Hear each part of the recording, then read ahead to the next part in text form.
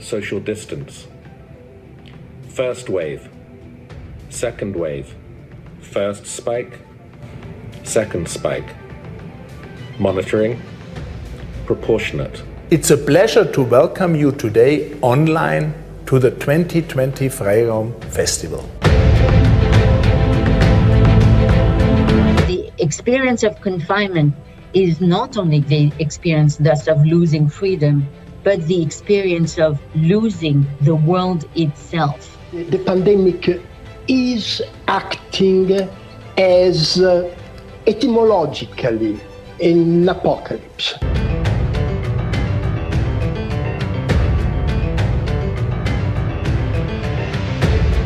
Welcome to Tirana, welcome to the Freiraum Festival happening here in the Cloud 2013 Serpentine Pavilion.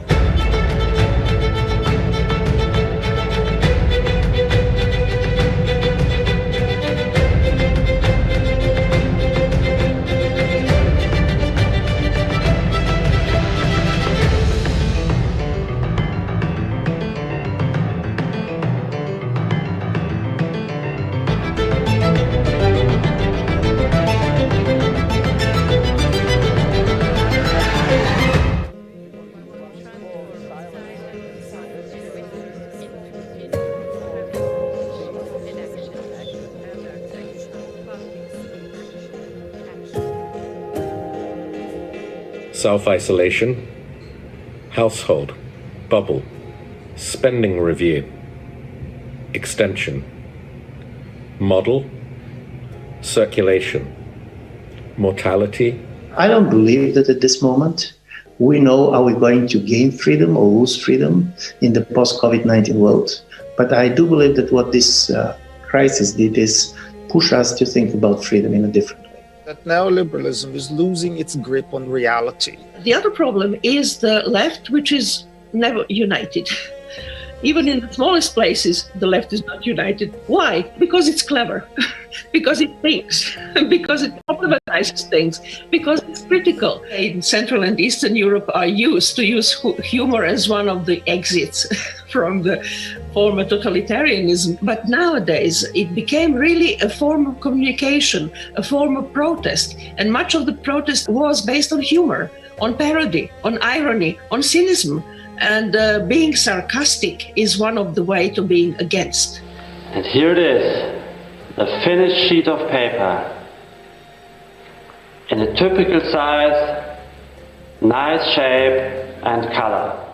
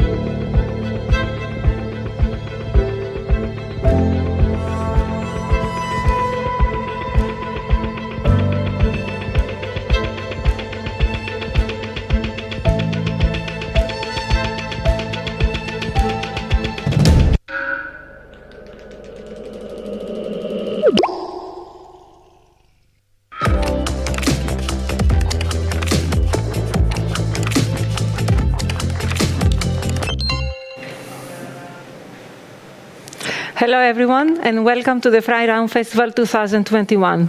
We are broadcasting live from Goethe Institute in Thessaloniki in Greece, and also from various other locations across Europe. I am Lidia Hadjiakovou. I am one of the members of the Freiraum Platform Curatorial Committee.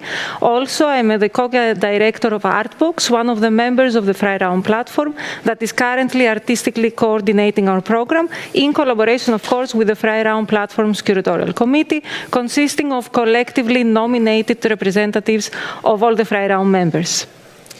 Hello and welcome. I'm Sotirios Baksledis.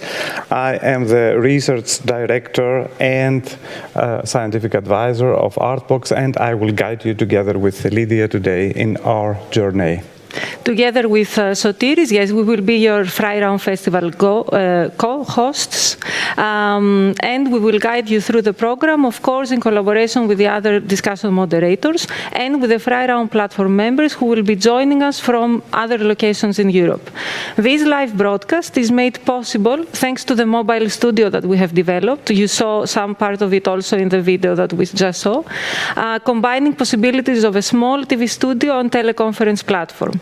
The studio is set within the mobile stage of Freiraum, a light installation tool that has been designed in order to activate public spaces and communities, providing a common ground, a safe space, a Freiraum, so to say, for participatory, performative and collective actions.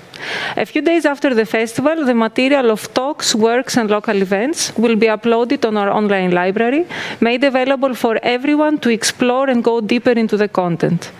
Throughout the program, you are all invited to participate in the discussion, submit your questions via email to info@artbox.gr, and we will do our best to convey those questions to the speakers and make them part of the overall debate. Before we start with today's program, I would like to briefly introduce, as briefly as possible, the Freiraum Platform and the format of the Freiraum Festival. So Freiraum is a cultural platform of institutions and independent initiatives working on strategies for positive social change and greater individual and collective freedom in a cross-disciplinary manner. Spread in more than 40 cities across Europe, Freiraum members are active in the areas of arts, culture, civic engagement, education and learning. Freiraum was launched as a project by Goethe Institute in 2017. In 2020, more than 1 year ago, with the Institute's support, Freiraum was established as an autonomous, self-governed, non-profit platform. Freiraum Festival is realized this year in collaboration and with the support of Goethe Institute. The online summits focus on art in the digital public sphere tomorrow, the focus of tomorrow's program, as well as the Freiraum mobile stage and the broadcasting studio are developed in partnership also with Common Lab, a program by Goethe Institute Thessaloniki and Artbox in collaboration with Helexpo, Hyperwerk Institute for Post-Industrial Design in Basel, and of course, Freiraum. The first Freiraum Festival took place over 1 year ago, last October. Its format was conceived as a response to the emerging conditions of the post-pandemic world. However, the festival is not a direct product of the current situation. It is rather a strategic decision that was taken to acknowledge the causes of the pandemic and to directly support the platform members and their communities.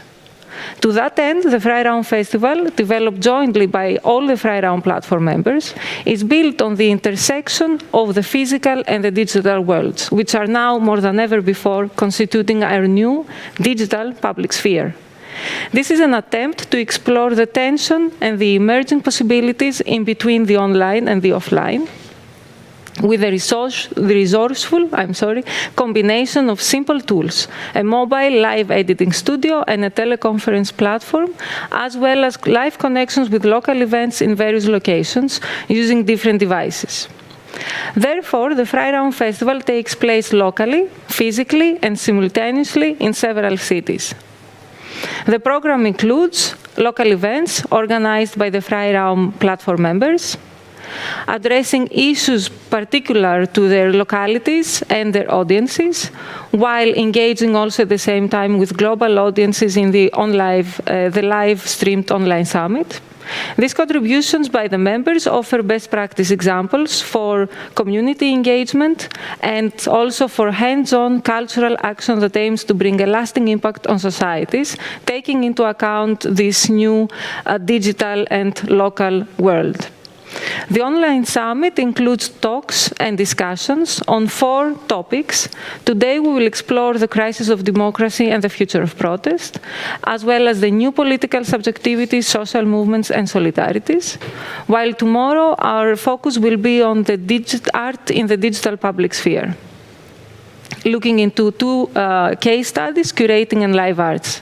Finally, the program is from time to time intercepted by short but carefully selected artistic interventions that offer artistic approaches to the discussed subjects and investigate the possibilities of online formats in different mediums. The works engage with the festival themes and also take into account that they are presented and experienced online on possibly multiple devices. They have been selected by the Freiraum Platform's Curatorial Committee through an international open call process. Closing this, I hope, short introduction, I would like to thank Goethe Institute, especially the Secretary General, Mr. Johannes Ebert, for his ongoing support. Goethe Institute Brussels, Elke, Alonia, Marlena, and Maud for a great collaboration. Goethe Institute Thessaloniki, Beate and Aris for our close collaboration, and of course for hosting the live broadcast studio and the Freiraum office space here in Thessaloniki. Of course, the curatorial committee, the Freiraum partners and members that have really contributed and put a lot of effort into making this festival a reality, and the participating moderators, speakers, and artists for their valuable contributions. So, whether you are watching from a live broadcast spot somewhere in Europe or from home, we hope that you have prepared, that what we have prepared gives you loads and loads of inspiration. We will start with a short welcome address with Elke Kassel-Moni, who is the Regional Director of Goethe Institute for Southwest Europe in Brussels. And right afterwards, we will hear another welcome address from the Freiraum Curatorial Committee and Partners team.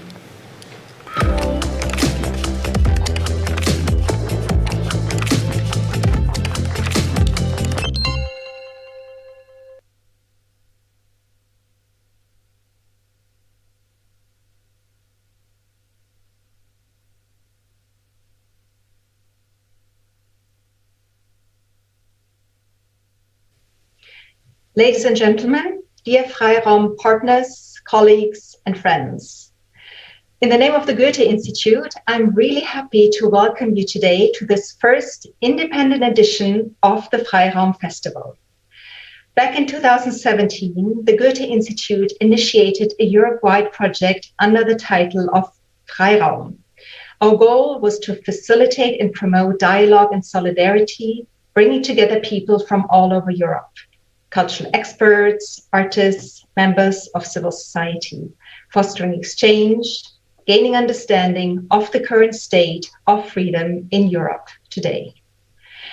4 years later, the world now has changed in so many ways that I guess none of us would have ever thought possible back then.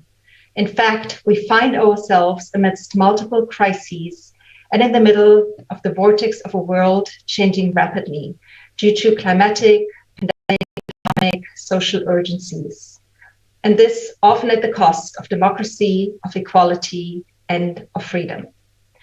Those urgencies more than ever demand of us to examine the current situation, to carefully scrutinize good and best practices so we can prompt emancipatory action. We are therefore so very happy to see how Freiraum as a project has developed and emancipated itself over the past 3 years. After a plethora of workshops, festivals, and artistic expressions all over Europe, we are now so excited to see that Freiraum is no longer a project led by the Goethe Institute, but that it has become indeed its own independent NGO with its own objectives, its own activities. Really, congratulations on this. This is such a terrific success, especially considering that the past 2 years have been all but easy for the cultural and creative field. With Freiraum, I'm particularly happy because the project has lost none of its relevance and none of its urgency. And if I may say so, now more than ever, it comes exactly at the right time and the right place. Freiraum is a collective success, yet I do want to name some people in particular who have, with their dedication and with their heartfelt engagement, really made Freiraum happen. So I would like to say a big thank you to Artbox Thessaloniki, Lydia Khatsiakovo and Christoph Savidis for their unwavering motivation, their fantastic vision, their wonderful dedication to Freiraum. A big thank you also to the curatorial team, as well as, of course, all the guest speakers and artists that will join us in the course of this festival's edition. Danke to the Goethe-Institut Thessaloniki for hosting the live broadcast studio and offering a Freiraum office space. Und danke to my own team at the Goethe-Institut Brussels, to Alonia, Malena, and Maud. And of course, last but not least, I thank all the Freiraum members for their commitment and for making this project so very diverse and so very powerful. This year's festival edition is so very special. It shows us how Freiraum has expanded, and it brings together so many old and new members. And so let's set out to discuss the state of freedom, the impact of crisis on freedom in Europe today. I do hope you enjoy the festival. I wish you thought-provoking, content-rich discussions, exchange, and insights. Vielen Dank.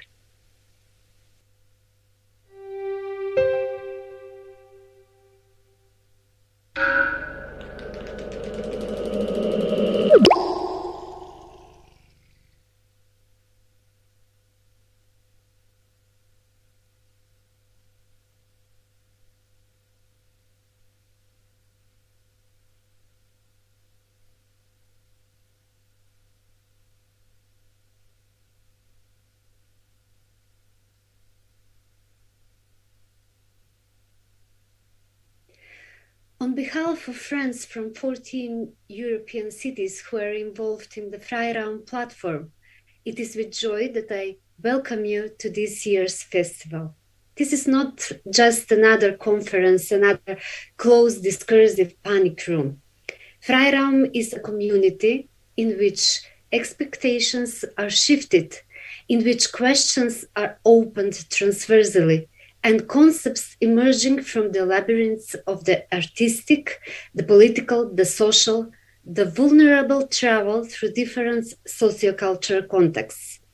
Freiraum is a laboratory-conceived community that examines the boundaries of the politics of friendship through constantly rethinking the idea and space of freedom.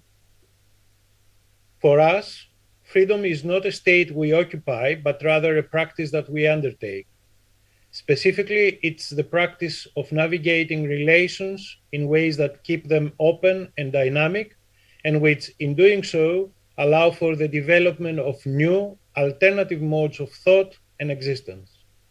That is why we are together, and we are trying to re-question the idea of togetherness. With this platform, we are attempting to create a harbor in which we can at the same time anchor and challenge ourselves, the world, and the dominant political and cultural narratives to bravely sail through the stormy times we live in. Every single body has its dark side. Every multitude, every community, every collective has its labyrinths, dark alleys, and dead ends because of the confusion that arises between the singular and plural, between I and us. And it is in this very abyss that the multitude reflects. Political movements and political thought, from antiquity to the present, have been founded upon the differentiation between the one and the seven, the many. But the multitude is at the same time one and many, just as its power is both productive and destructive. Freiraum is challenged by these tense temptations too, and we are ready to be challenged. This is the space in which the key political, but also ontological battles of our present take place. How to establish community in an era where biopower and individualism have taken their hold, while preserving the free individual. How to create a collective and not zombifying crowdedness, and preserve democracy from being reduced into a discursive category debated at conferences. How to create a body that will stand against and redefine the imposed lies of capitalism, of injustice. The new nature of the political body, the body that is disoriented both economically and aesthetically or politically, resembles a singular tissue that refuses its own organic unity. And it is not easy to understand the anatomy and consequently the immunization of that body. It is a dying body, but not fully aware of its finality and mortality. Post-emancipatory epochs are characterized by entropy of traditional social bodies.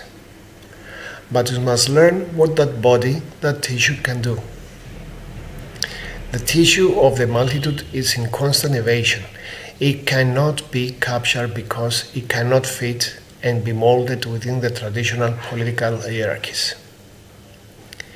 Today, the possibility of a democratic, multitudinous body is engaged by anxiety and a sense of decomposition by the prolonged state of exemption dictated by the capital and the illusion of freedom. Within the core of the production and reproduction of contemporary society, the common social body is a potential matrix that can create new alternative communities.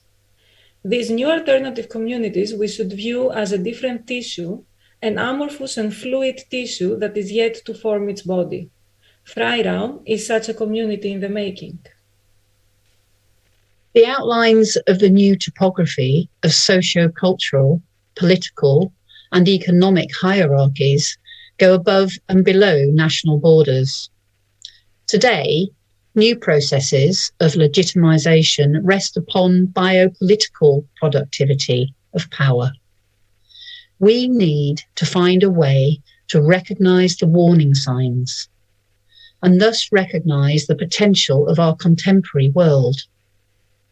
We live in a global apartheid, and that system is not only a system of exclusion, but it is also a productive system of hierarchical inclusions of the representation of power. Democracy has remained an unfinished project throughout modernity, trapped in its national and local forms, while the processes of globalization of the last decades have only added to its challenges. The primary obstacle to democracy, however, is the permanent state of exception. Therefore, the modern dream of democracy can be considered a project that is irretrievably lost, buried under the panoptical weapons and security regimes. The global society is being read as a global security regime. Political scientists say that national states and the old international order can no longer protect us from the threats the world now has to face. New forms of sovereignty are needed to manage the conflict of the world with itself. None of these arguments, however, allows for full realization of the concept of emancipation and democracy.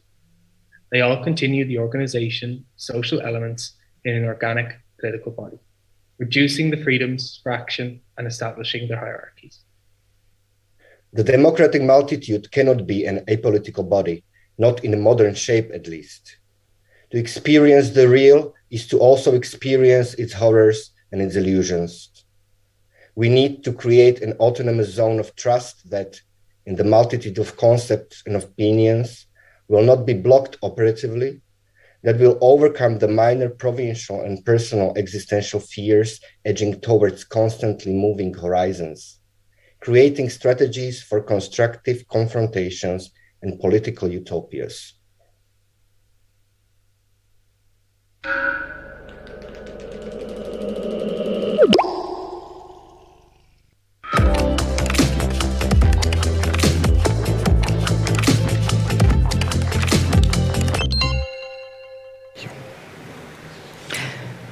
will now connect to our partner in Dublin, Daniel McFarlane, and the University of Dublin's Trinity Access in Trinity College, who is joined by Dav Korpen, graduate of law, and Rhys Sheridan, student of European Studies at the University of Dublin.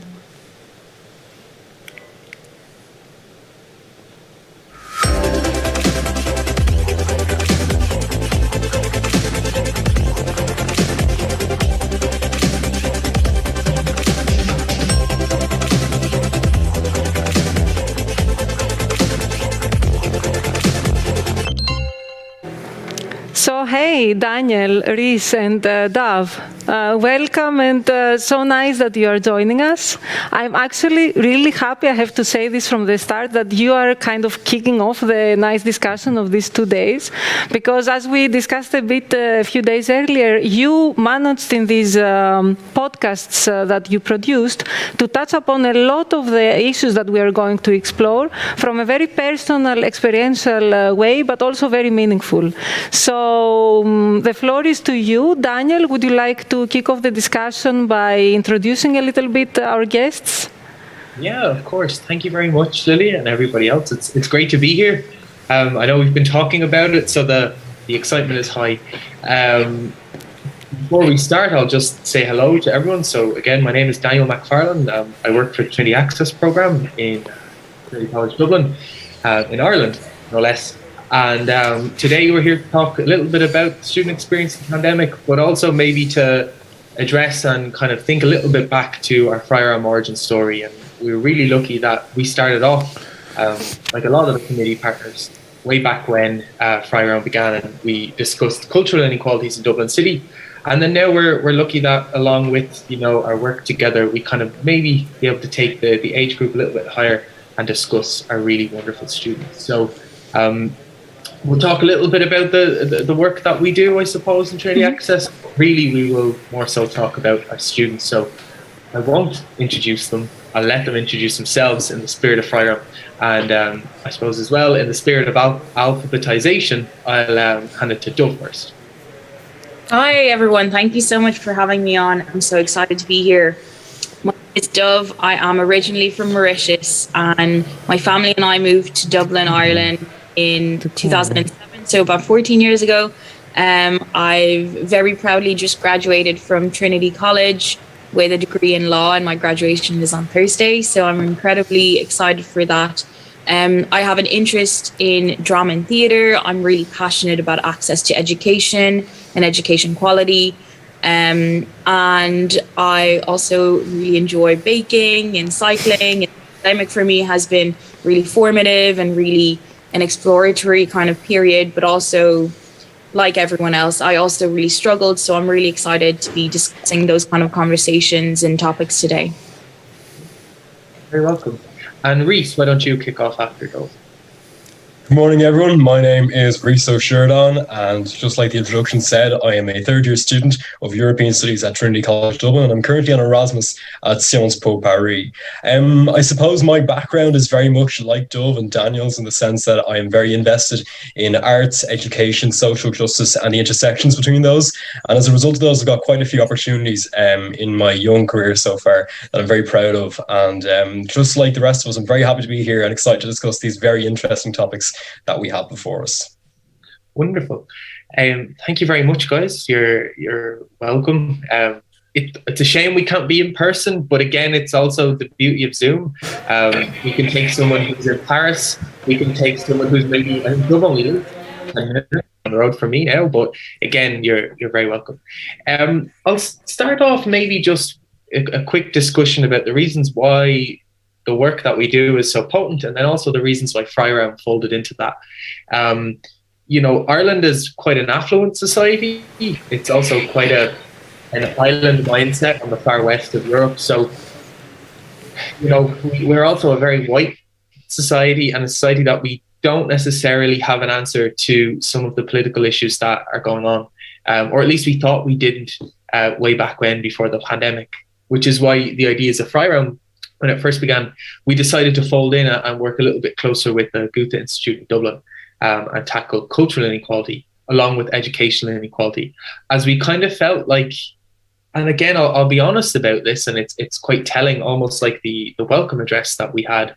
That Freiraum, there's never been a greater need for Freiraum. I think that is true. But way back when in Dublin, in I think 2017, we really didn't necessarily think we had anything to do with crisis and democracy in Ireland.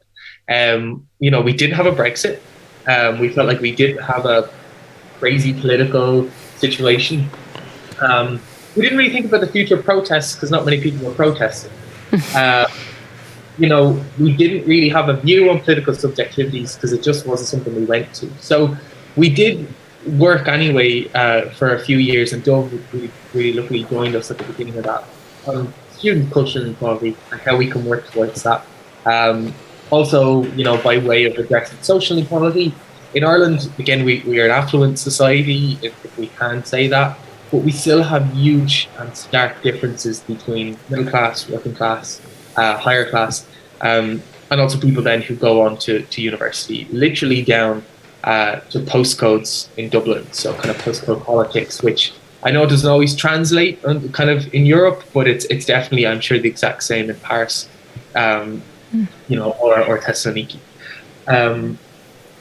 What's interesting and what's quite telling, and maybe you saw that in the quite experiential way in our podcast, was that we are facing those things in Ireland. We just didn't think about them. We didn't say it, and we didn't go there. And the pandemic, I think in the podcast we did mention, Melinda Gates said, the pandemic has accentuated every form of inequality that we've known, and it has. But I think for young people, and we will talk about this now in 2 minutes, it's also given you a lexicon to attack those inequalities. It's given you, an agency within the disabling power of those inequalities. But again, it's hopefully, even with Freiraum in its way, given us a start to try and tackle and attack those. So what I'd love to maybe get at, even for a second, is to chat. Maybe, Rhys, you can kick us off with the ideas of young people in the pandemic and how they were included or unincluded, and really how, to be honest, they were vilified and how they were taken to a different genre, I suppose, of citizen almost. Could you discuss that? Yes, so I think the case of young people during the pandemic is a very interesting one. It's something that I still think we're trying to process. And by we, I refer to ourselves as young people, but also us as a society. And I think it's something that we'll have to interpret and to examine in the post-COVID era. One thing I will say, like you mentioned, Daniel, was that there was certainly a vilification of young people. At least the case in Ireland was that. I do think it was indirectly constructed by narratives from power. In the spirit of our conference and the ideas of freedom, I think it's something that should be considered. The case of which I saw in Ireland was quite horrendous, I have to say. It was quite scary, especially as I mentioned in the podcast, my own experience of having to be responsible due to commitments and responsibilities that I did have at the time. It was quite hard to find myself excluded, but also included from that narrative, and the idea that I was in this grey space and that sort of mental uncomfortableness that comes with that. So for me, it was a very interesting experience, and I really do think it's something that we'll have to examine in the post-COVID era. If I may I make a question also? In what ways were you excluded but also included in the same time? I think I was, and that's a very interesting question, I think I was included in the sense that I was a young person. I was included in perhaps the generalizations that were made, but also the effects of those generalizations in the sense that, let's say, for example, just general media narrative saying that young people are the cause of this wave and that wave. And I suppose that would be my case. And the way in which I was excluded was, as I mentioned in the podcast, I did have caregiving responsibilities during the pandemic, so I couldn't exactly relate to that narrative. What I do think is very interesting, though, overall in the context of the pandemic and as it relates to young people, is the idea that the sacrifices that young people made were particularly unique to young people. I think if any other demographic, be it age or culture or race or sexuality, was specifically targeted to make those sacrifices, and we'd be having a very different conversation altogether. So I do think it's a very interesting reflection on society as it is today, the state of freedom in Europe. But what's more, how will this affect the future generation of politics and society in Europe, and whether or not the young people will remember this? But I suppose only time will tell.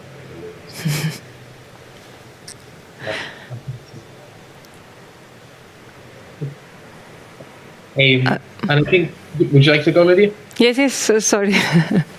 Go on, Daniel. No, it's you continue.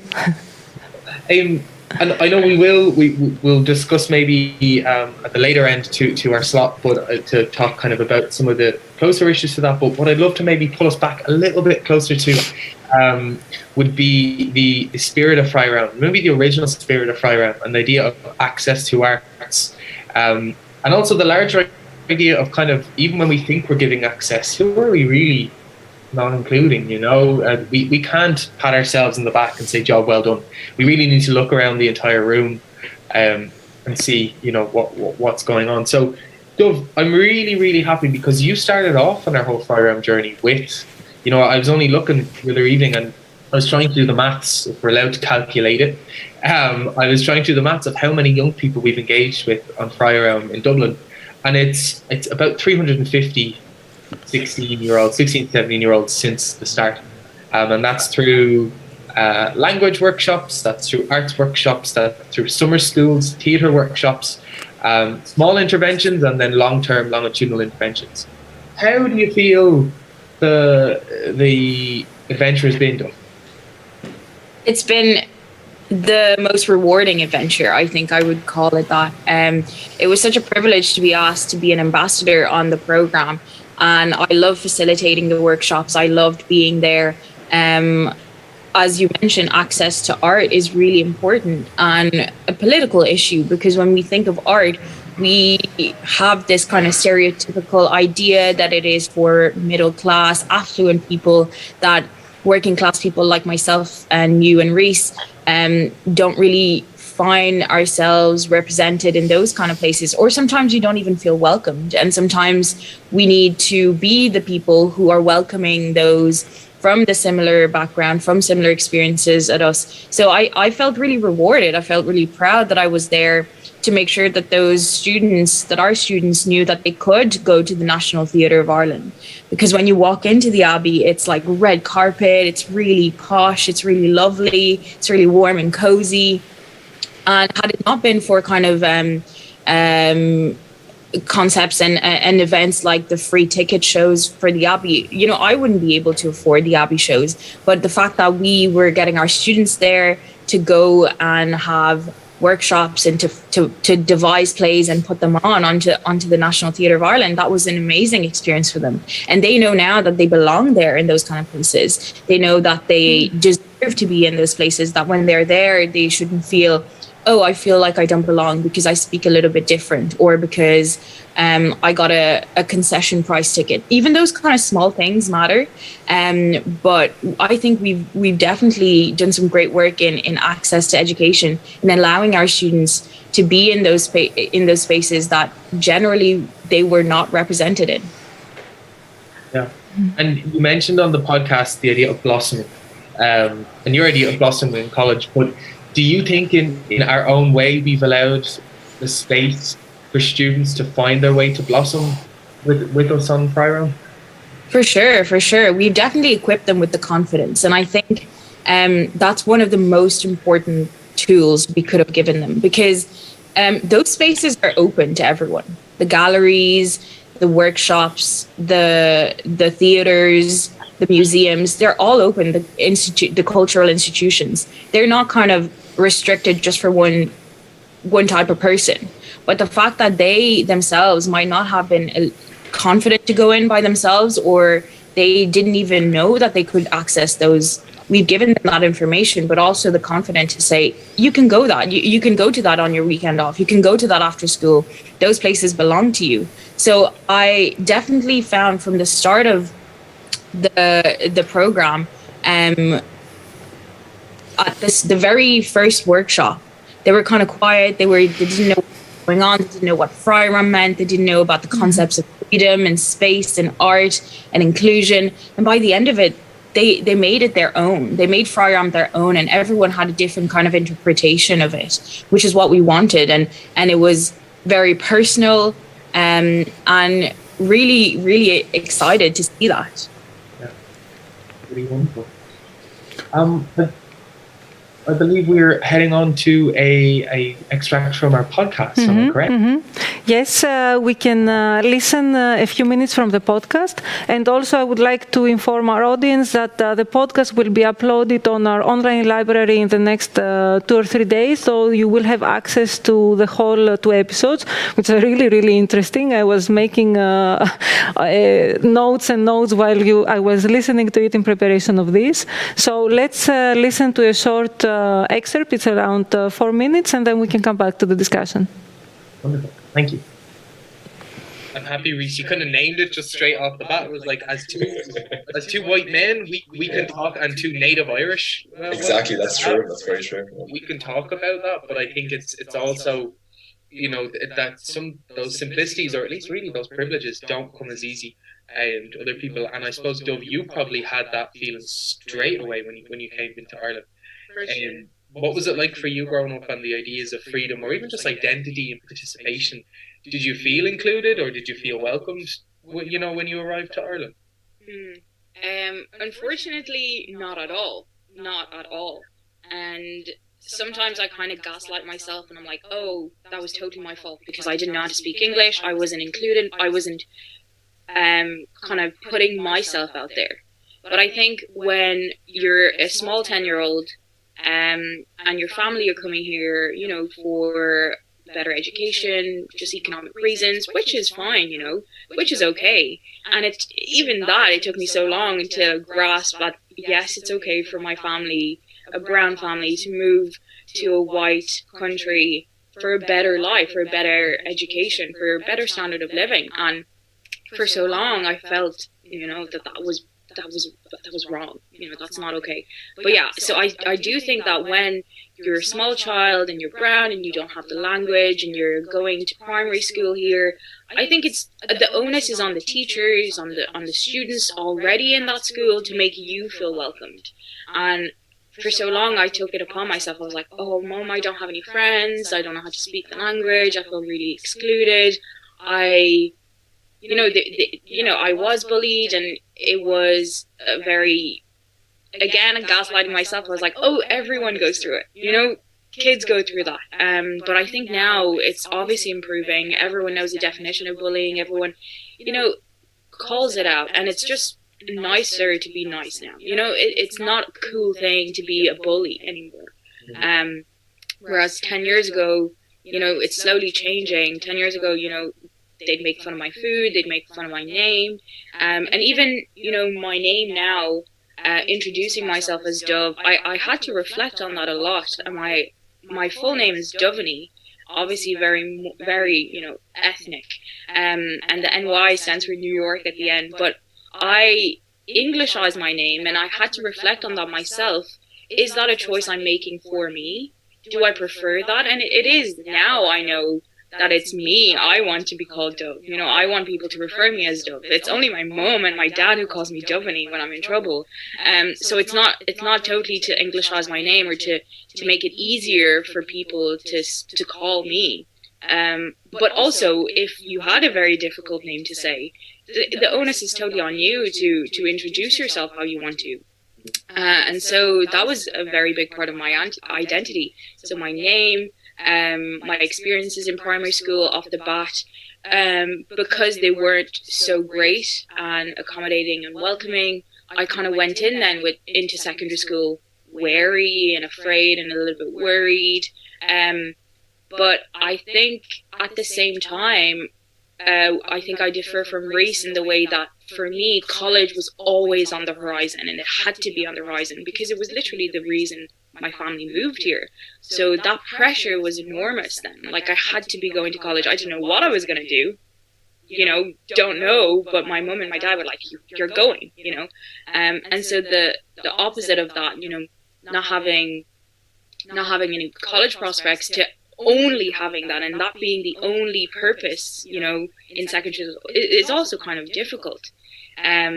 But because of that, because I kind of knew very well what my goal and my direction were, and my family were really supportive, it didn't make secondary school so difficult. You know, I enjoyed learning, I had friends, I was really involved. I did debating, I did, arts and music and stuff. So it was a good time, but I think I wasn't as confident as I am now in my identity. Where I think Marianne says, "Oh, I went to college and I got pretty," and I feel like that. And then Conal says, "No, you were always pretty," and I actually relate to that so much because I think college allowed me to be who I am more confidently and more overtly. So thank you for this. Actually, if that's okay, Sotiris would like to have make a question. Absolutely. I just have really like a very kind of like maybe broader question to you, first of all, Daniel, because I think it's very interesting what you're doing in terms of like combining some, let's say, art and education. I have the feeling clearly what you've done, it's a series of educational workshops and so on. However, I also see that as a kind of a type of like a practice of doing art without actually naming it as such. I mean, it's also like the philosophy of Freiraum actually is very much linked to that, right? Like art for social change, or even like art / education / society. So it's a kind of like broader kind of like idea. Maybe you would like to comment a little bit upon that. Yeah, I think you mentioned it there. And it is something / and tacked on and stuck in. And it is really hard to define because one, it's really close to my own heart. And then two, it's really close to the work that I do in education. So because it feels so radical, it almost feels like, we're getting away with something or we're going to get in trouble. So there is this kind of niche underground excitement to it. And when you look at it on the whole, it's actually not that, daring. It shouldn't be anyway. We're trying to share art with people. We're trying to share education, and it's really potent in Ireland because, you could probably take a litmus test of attendees in an art gallery in Ireland. Very few of them would be from, backgrounds of color. They wouldn't be from, affluent. They would be from affluent backgrounds. So I think, for me in my practice, it goes hand in hand. I hope to have the same level and the same verve and the same tenacity when discussing STEM education. Although my heart isn't in STEM education, but I would say it's almost like a rebel collection of do-gooders. That's how I do it. Great. Would also maybe Rhys and Dav want to take up on this point, or because I have one question that I want to pose to both of them before and shift a little bit the discussion. You both mentioned in the podcast your experience from the pandemic in a kind of not exactly contradicting way, but there is a kind of let's say disagreement there. Dav, you describe the pandemic as an opportunity to engage in difficult discussions, and especially through social media. On the other hand, Rhys mentioned a little bit social media as a platform that creates polarization and creates conflict also by this generalization and spectacularization of news. How do you kind of further expand on this? I think social media has both sides, and we feel this kind of effect at the same time. Would one of you want to comment a little bit more what you were saying in the podcast? Yeah, sure. I totally agree that this is a very complex issue. And what I find personally is that social media is a second society. It has its own norms. It has its own Leviathan in many ways, if we're going to talk about freedom in the form of, big tech and the clients that are associated with that. Because of that as well, it offers us many opportunities, but also challenges as well for discussion, be it in politics, be it in arts, be it in education. What I find from my own experience is that it does create, to an extent, some polarization, just because social media is in its adolescence. It is still very much trying to find itself, and I suppose in some ways it's still yet to be tamed. But then again, is social media in its adolescence, or us as users? That's a very good because question. I think they're very much advanced. They're just waiting for us to also try to trick the system a little bit and hijack it, because I think they're really, really out there. No, perhaps, yeah, that's actually a very good interpretation of our situation. I do believe perhaps that perhaps you're right. I think we, as digital citizens, are in our adolescence, but social media perhaps not. I think we're still becoming acclimatized to that digital sphere. It's very interesting, I suppose, to consider the implications of that, especially as I mentioned in the podcast about polarization discussions. Someone once asked me, what is the best way to engage with communities with which we disagree with online? And I responded, well, it's offline. And I do think that of course, that's an exaggeration, but what I do mean is that with engagements online with communities that we agree with or disagree with, we do have to humanize it. We do have to remember that behind the username, there is a real name. Behind the profile photo, there is an actual person, there is. And I think when that idea and that culture of humanity perhaps not return is the correct word as if it was being there before, but perhaps when that comes to social media, then we'll see the brilliant potential that it has for our society. Dov? I would also agree that social media can do harm but also good. But for me personally, I was mostly engaged in the good that it was doing during the pandemic, for the most part. The Black Lives Matter movement really ignited and really caught on fire. And a few of my friends were kind of criticizing it, saying it is only catching on fire because we have so much free time, because we're not in work, because we're not in school, and because we're stuck at home, because there's a global lockdown. And, you know, why is that such a bad thing? That's not a bad thing. Maybe this issue and other political issues should have been at the forefront for ages, but we didn't have time. We didn't have the luxury of time I speak about on the podcast. We didn't have that kind of luxury to discuss those ideas, to educate ourselves, to educate each other, and to share our views on these issues. While, you know, police brutality is not as extreme as it is in Ireland, as it is in America, there are still racist systematic oppression in Ireland that, you know, was being discussed, that were being challenged, that were brought to the forefront. And I was really excited and really privileged to be part of that conversation. But also I wanted to share my own views and share my personal experiences and to join that discussion.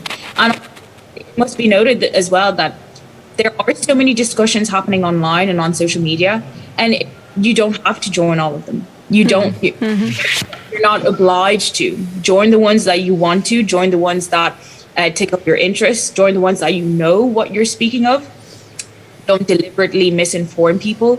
And also, it is your responsibility to make sure that you're correctly informed by accessing reputable and trustworthy sources of information.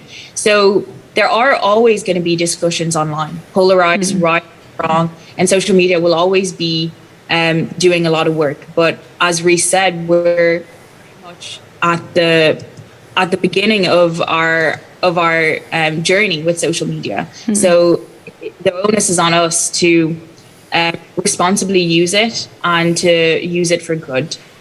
That's an excellent point. So we have 3 minutes still for our very short slot. We should have had more time. But I want to pose one last question to Dov and then give you a little bit of time to round up the discussion if you want. So staying again in the digital realm, but now talking about your point that during the pandemic you also had the chance to view a lot of art online. So I'm curious about your experience in, because you are involved in art and culture anyway in your offline practice anyway in daily life. How was it as a viewer to experience different kinds of art online, and what kind of, I don't know, developments would you expect from the artist side or the cultural institution side on what they offer online? And is it possible to have the same experience when going to an exhibition or just watching something from your computer? I think art online and offline are not comparable. Neither are better or worse. It's a completely different thing. It's a totally different thing. And whether it can be compared to, I don't think that's fair. But I think what it did make, which was really important, it made art more accessible. And that's what Dan and Reese and I are always in the business of trying to do, which was a great thing. I watched theater online, which was a different experience. And again, like I said, it was neither good nor worse nor better. It was just different. And I think it's proved that art should be and can be adaptable, which is, something that I hope to see more of in the future, because we're going to keep continuing and keep creating online art, which is obviously just great because art is good. And that's what I think will continue to happen. Art will be more widespread, more accessible, and more different types and concepts will be created, which just makes art more kind of a cohesive, creative space to be in. Great. So I think that was an amazing, ending. I think I want to invite them both next year to be part of the discussions, like in panels or moderate discussions. And I want to congratulate Daniel, because I think you are part of shaping these beautiful minds. So would you like to make like a closing statement, or say goodbye, or have a Yeah, I don't know. I feel like it's either my epitaph or it's a test as an educator. But I won't say anything other than, it's very, very easy for us to make a lecture, an exhibition, even a podcast, and not go deeper and try to think about who we're not bringing to the table. I can do that tomorrow. I can do that in 10 minutes time. But I do want to go deeper. I did mention it in the podcast as a joke, but as a white man, and an able-bodied white man, there's a bit of work to be done for that level of privilege. So in that spirit, I will hand it over to Dov and Reese to say any sort of final, either spirit of Freiraum, get involved messages, or anything at all. So Dov, would you like to start? I think just to make sure that, I don't think we really touched on mental health enough, but I think make sure that you listen to yourself and listen to your body and just be true to you. It's very cheesy, very cliche. Be true to you. Reese. Yes, I first of all want to say thank you to everyone, especially Dan and Dov and the team at Freiraum for giving us this opportunity. For me, one thing I've learned throughout the pandemic at Freiraum is the idea of arts and politics and the intersection between the two. I've decided throughout the pandemic that I either want to be an artistic politician or a political artist, inspired by many various figures such as Joseph Beuys and other performance artists and whatnot. But I really do think that Freiraum offers us a brilliant opportunity to reflect on this situation that we are in here and now and look forward to the future. So thank you for holding this discussion, and it's been an absolute pleasure. Thank you. Thank you so much for joining us. We are all going to see you again next year in Freiraum, I'm sure. Absolutely. Thanks a lot. So, bye. So we will now connect to our partner in Belgrade. Skograd is a collective working in one of Belgrade's informal suburban settlements called Ledine. The Skograd team engages with the local community, especially neighborhood children, to create spaces of freedom. Every summer, they organize a summer school exploring the power of playing to transform our connection with others and with space. So Yelena Yoksimovic is there and will give us some more information. Hi, Lydia. Hello, Yelena. So you are here in Ledine with me now. That is amazing, actually. Maybe you thought that you know geography and that there is no sea in Belgrade, but here in Ledine we have a sea, and you can see it behind me. I think you made this sea maybe during the summer. Exactly. We were sea craving with children and neighborhood here in Ledine, and we imagined this sea in our heads during the summer school called School Laboratory, and then we decided to make it here. So we made it, and it's still alive, and it still have a lot of fish in it or different sea animals. Yeah. So would you like to introduce a little bit better than I did what Skokrad does and your every summer your activities there? Of course. 5 years ago, we gathered around one very simple goal to make this local school here more attractive to children from Ledine. What does it mean?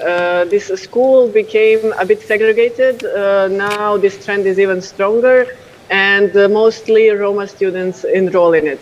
So we wanted to do something with the space outside of school, with the public space of this courtyard, the only public space in the neighborhood, the only open. There is no squares or anything because the neighborhood is rather informally built. So we decided to make interventions here. And those interventions are like somebody from previous talk, I think Daniel or maybe some of his colleagues said, a space where everybody is welcome. So that is one of those spaces, is this C, or our open classroom, or our circle, where we gather and create together, but we also exchange our experiences, exchange our knowledge, and exchange what we want to do with the neighborhood and with the school. This is great. I think we have a short artistic documentary that you prepared about the summer school. Let's watch it, and then we can come back to continue the discussion. Of course, this documentary is about our summer school, and it's made with children. So we ask you some questions in it. Please be careful and try to answer some of them. Let's see. Let's watch it.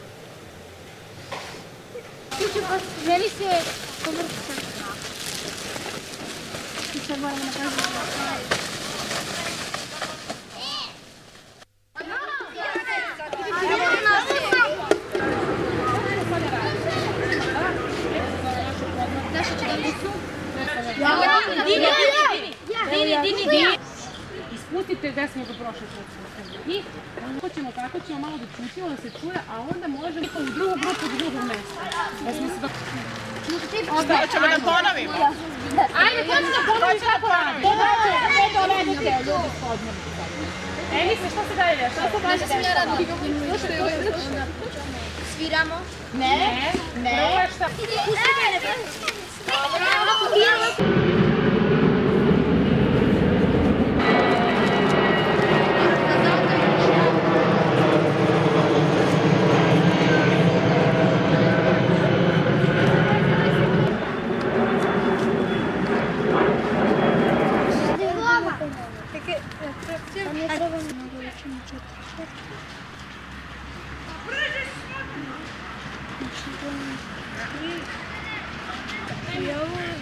Gledaj lepo, ja sad idemo jedan, tamo idemo dole dve, nema.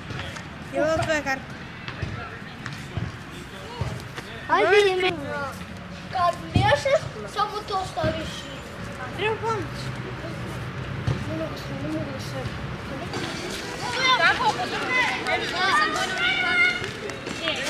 Skroz do kraja, možeš? Wow, mislio sam...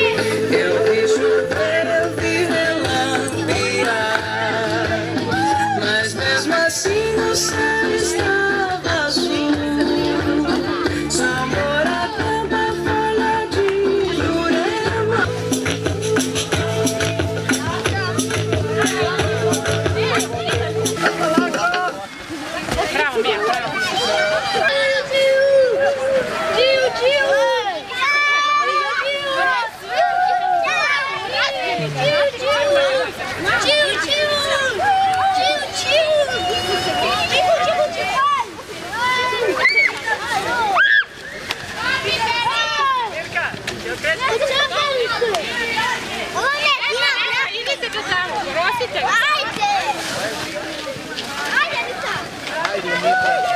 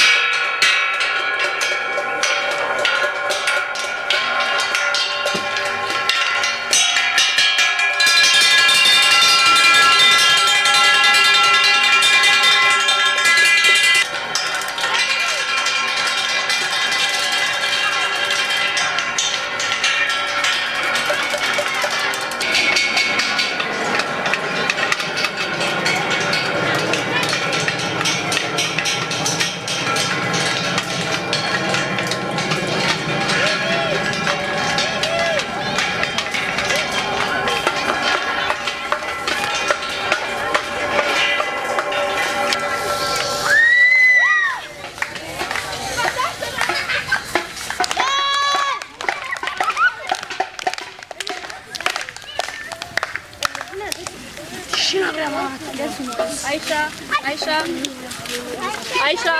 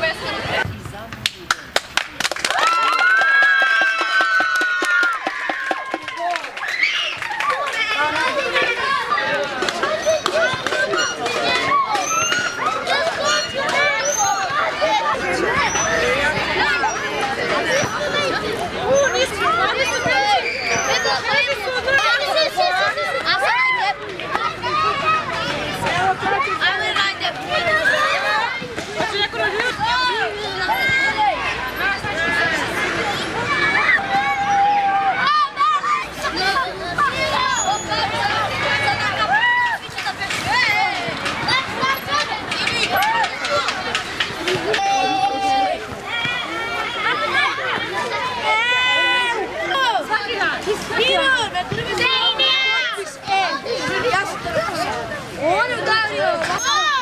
Ulazi!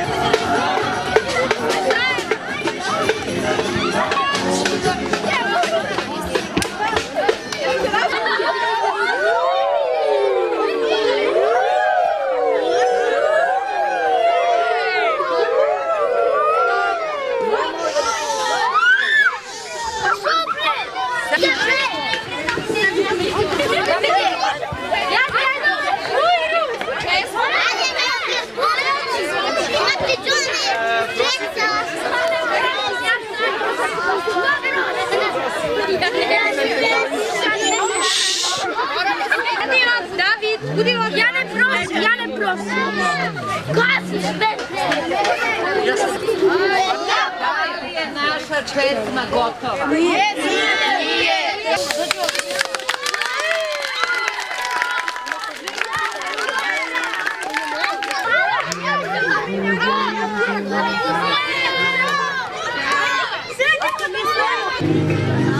Zamislite da imamo mesta koja su tiha, tajnovita, drugačija, zaštićena. Iako su ponekad pomalo smrdljiva i Da možemo da letimo, da stignemo do zvezda. Sećamo se veselje.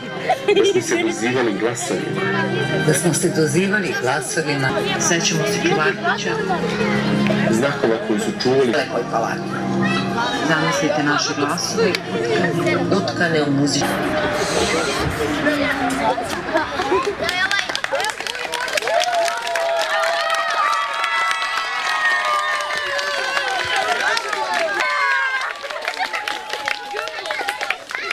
Čestitam vam svima koje su umeđu vremenu izrasla, koje smo išli sad da vidimo. Ja iskreno... Ja bih sada da prozovem jednog po jednog, ja bih vas zamolio.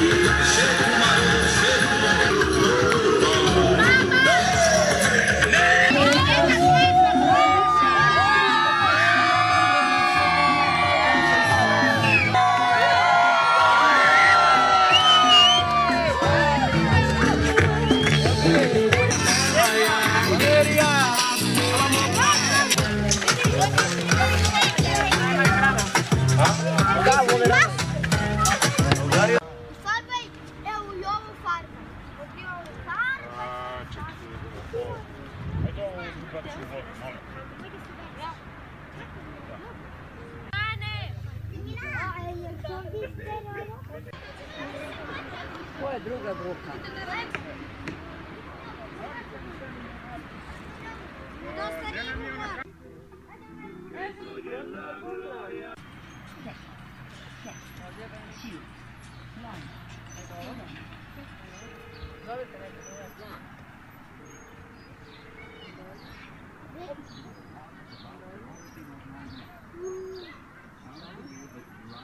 Ovo su džerboba. Lignjeslava. Aha. Daj ruku. Neko me juče uništio delfina. Jo, ovde su velike životinje. Eno što je. Ja vidio ovu porodica kornjače. Jo! I kamenčići su to okrugli. Crtamo, šta da crtamo? Pa zvezdi kao. A da zvezdi crtamo? Za spavanje? Da. A vidite ovu kocku ovde. Cap, cap, cap, cap. Ovde i ovde. Kako ste vi? Dobro smo mi uživamo. Iako nije ovo moja kuća, ali... That's wonderful. Yelena, I have a question, and it will be great if we can discuss it a bit, because I really have to say it was amazing to see this kind of like joyous kind of like party, these people like young children actually having fun. And my question is very straightforward. I mean, didn't you have any kind of like issues, any kind of like problems? Most of the time when we think about like playing and gaming, we think about like online gaming. We think about like, young kids in front of a tablet.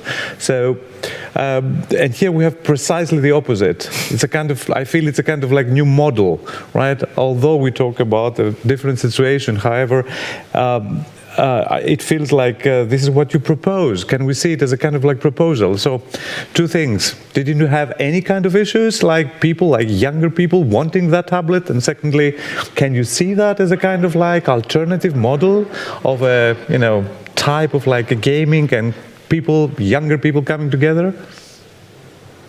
Well, yeah, we are on a very specific space. Here, I would say digital divide is very present. Most of those kids do not own any of these devices. So they are not, they didn't get the chance to get that addicted to it. And it is in that way easier for us. But our mission, if I can say it that way, is really to go back to what is old natural play. And this school laboratory happened within a project Replay, which is redesigning playscapes in Western Balkan. So we want to redesign playscapes as really outer spaces of natural play, where children can embody this freedom, where they can embody their imagination, where they can move freely. And you saw in several parts of film, that's the space where it is really okay to scream. That is the space where it's really okay to be very loud or even to be destructive. And we connect all of that with freedom very tightly.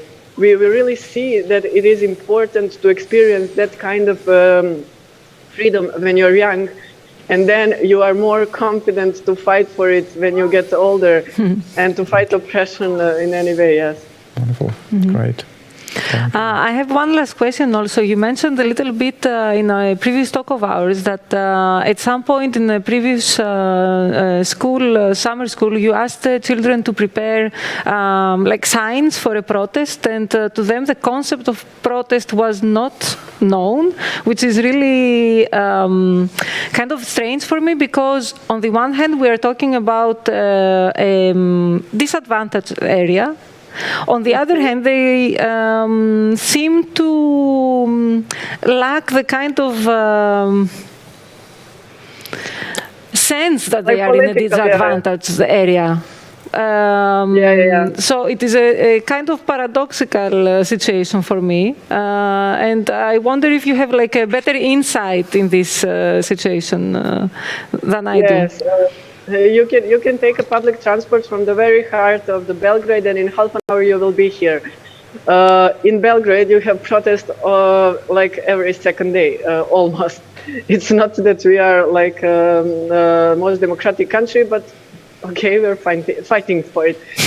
However, half an hour away on Ledine, children, very, very young, they never heard of it. They sometimes really struggle of understanding this concept, what is the protest on, or how do you protest, how do you make these signs, why do you need it, how do you advocate for your interest? Because they don't always, sometimes they live in very poor conditions, they don't have any media, sometimes because their attention is on completely different matters like surviving every day. Yeah? So in our work, we try to not to discuss protest or build on this political culture, but to see how can we perform our agency, how can we be present in the world and be seen and be heard. So that is like the first step, I think, for their age, quite adequate one. Later on, we build on this with older partners in Skograd. But here, it is how do we perform our presence and how we speak up. So that's why you saw all of those very protest-like performative parts. All of that was part of our investigation or exploration of this space and our freedom in it. I think it's a kind of experienced, joyful militancy that Silvia De Federici talks about, and we will have like unconscious but really lived experience of this. We will listen from Professor Federici later on today. So thank you very much, Helena. Thank you so much for being with us. I know that you are planning something interesting for the wall behind you also. Yes, for that one, and the rest of the school is very, as you can see, painted, and we have some plans and interventions for it. We'll see what is going to come out of it. Okay, well, I hope that we find out more about it in the next months and in next year's Freiraum. We still are in the first few hours of this year, and I'm already planning the next year. I'm a bit ahead of myself. But no, thank you very much, Elena. Thank you. And say hello to all the children there and the community that you're working with. And I hope I congratulate you for the work you're doing. Thank you. Thanks a lot. Thank you very much. A big hug from Ledine.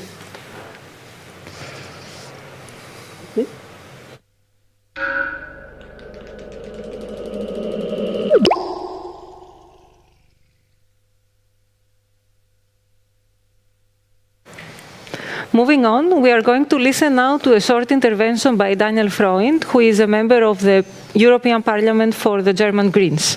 He is actively involved in the organization of the Conference on the Future of Europe, described by European Parliament, Commission and Council, who are all co-organizing this, as a unique and timely opportunity for European citizens to debate on Europe's challenges and priorities.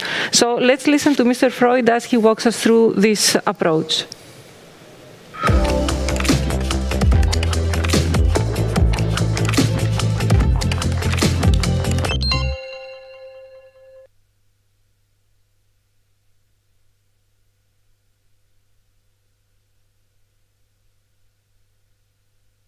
Dear guests of this year's Freiraum Festival, dear organizers and members, 20 months ago, almost overnight, our lives were turned upside down. Borders that generations of Europeans worked so hard to tear down had a sudden comeback. Travel bans separated communities, colleagues, friends, and loved ones. In panic, our national governments looked after their own interests first, leaving our neighbors out in the rain. For a brief moment, it looked like the European Union, as we knew it, had fallen apart. But those past 20 months have also been tough for our democracy. For liberal governments, the pandemic was a welcome opportunity to put the opposition, the free press, civil society on an ever shorter leash, all under the guise of pandemic management. The good news is, doomsayers, nationalists and autocrats alike underestimated the power of civil society. No matter how tight the government's grip, how great the fear of catching the virus, citizens across the continent found ways to raise their voices and defend their rights. And it was citizens that made clear, we need the EU and we want more of it. The Freiraum Festival is proof of that. Seeing yet another pan-European event being launched, one involving people from all corners of Europe, shows that it's our citizens who breathe life into the European Union. And because the EU is more than just a loose economic construct, citizens must have a say in shaping its and their own future. And now is the time to act. Not only the pandemic, but also climate change, democratic backsliding, or the humanitarian crisis unfolding at our borders are a wake-up call. The EU needs an urgent update and reform. This is why we have launched Europe's biggest democracy experiment, the Conference on the Future of Europe. For the first time in nearly 2 decades, the EU has started a major reform process this spring. It's an experiment because this time we're putting European citizens in the driver's seat. To do this, we founded the conference on 2 pillars. An online platform that makes it possible for each and every European to share their ideas and wishes for the future of Europe without having to leave their home, sacrifice much time or spend money to attend an event. The most popular ideas are now being fed into the discussions of the randomly selected citizens panels, which are the very heart of the conference. Randomly selected is important because while the EU already lets citizens participate in its decision making, we often only hear from those who are most involved in European politics. With a random selection process, however, we can dig much deeper and engage with those who are less vocal, underrepresented, or even disaffected and frustrated with politics.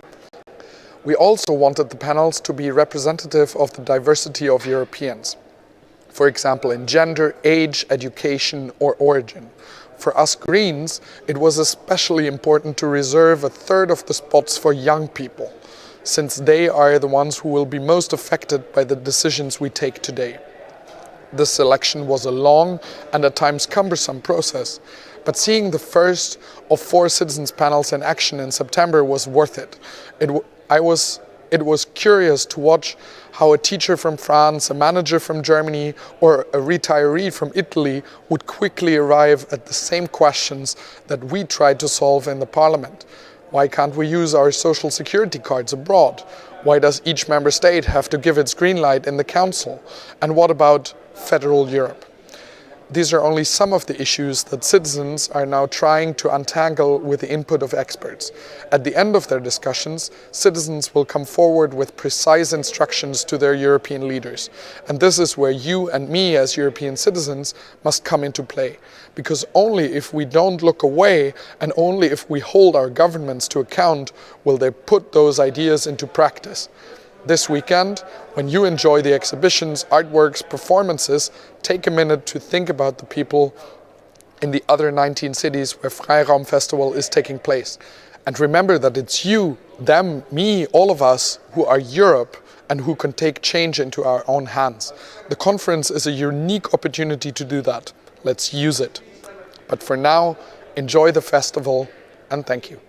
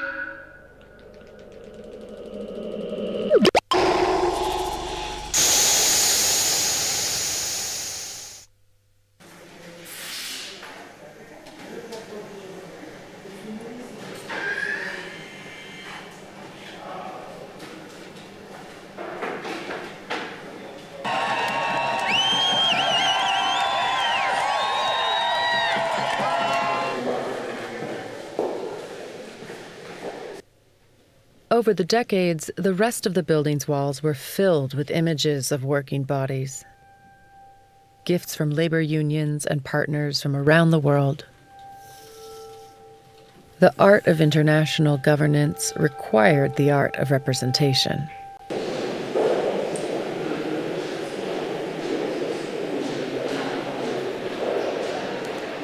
Who gets to imagine the world?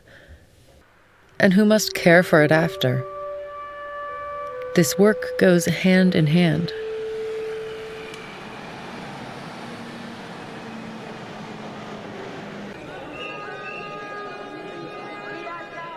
When there is no horizon, he wrote, there is no continuity between actions.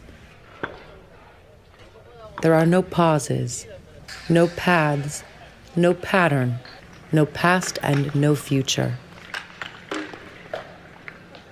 Only the clamor of the disparate, fragmentary present.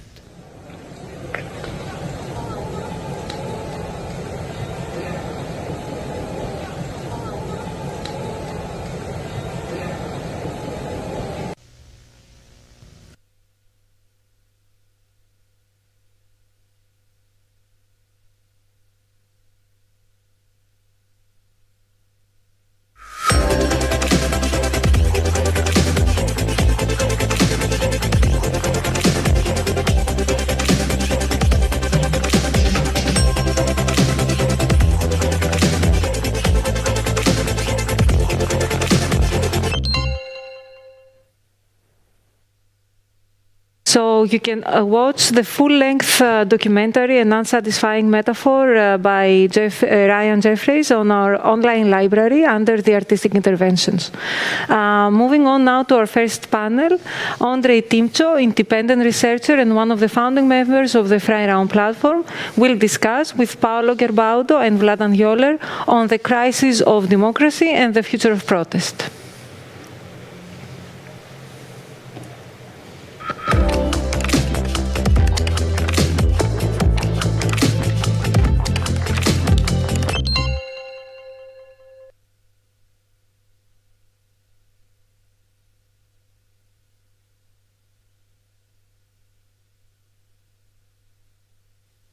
Lockdowns, curfews, and surveillance tools have extended illiberal practices previously considered incompatible with a democratic and egalitarian public sphere. The social and economic costs of the management of the recent pandemic have befallen the least affluent while producing gains for the richest. Indeed, the idea of democracy doesn't always feel like a perfect solution. That is why it is precisely in the moments of crises that tyrannical tendencies emerge. By tyrannical tendencies, I mean the processes through which the rule of majorities starts infringing on the rights of minorities instead of respecting them. Under such conditions, any community could be marginalized and eventually silenced so that few could rule over the many. The way to maintain a democratic society is to create opportunities for the current as well as the future citizens to express themselves actively, effectively, and meaningfully on issues of their own lives. Citizens must not only be encouraged to participate in decision-making, but above all, their views and decisions must be taken into account. At the same time, however, it is necessary to lead them towards taking responsibility for these decisions. Digital technologies are a critical but uncertain component in the future of democracy. Will the internet aid the communities around the world in creating an environment that allows free participation in public life? Or will it create a place of fragmentation where collective articulations come up against impossible barriers? The challenges and opportunities that the digital era has brought about for democratic societies will be discussed by Dr. Paolo Gerbaudo and Professor Vladan Joller. Paolo Gerbaudo's research focuses on the transformation of politics in the digital era in the context of social movements and political parties. Vladan Joller explores and visualizes different technical and social aspects of algorithmic transparency, digital labor exploitation, invisible infrastructures, and many other contemporary phenomena in the intersection between technology and society.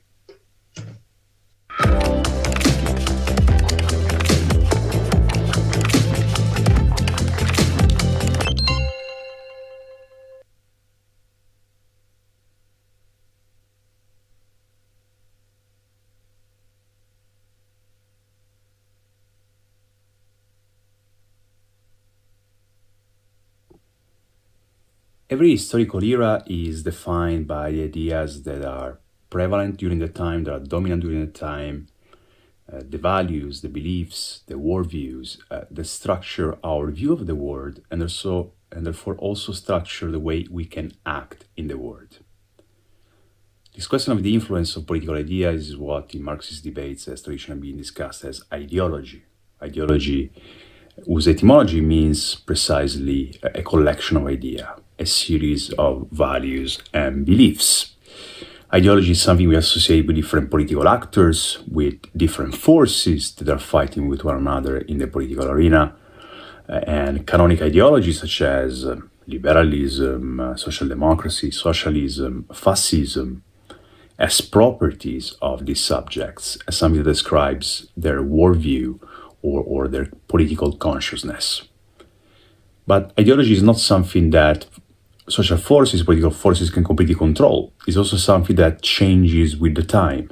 At any specific point in time, there are certain ideologies that are hegemonic or dominant, and therefore push all the other actors to structure themselves, to position themselves around them. The most famous or the most recent of these dominant ideologies has been neoliberalism, to the point that we speak of a neoliberal era to indicate the time, around 40 years between the 80s and now, during which neoliberalism was dominant. Neoliberalism is the ideology of freedom in the sense of market freedom. It is the ideology of so-called free markets. It is an ideology based on the idea that markets are productive and efficient and that they are able to self-regulate, and that the state, on the other hand, is wasteful, inefficient, a gravy train, as the saying goes, corrupt, not a good way nor an efficient way to structure human relationships, and more specifically to structure the economy. As we know, neoliberalism is first and foremost an economic doctrine, a philosophy that emerged out of the writings of several scholars, including von Hayek, von Mises, later on Milton Friedman in the US, which went against the Keynesian consensus that was prevalent at the time, instead asserting a more substantial view, a more assertive view of free markets as being able to deliver the goods for the population and has been able to create prosperity and richness in the population. But it progressively also became a political doctrine, something that was already inherent in the work of some of the scholars of the neoliberal revolution. And actually it went on to act as a frame, as a paradigm for many politicians, starting from the 80s. I mean, obviously starting with the victories of Margaret Thatcher in 1979 in Great Britain, and then of Ronald Reagan in the US in the following year in 1980, which led to a revolution also in policymaking, abandoning the received wisdom, the consensus of the previous era, which was the social democratic era, as in the context it was social democracy that was the dominant ideology. And abandoning the social democratic consensus, he also abandoned Keynesian policies from John Maynard Keynes, the great British economist, that had become widely accepted both on the left and on the right. Policies such as demand management, policies such as the use of stimulus, economic stimulus, especially amid recession, policies such as public investment, seen as a necessary means in order to mobilize the economy, in order to create actually the conditions where also private activity in the economy could arise.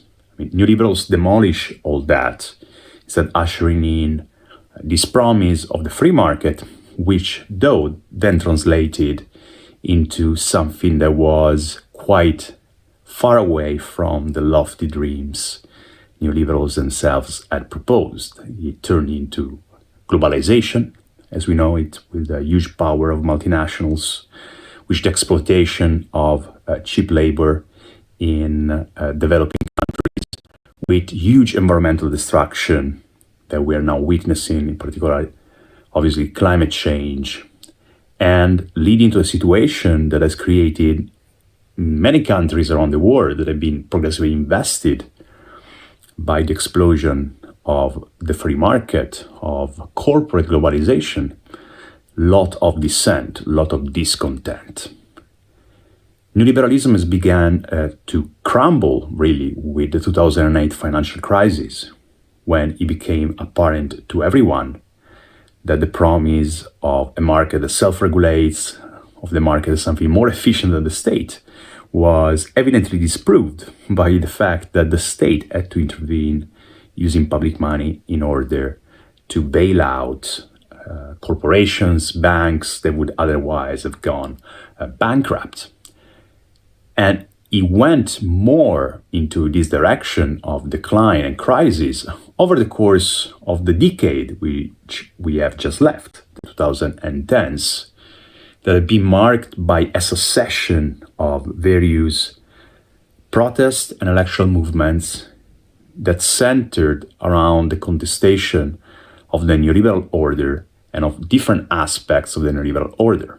Think about the protests of 2011, think about the Indignados and Occupy Wall Street, and then various protests that continued in the following years, up to recently in 2019, the Gilets jaunes in France. Protests that were very different, but they were all united in this criticism of free market economics, in this criticism of public disinvestment, in this criticism of the economic inequality that has been ushered in by neoliberalism, with the famous Occupy Wall Street opposition between the 99% and the 1%.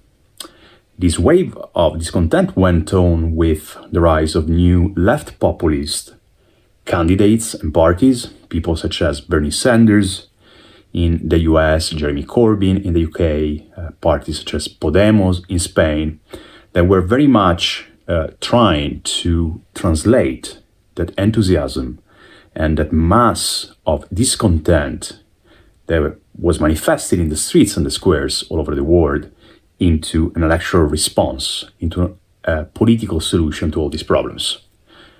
But there were also other forms of populism that emerged around the time, besides protest movements and left populist parties and candidates, such as most notably, especially from the second half of the 2010s, a nationalist populist wave incarnated by various figures, such as Donald Trump in the US, Matteo Salvini and Giorgia Meloni in Italy, Marine Le Pen in France, and Jair Bolsonaro in Brazil.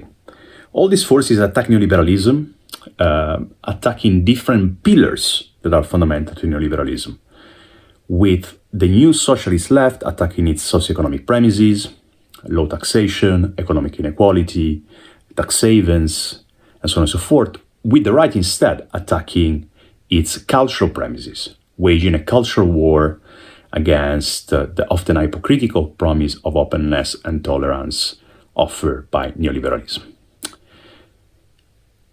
In front of this long trajectory of decline and crisis, we can say that the COVID-19 pandemic has been the last stroke that has demolished the dominance of the neoliberal ideology. The pandemic demonstrated the nefarious effects of austerity cuts that were advocated by neoliberals over the 2010s. It demonstrated how fundamental the state is for the survival of many citizens, how their health, their economic security in situations of emergency very much relies on the existence of a state and on the existence of forms of state protection, precisely the forms of state protection and the forms of state controlled that neoliberals have seen as their enemies and have tried to demolish. The COVID pandemic has inaugurated the moment, to cite Hegel in the preface of the Phenomenology of Spirit, when in one burst a flash shows the facade, shows the image, right, shows the lineaments of the emerging world that is rising on the debris of the old world. We are now in a phase of transition, a phase of passage between two different ideological eras. We are moving out of the neoliberal era, of an era dominated by neoliberal ideology, and moving into a new ideological era. This is what I define as a neo-statist era, because the state, the interventionist state, which was the sworn enemy of neoliberalism, is reappearing on so many fronts, from health policy, the management of the pandemic, the management of contagion during the pandemic with huge mobilization of the health sector and health workers, to the massive stimulus plans that have been launched in a number of countries, from Europe to the US, to end with infrastructure investment waged by the like of Joe Biden and other politicians, which very much look different from the policies that were favored by neoliberals, that were suspicious of investment, that were suspicious of public spending, that were suspicious of an interventionist state intervening directly in the economy. As we are entering this neo-statist era, this era marked by a return of the state, it is uncertain whether the character of this new ideological era will be progressive or regressive. What we are seeing is not a definitive solution to our future, as it is impossible to predict the future, but what appears clear is that the rule of the political game and the battle for consensus are changing. It is no more the era that centers on a debate on how to manage the free market. Rather, the key dilemma of our era is what should be the mission of the post-pandemic state, whether it should protect citizens from immigrants and the rich from redistributive demands, or whether it should protect the population, it should protect workers from worsening of their condition, whether it should ensure minimum rights and decent salaries, and whether the environment should be protected. Our political future is very much going to be defined by which of these two directions the post-pandemic state is going to take.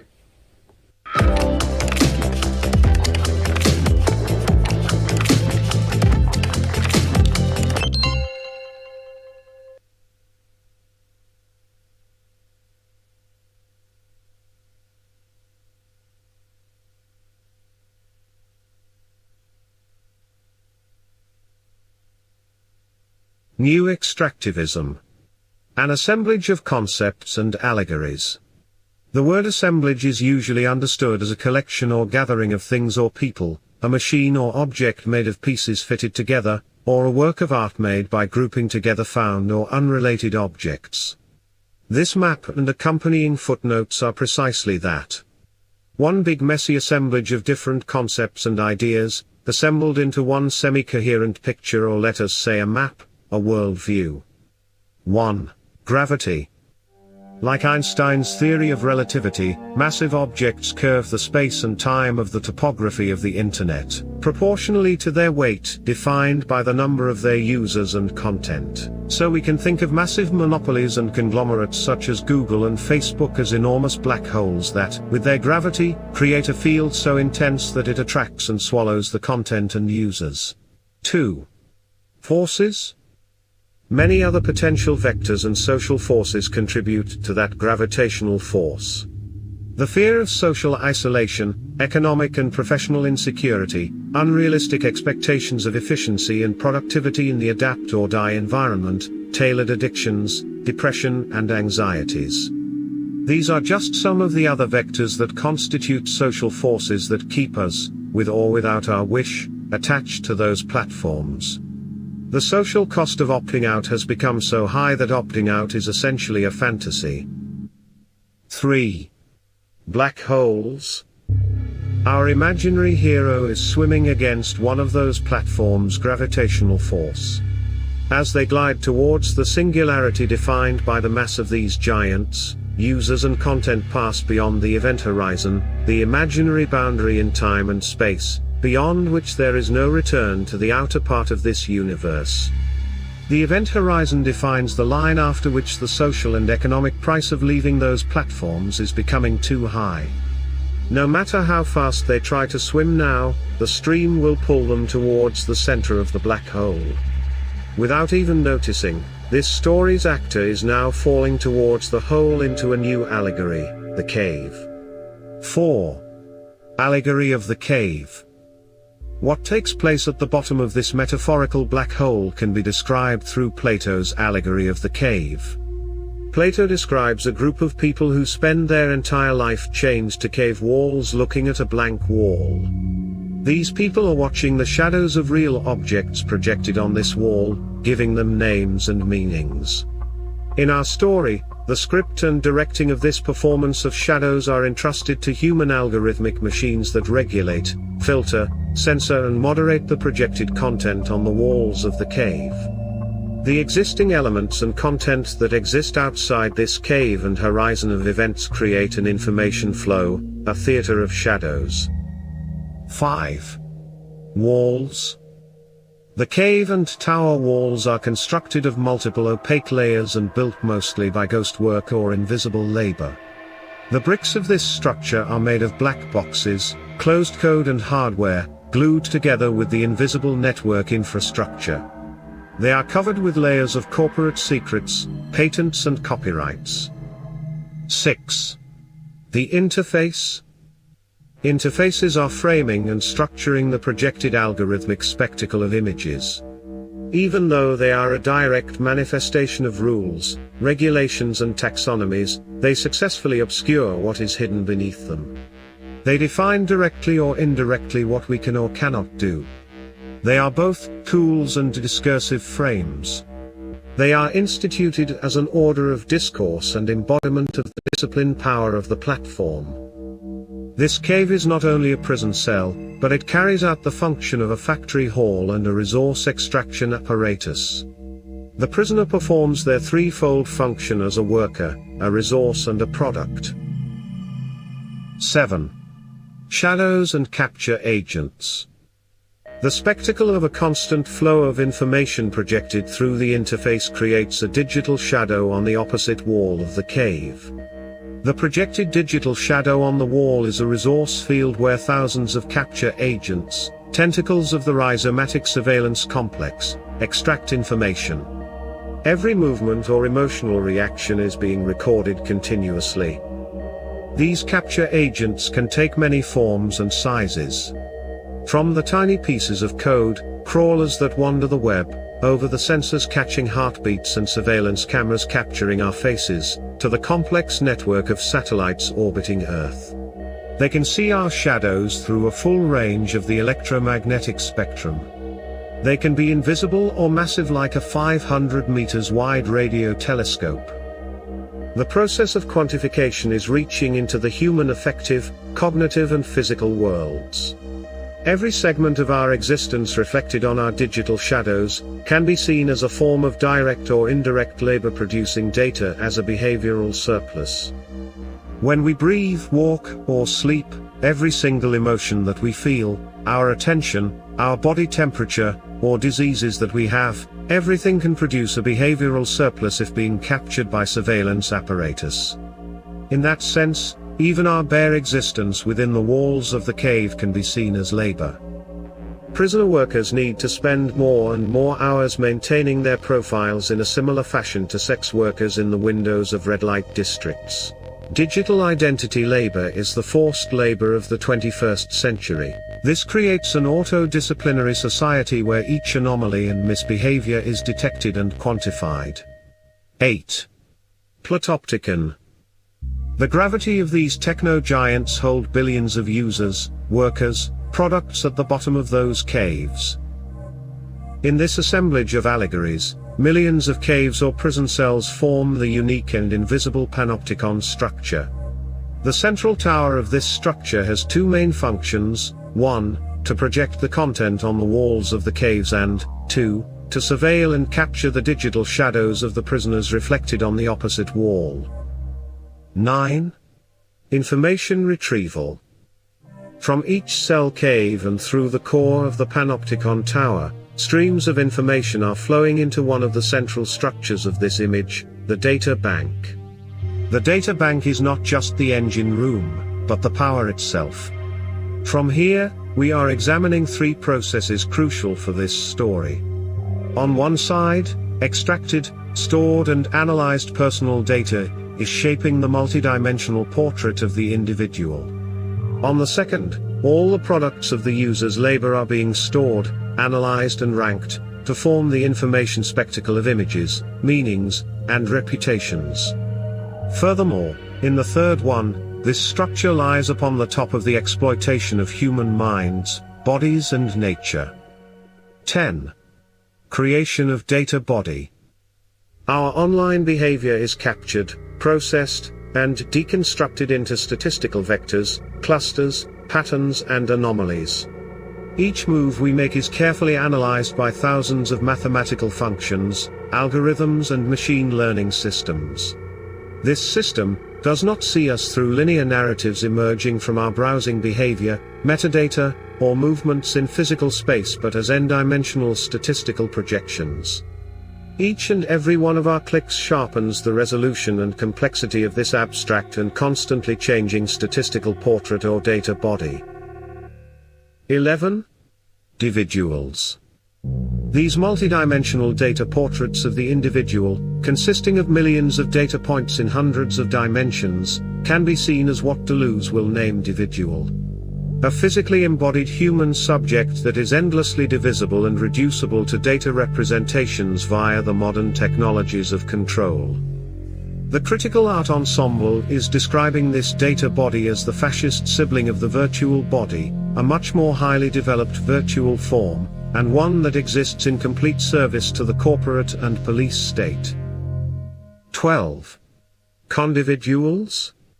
Individual is always open to interaction, always ready to be detached from, and attached to, other individuals that share some properties with it, creating collective agents as condividuals, or supersubjects. The mountains and valleys of multidimensional ever-changing invisible algorithmic landscapes are clustering individuals and creating new relations, taxonomies, and ontologies. 13. Surveillant assemblage. The full picture of our individual being is not centralized in one place but is spread across hundreds of data centers in the rhizomatic assemblage of the surveillance economy and government actors. This non-heterogeneous and dispersed assemblage portrait exists through the system of data dealers, the official and unofficial exchange of data, in constant flow forming one functional entity. 14. Content extraction. Each web page or other piece of content that is being captured in the wild is rendered and analyzed. This content is being extracted into hundreds of different signals. Collected content and extracted data become a permanent corporate resource for creating multidimensional, dynamic, complex topologies in which every piece of data becomes an object that is contextually linked to other objects. Within this map, this new meta-territory, crawl hundreds of different mathematical functions, algorithms, and neural networks that we can call instruments of measurement and perception. 15. Instruments of measurement and perception. Those instruments of measurement and perception always come with inbuilt aberrations. The shape of the algorithmic lenses is carefully crafted to project the image that is in accordance with the platform's financial interest and political goals and values. Platforms often imply direct rules and regulations. They have direct power of regulation of what can be seen or said, what kind of content can and cannot exist in their universe. Here we are visually representing those rules and regulations as filters. Similarly to the algorithmic lenses, the fabric of those filters is crafted according to the platform's financial interests and political goals and values. 16. Projection of the world. Instruments of measurement and perception are ranking and defining hierarchies and relations between content, users and meaning. They define the digital regime of truth and order. This regime is a prism through which the world is projected in the form of the constant stream of spectacles on the walls of the caves. 17. Engines of extraction. Empowered by the digital extractivism tools of the information age, everything becomes a potential frontier for expansion and extraction. From the depth of DNA code in every single cell of the human organism, to vast frontiers of human emotions, behavior and social relations, to nature as a whole, everything becomes the territory for the new extractivism. At this moment in the 21st century, we see a new form of extractivism that is well underway, one that reaches into the furthest corners of the biosphere and the deepest layers of human cognitive and affective being. 18. Enclosure and affinity to infinity. In the transition to the information age, capitalism was given a chance to satisfy its affinity for infinity, to form and conquer an infinite number of new territories, to create new mechanisms for the accumulation of capital within these new spaces and to formulate new forms of exploitation. Once the territory is invaded, the process of enclosure and exploitation is established. New forms of extractivism are expanding into the territories far behind the biodiversity and knowledge enclosure. This is why we are not speaking anymore just about the knowledge economy but about the attention economy, emotion economy, and many other new economies being born from the invasion of new territories of extraction. 19. Fractal supply chains. Supply chains hidden behind the engines of extractivism are black boxes as much as neural networks or algorithms hidden behind interfaces. Each triangle of this fractal represents one phase in the production process, from birth in a geological process, through life as a consumer product, and ultimately to death in an electronics dump. Within the fractal supply chain, we see a perpetual dance between human labor, non-human labor, earth labor, and automatization. 20. Blood, sweat, and toxic lakes. Every click or swipe we make online creates one little hole in the ground, filled with toxic waste and covered by toxic clouds. Every movement of materials and data within the planetary scale factory has its own hidden price. Supply chains are optimized towards maximizing profit for a few, while the real costs of the destruction that follows are shared among all the living entities on the planet in the present and the future. One molecule after another is extracted by labor and technique to make things for humans, but the waste products don't return so that the cycle can renew itself. 21. Triangular trade. Slavery was at the heart of the development of the modern planetary scale global economy. From those days, the same model of constant flow within the vast fractal production chains expanded in time, space, and complexity. The transatlantic slave trade evolved into the contemporary planetary scale factory. 22. Chains of digital colonialism. Traditional colonial practices of control over critical assets, trade routes, natural resources and exploitation of human labor are still deeply embedded in the contemporary supply chains, logistics and assembly lines of digital content, products and infrastructure. In that sense, chains of digital colonialism are made both on the extraction of digital surplus and the traditional exploitation of labor and resources. The concepts presented are mostly represented here visually, in the form of allegories. Dictionaries define allegory as a story, poem, or picture that can be interpreted to reveal a hidden meaning, typically a moral or political one. All of these allegories and concepts together, joined in the form of an assemblage, create together a blueprint of a machine-like superstructure, or a super-allegory. In that sense, what we have here is an almost fractal allegorical structure, an allegory, within an allegory, within an allegory.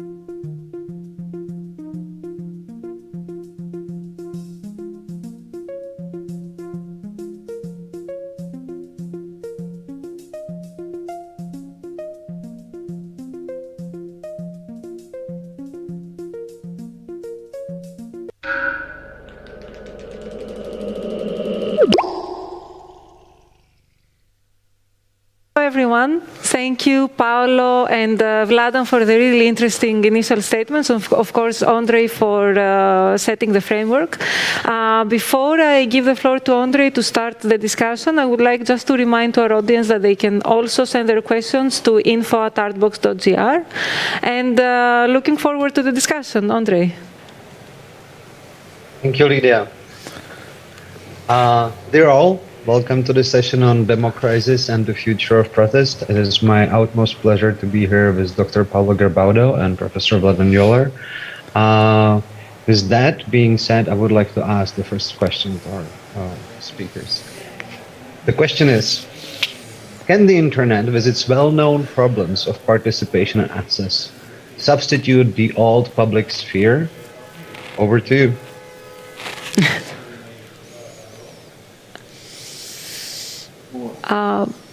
Yes, I'll start quickly on this. I think that in a way the internet and social media have become the public sphere, as scholars as Mark Poster put it, in a sense that they are now ever more the space of circulation of information and opinion, which is the basic definition of the public sphere. But it also becomes something different. It also becomes a space of gathering, right? Hence why we hear a lot about online crowds, right? Because many of the collective aggregations we see online resemble, in fact, more crowds than publics. Because their actions, for example, pushing a button, clicking, reactions on Facebook or retweeting, sharing, come to resemble the action of a mass, right? In ways that often have consequences also for various political campaigns and online movements. I mean, think about how many recent social movements were launched online or were kept alive online by enthusing supporters and by trying to shape not just public opinion, but public sentiment, right? Which in a way is the current substitute of public opinion.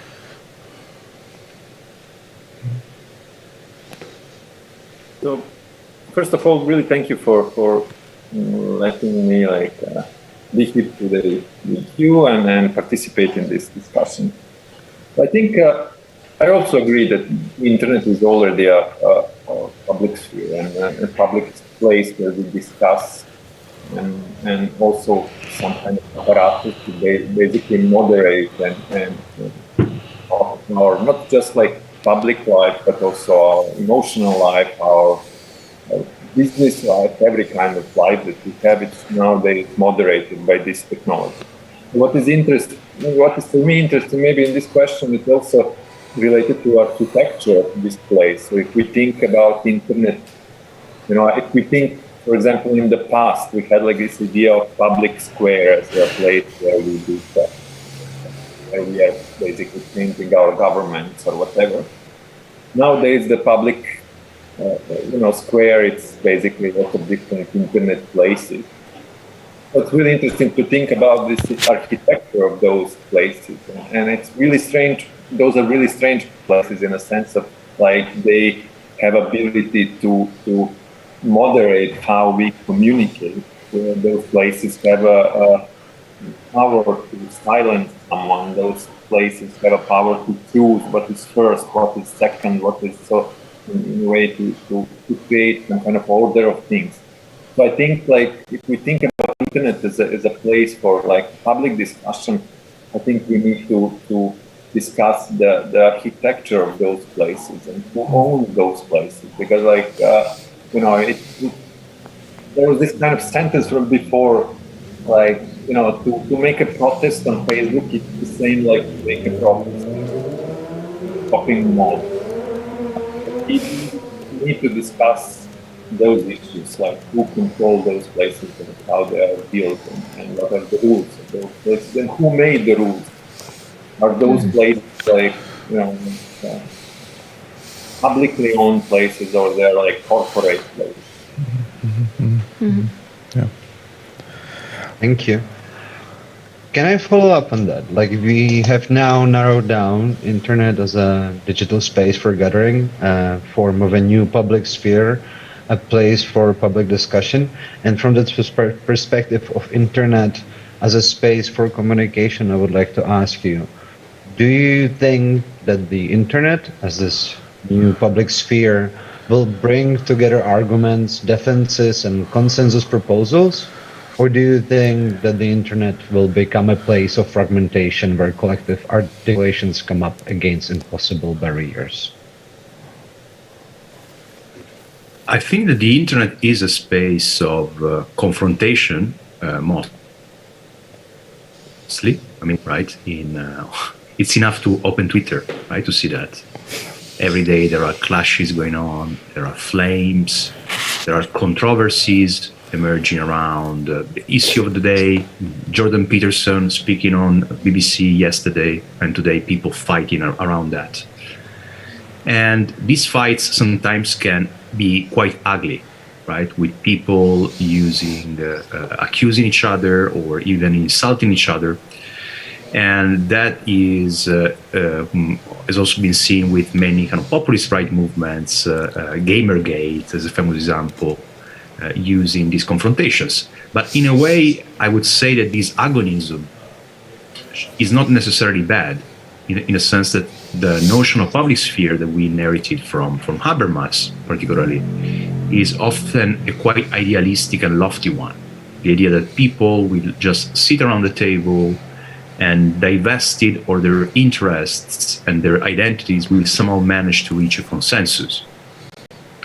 I mean, that is not how politics works most of the time. I mean, politics most of the time is not people coming to a consensus, but is one of the two camps winning and imposing that consensus. Partly that is also something healthy in democracy, in a sense that out of the clash of ideas, right, arguments are being disproved or supported. I mean, it can also be good in a way for rational argumentation, ultimately. In academia, all the time that happens, right? I mean, people are clashing with different views, and ultimately, sometimes one of these views emerges. I mean, in a way, the contemporary public sphere is a plebeian public sphere because it is dominated by the masses, right? And something quite new, and in a way positive, is that it is perhaps the first time in history that ordinary people write their thoughts in public.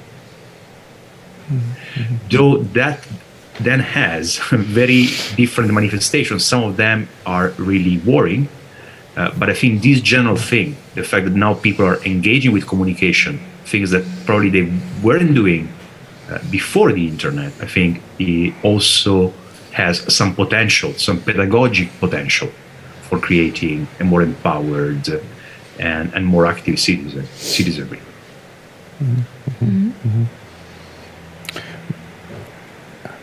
I think it's maybe more fair if we speak the internet not as a singular but as a plural thing. So there are like, many different shapes of the internet. So we can think about each of those platforms have a different architecture, have a different rules, different algorithms, different logic of what is being pushed forward and what is being oppressed.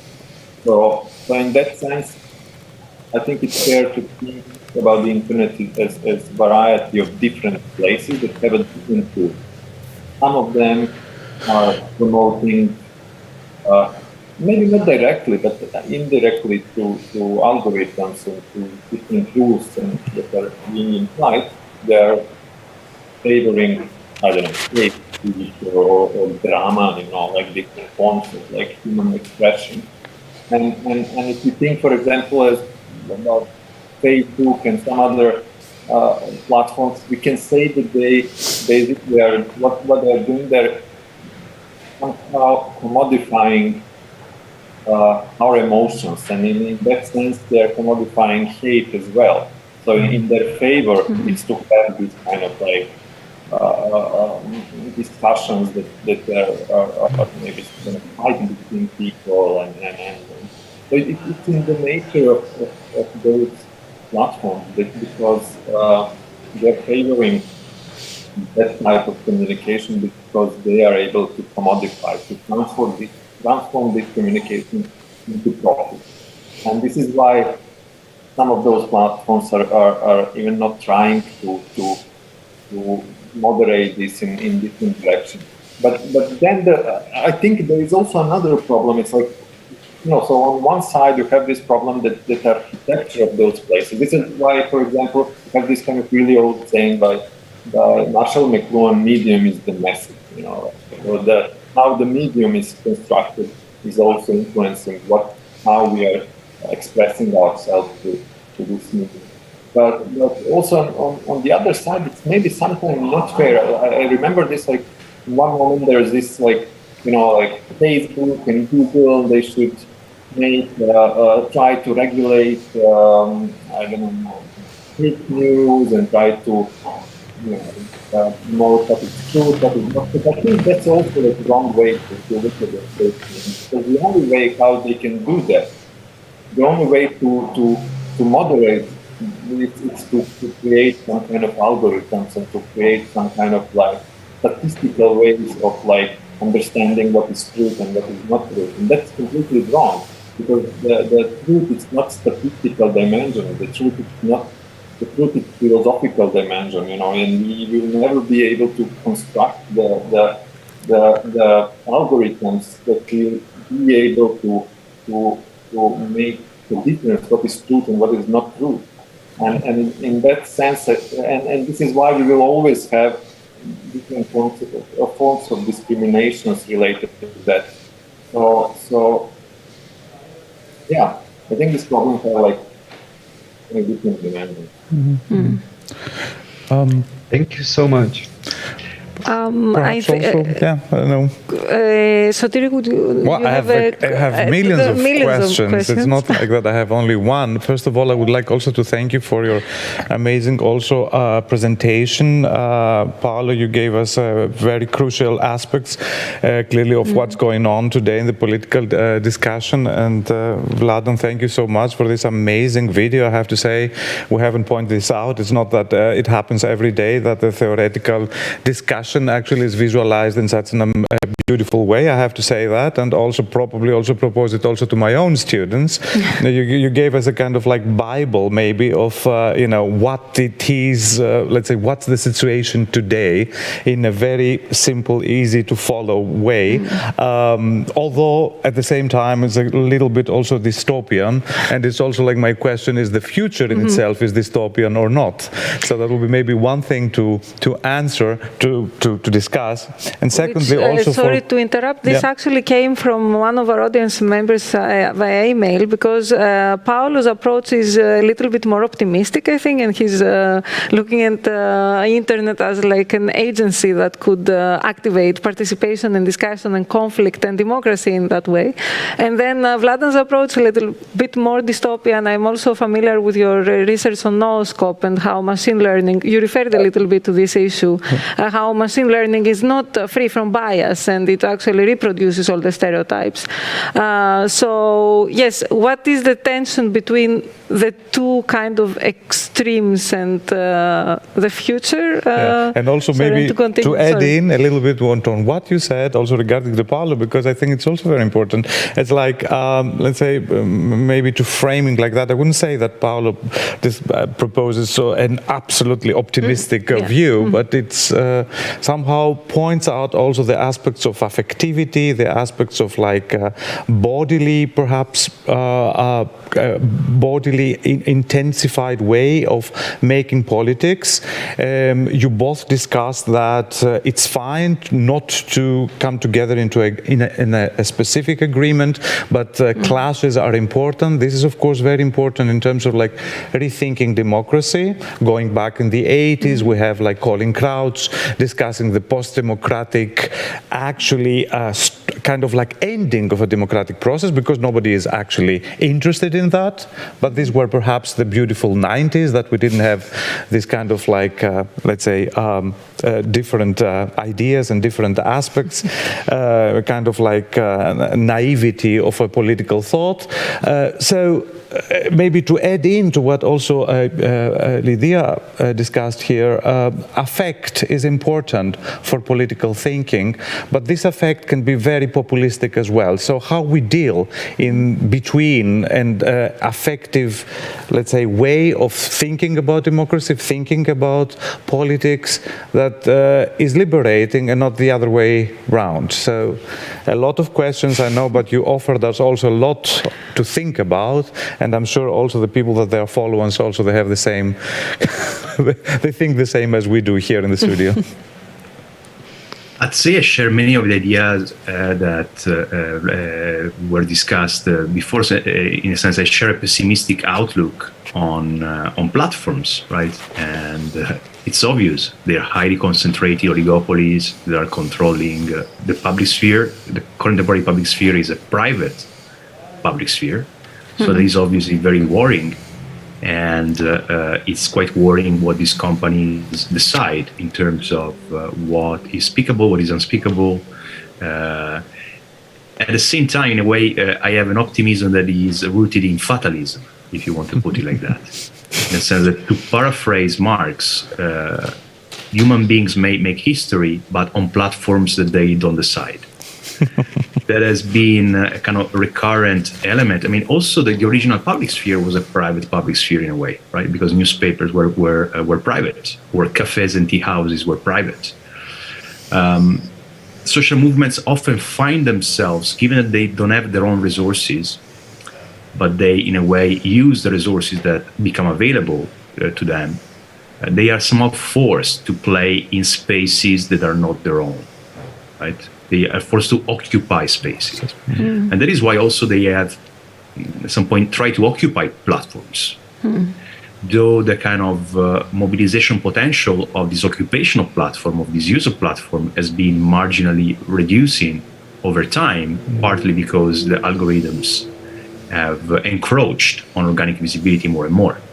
So, I mean, normatively, I'm not kind of seeing this as necessarily a positive phenomenon, but I definitely see it sociologically as something that has become part and parcel of our everyday political life, and something where if the left is not able to tap into the affective potential and emotional potential of these platforms, that will give more room for the right to make use of that. And they have been very shrewd in doing that, using fear, using anger as a means to fuel their agenda, and using social media platforms as a place to gather this anger and gather this fear and turn it into a very explosive energy for mobilization. Right. Platon, would you like to add in? Well, no. This is an argument that I have like really often. In a sense, people are maybe the tone that I'm like, because most of the maps that I was making and all of those like visualizations of power and structures, individual infrastructures and power that I was like making in the past, and then people feel like depressed about that, and then they're saying like, okay, is there anything possible? Is there anything like positive about that and what we can do? I'm always failing in a sense to project something positive, and I don't think it's my capacity. I don't know how to do that. But in a way, what we found, there is something like really positive, and I found like what I'm doing like really funny and positive in a sense, like because like trying to see something and being able to visualize something and exploring some kind of dark places and some invisible forms of power. I found, like every time when I create something, I found that really positive, even if it sounds really bad, it always sounds bad. But in a way, the fact that it is somehow exposed, I found that really, really positive. So in a sense, I think that's my role. Our role to make those structures more transparent, those forms of power more visible to others. And even if it looks really sad and depressive. Perhaps one can say also that at the moment that, as you said, these complex structures become more apparent as you do it, as actually all theories do, and in the moment that they try also to combine different perspectives in creating this kind of like narrative, which I have to say, politically speaking, it's extremely important for every single one of us. Our complex reality is really so complex that sometimes we really lost track, to put it this way. So you create the bigger picture, and that's of course important. This is precisely a moment perhaps of, let's say, this elucidation, like it's the moment of like making things more clear, and that's the reason why it can be seen as an optimistic, let's say, turn. I'm trying also to sum up what you said, trying to give an answer to the person who sent us also the question, indeed, right?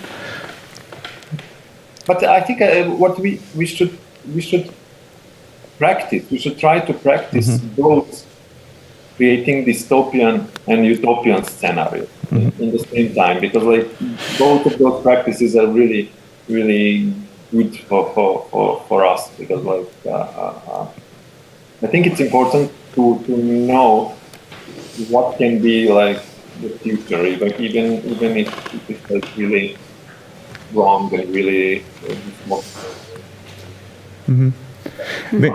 May I also say something, maybe another question that relates to what Paolo said, because it is this discussion. It's on one side the state, and you talked about this new state coming, on the other side the neoliberal market.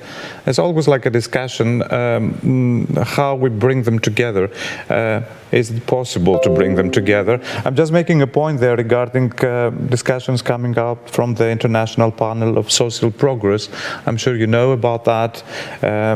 And panel trying actually to envision solutions for the future to come. And there is like this proposal, leave the state what belongs to the state and leave to the market what belongs to the market. So to put it very simplistically, of course, right? Would you agree on that, or would like to comment further on that, Paolo?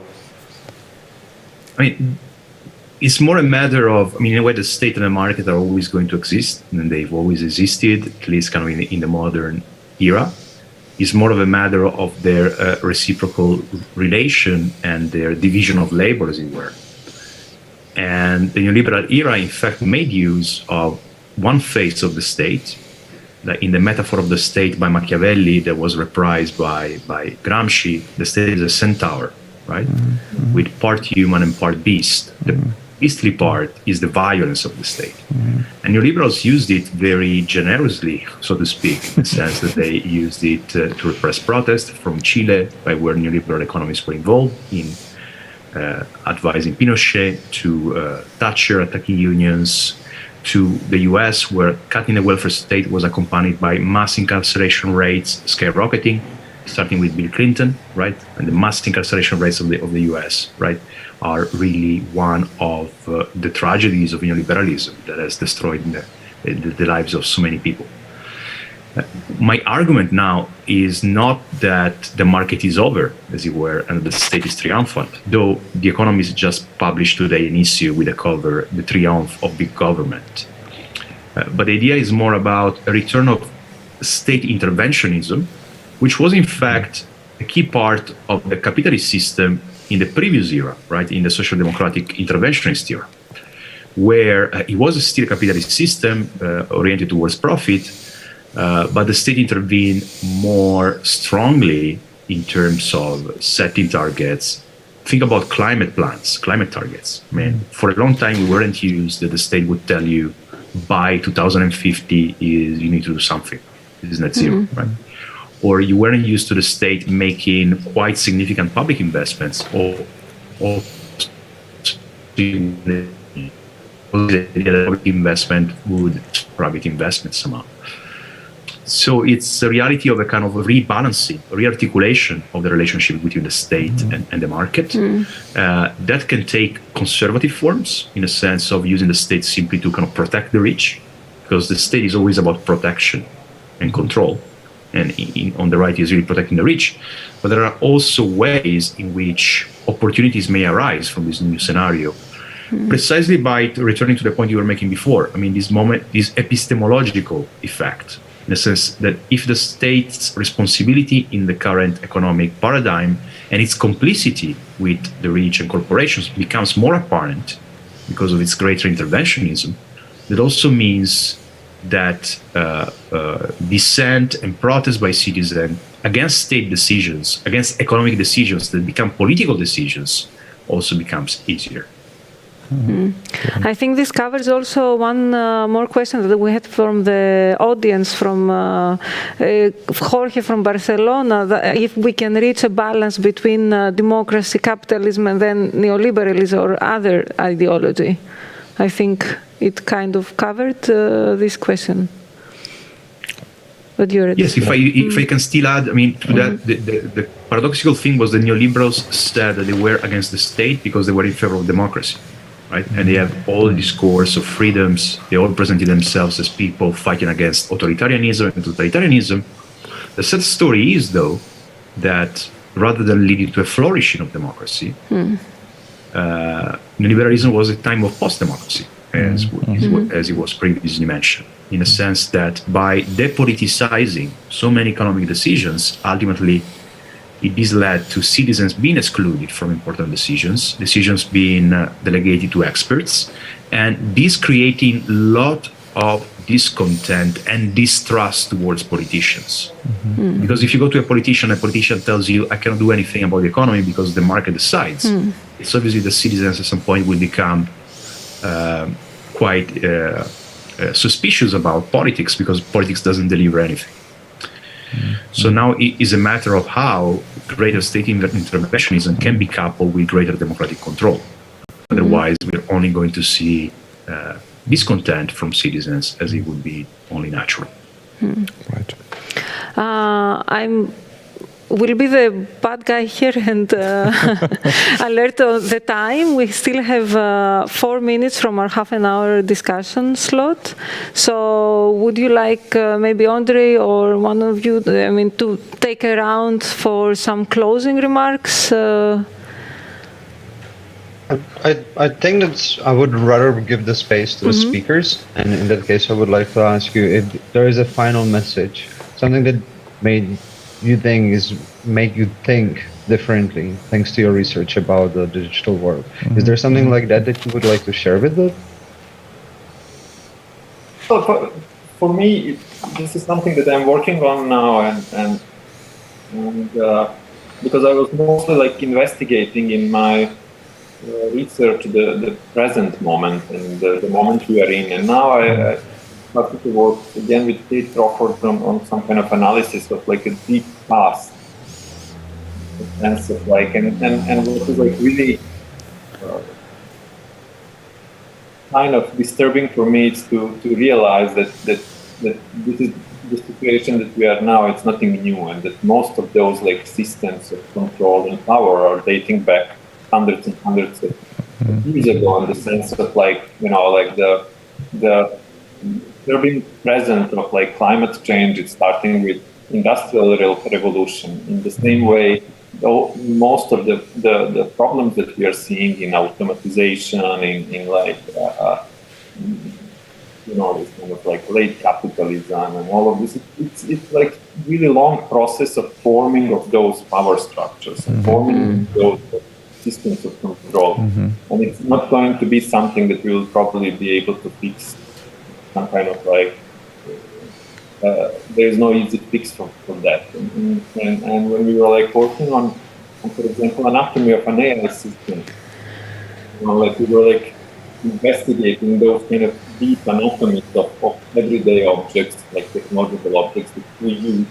And the problems are starting back to minds in Congo, in all over the world. So in a way, we created some kind of planetary scale system, planetary scale factories that are in a way so untransparent and so complex to investigate.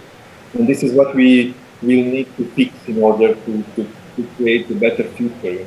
We will need to deal with the planetary scale problems and try to change the values that we believe in.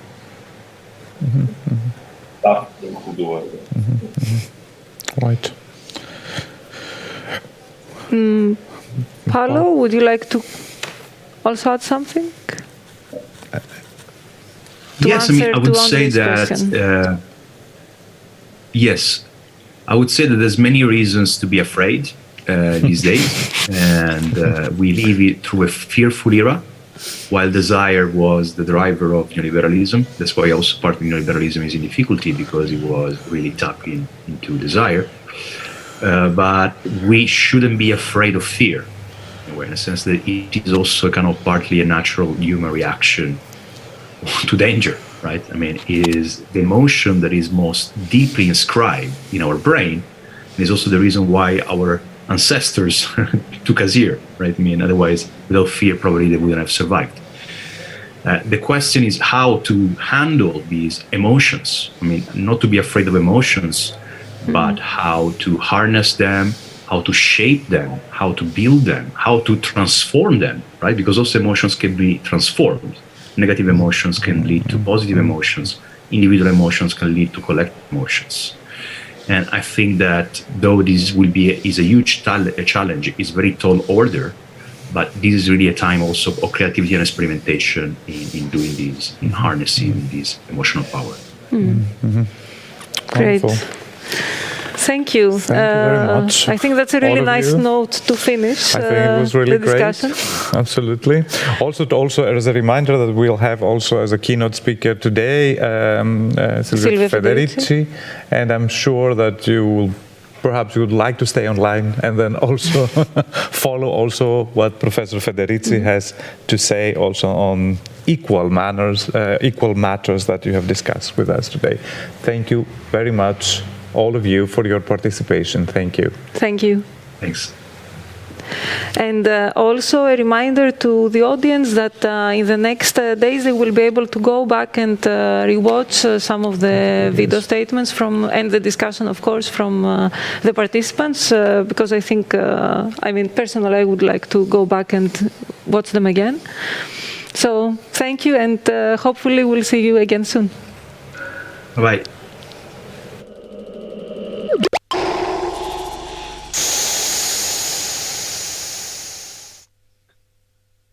I hope we are now not interrupting the live session, but thank you. Thank you so much, Paolo and Vladan. In spite of enslavement and oppression by hostile invaders, the destiny that no nation shall be forced against its will to be dependent on another. On the threshold of a hopeful future, widely over all the horrors of war, a voice is heard, free and independent, supported by her exiled children, directing your destiny. Sons and daughters of our homeland, our forthcoming generations oblige us to from generation to generation, the people will hold sovereign power, our land and people, achieving the nation's common goal. The sweat and blood shed by our ancestors for this country demand this from us in full confidence of victory. The century-old desire for freedom, the unfettered control of destinies, to be sovereign and indefeasible, the dead generations. Pursue the happiness and prosperity of the whole nation, tradition of nationhood. Prove itself worthy of the august destiny, the ancient dreams of your ancestors. Lay a solid foundation for her free development. Freedom has been reborn in a difficult hour. To establish freedom, harmony and welfare by fulfilling their patriotic duty. To stand relentlessly on guard of the freedom and rights won. To maintain internal order, subject to no one. The security of the citizens. To enjoy equal protection under the law. Ruinous anarchy is spreading.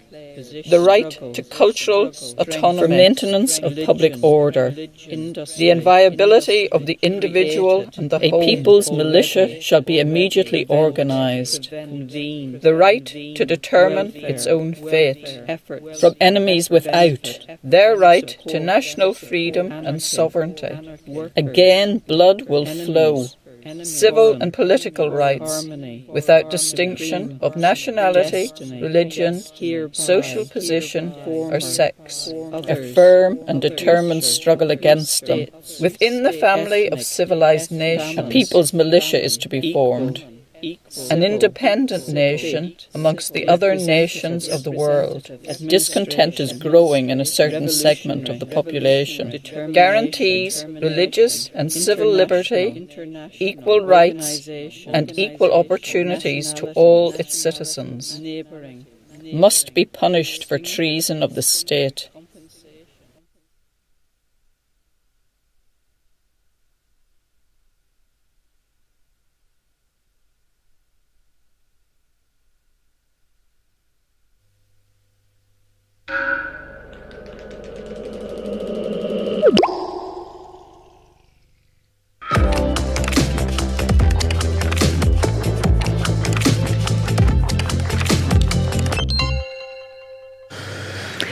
We will go now to another Freiraum member, this time in Ljubljana.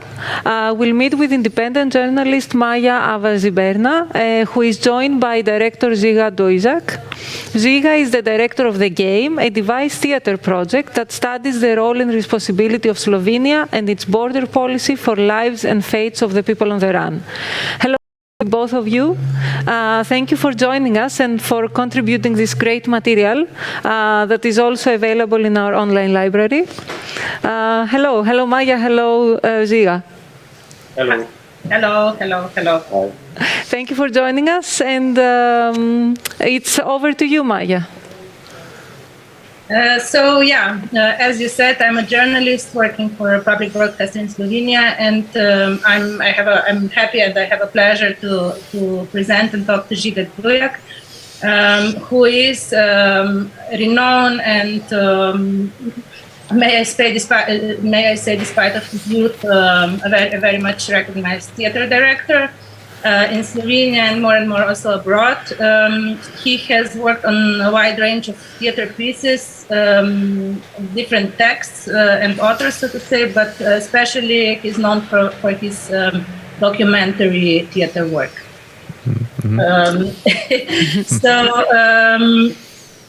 I won't spend time with presenting, rather switching to questions. Maybe for the beginning, I'm a big fan of his titles, of your titles, no? Of the theater, of documentary theater plays. So the play we will talk about today is The Game. This play won the record number of awards at the Borsky Festival, which is the main theater festival in Slovenia. So before we start, we see the trailer. I would just like to ask Žiga, what is hidden in the title? This short title, The Game. Yeah.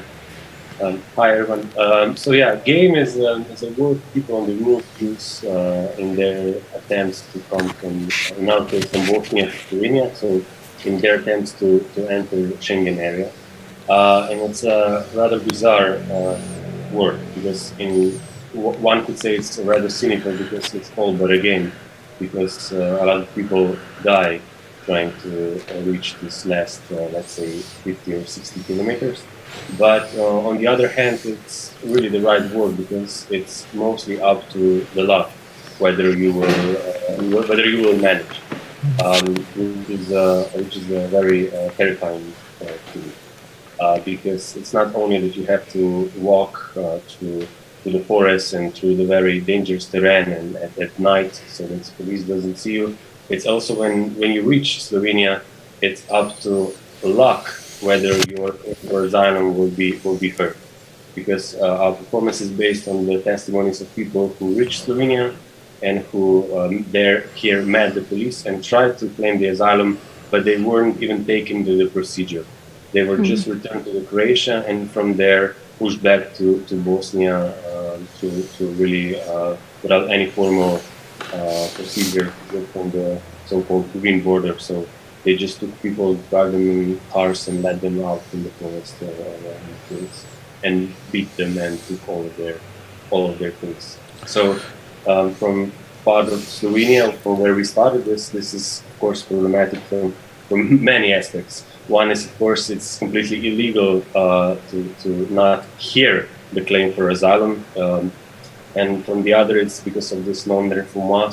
So Slovenia, as a part of the European Union, should not return people to the somewhere where there is a high probability that their rights will be violated. And in numerous reports say that in Croatia they are systematically beaten and then again pushed back to the Bosnia, where they face humanitarian crisis of really great proportions. Lydia, should we maybe see now the introduction? Yes. Let's watch the trailer, and we have a few minutes from the play, which I think it's nice for people to understand exactly what you're talking about, and then we can come back. Let's watch the trailer.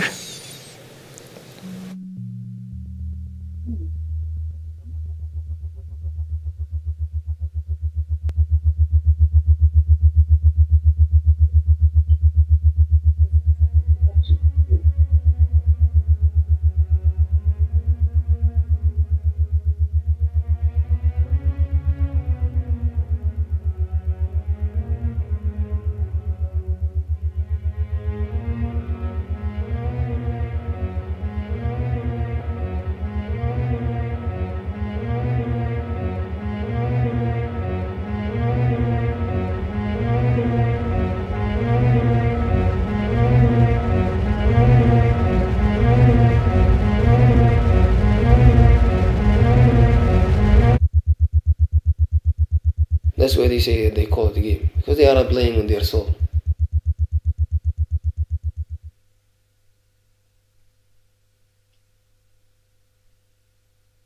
Vendar so bile njihove prošnje preslišane in namesto, da bi jih odpeljali v azilni dom, so jih vrnili na Hrvaško, od tam pa naprej v Bosno in Hercegovino.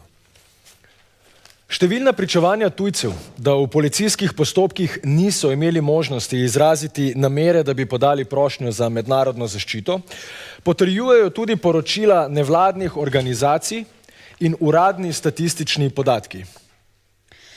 Po podatkih Ministrstva za notranje zadeve Republike Slovenije je na policijski postaji Črnomelj maja 2018 od 379 obravnavanih namero za podajo prošnje za mednarodno zaščito izrazilo 371 oseb. Junija istega leta pa je bilo od 412 obravnavanih takih le 13. V enem mesecu je torej število izraženih namer upadlo za kar 95%. Trend se nadaljuje tudi v prihodnjih mesecih. So we don't have too much time, so I wanted to just come back to you and ask a little bit about the creation process, how you gathered all this data, what kind of interviews you did, how was the creation of the play, and also Maya, I don't know if you have any question to follow up as well. Yeah, we followed, we connected with the non-governmental organizations who covered this and who made a really nice testimonies and reports about it. So we used a lot of testimonies on the Border Violence Monitoring Network, which is a great network where people actually in Bosnia try to record all of the pushbacks. We also did a lot of interviews here in Ljubljana with people who finally somehow were able to claim the asylum and are now in the procedure. And we also went to Bosnia and Haj and Velika Kladuša and tried to talk to the people. And it's a bizarre thing because although you read all of those things, part of you still hope that it's a bit over, you know, that it's not that bad. Yeah, it is worse. And if I may, it is even worse when you see the same mechanisms now at work in Belarus and Poland. You know, many of the mechanisms and situations and accusations are, you know, present in the current reporting from the border between Poland and Belarus. So, Žiga started this as something that would refer mostly to Slovenia, and it seems it's very much interesting for. Do you plan to continue this research, or are you doing a current project that is connected or kind of following up on this? Well, I'm engaged in this topic from a couple of projects now, but our previous project was more based on this environmental crisis in which we are all stuck now, and actually more about that it should be more connected with to the climate injustice. So in the sense that we cannot talk about climate and not talk about the problems of capitalism and distribution of wealth. Great. So thank you very much for being with us today. Maya, is it? Do you have any other question for Žiga, or? For me, I didn't know. No, we have time for one more question. I don't want to cut you. Perhaps may I do this one question? Yes. So sorry for intervening as well, but it's just maybe to say something about the format as well. Being someone coming from, let's say, an outsider without having followed your work, but you just found that this idea, the format of like something being between, let's say, a documentation of facts and a narrative, a fictitious narrative, and moving in between those two poles, something which of course is known in theatrical tradition, but maybe perhaps to say something on that. Why is this important? I mean, this kind of like this, let's say, disenchantment somehow of the narrative. Why you think it's important for the today viewer, right? Why, let's say, the presentation of data, the presentation of facts follows a similar form, somehow similar form, clearly. It's theatrical, but still. Yeah, well, it's a rather complex thing, but what you try to achieve is that it's not so much about the people on the move and their destiny. It is more about us not following our own laws. Okay. And how very quickly we jump into this narrative of us versus them, in this regard that for us there are laws and we try to follow them, and for them we just ignore them. I think that in theater we can somehow use maybe other sorts of expression to make this data more present and perhaps more appealing to one. Okay. And here, of course, because these words go to white people from Europe, I mean from Slovenia, actually Slovenian actors who do not try to imitate anyone, but they just follow up those stories. And it's not a question about them coming here, but about us, how that this is actually happening around. And as you saw in the trailer, we have a lot of these objects, and we put them on the map from Slovenia to Bosnia, because although we read stories about pushbacks and everything, but it used to happen in, I don't know, Ceuta or in Turkey or somewhere else, but now it's happening in our ports. And in Slovenia, it's still not that present in our daily news, or the average citizen would be aware of all the violence that is actually happening. Great. Thank you. Thank you very much. Thank you for both for joining us, both Maya and Giga. Thank you for organizing this. And the play, as we said, is available already in our online library for people who want to watch it. Thank you. Thank you. Thank you. Thank you very much.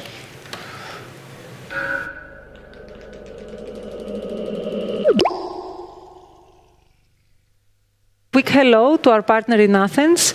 We are connecting now to Diri, the American College of Greece, and Efi Helvopoulou, who is the artist and head of the visual arts program there, and who is watching the festival together with a group of students and professors.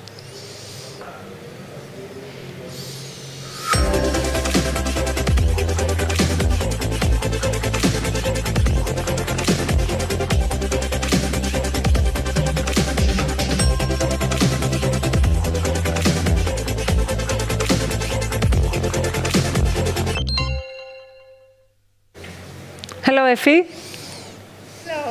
Hello, Lydia. Hello, Sotiri. Nice to see you. Nice to see you. Nice to see you too. We have to wear masks in here. There's a group of people. You cannot see them now because they are on the other side of the room. Greetings from all of us here at the American College of Greece. We're gathered in one of the art studios in order to attend the upcoming panels, and we participate in this way to this conference that you're organizing. And here is Natalia, one of the senior students, who is the host of the event today. Hello, Natalia. Very excited about our participation, and we will initiate our own discussions here based on the topics of the panels. So thank you for this amazing organization and opportunity to discuss wonderful issues. And despite the COVID condition, we feel grateful that we are able to connect with so many communities all over Europe through this amazing festival. Great. So thank you very much for joining, and I really look forward to finding out more about how you're going to evolve this discussion later on in your classes and your workshops. Thank you for joining us. Thank you. Enjoy the rest of the day. Bye-bye. Thank you very much. So now from Athens to Torino, we will go for a short introduction by our partner there, Associazione Arteria.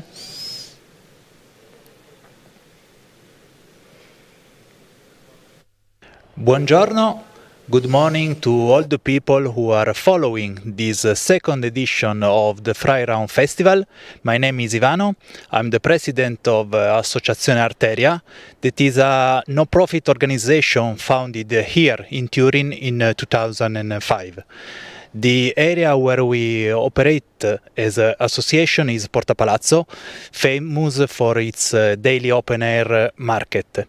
It's a district characterized by an high rate of immigrant residents who in the past came from the south of Italy and nowadays are coming from different countries. It's a place with so many different communities, with social and political conflicts, and with a strong presence of grassroots organization. As Associazione Arteria, we develop several projects to foster youth empowerment in our community, to support young people to find their place in the city and to improve their lives in many ways. We have joined the Freiraum network since the beginning in 2017, thanks to the local Goethe Institute. In Freiraum, we have brought the urgency to act, to promote, and sometimes to create the condition that can make all the people that who live in our city, no matter the nationality, the color of the skin, the gender, or the economic status, feel free. We are speaking about freedom from labor exploitation, freedom from poverty, freedom from inequalities and social exclusion, freedom from any kind of discrimination. With this aim, we are a proud partner of Il Mutamento and Super Errori in the GLOVE project, and now Giuseppe will present it. Thanks, Ivano, for this presentation. I am Giuseppe Bisceglia, the director of the theater show GLOVE. GLOVE is a theater show about a delivery guy with an immigration background who is crossing the city to bring products to the people. In our case, food. La tua prima sfida è raggiungi le 1500 consegne. The protagonist of the show, this delivery guy, is a link to connect all the other residents of the area that are old people, a new generation of immigrants, but also a new kind of inhabitants, like let's say a more bourgeois people that they want to invest on the area, and they have a different look on the situation. Cosa mangiamo stasera, amore? The work is based on a research that we did with young girls and boys with an immigrant background. During these laboratories, we got suggestion and inspiration to build the dramaturgy that is so based on real stories. Negri di merda. Perché quello sono negri di merda. On the stage we have one actor, Max Liotta, and a musician, Marco Piccirillo. We built together the scene, and we choose to have on the stage materials from this daily life, inspired from the market trash. We adopted also the big backpack of the delivery companies. We use a weirdo and old bicycle and a very minimal set design. So thanks to everybody, and we hope to see you very soon to our show. Bye.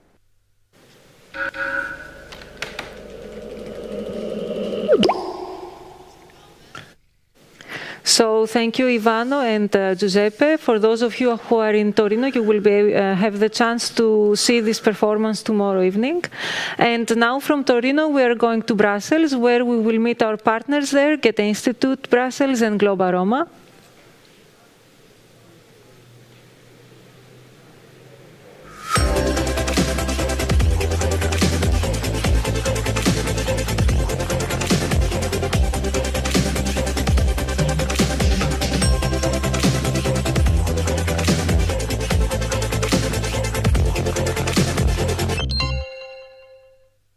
Hello.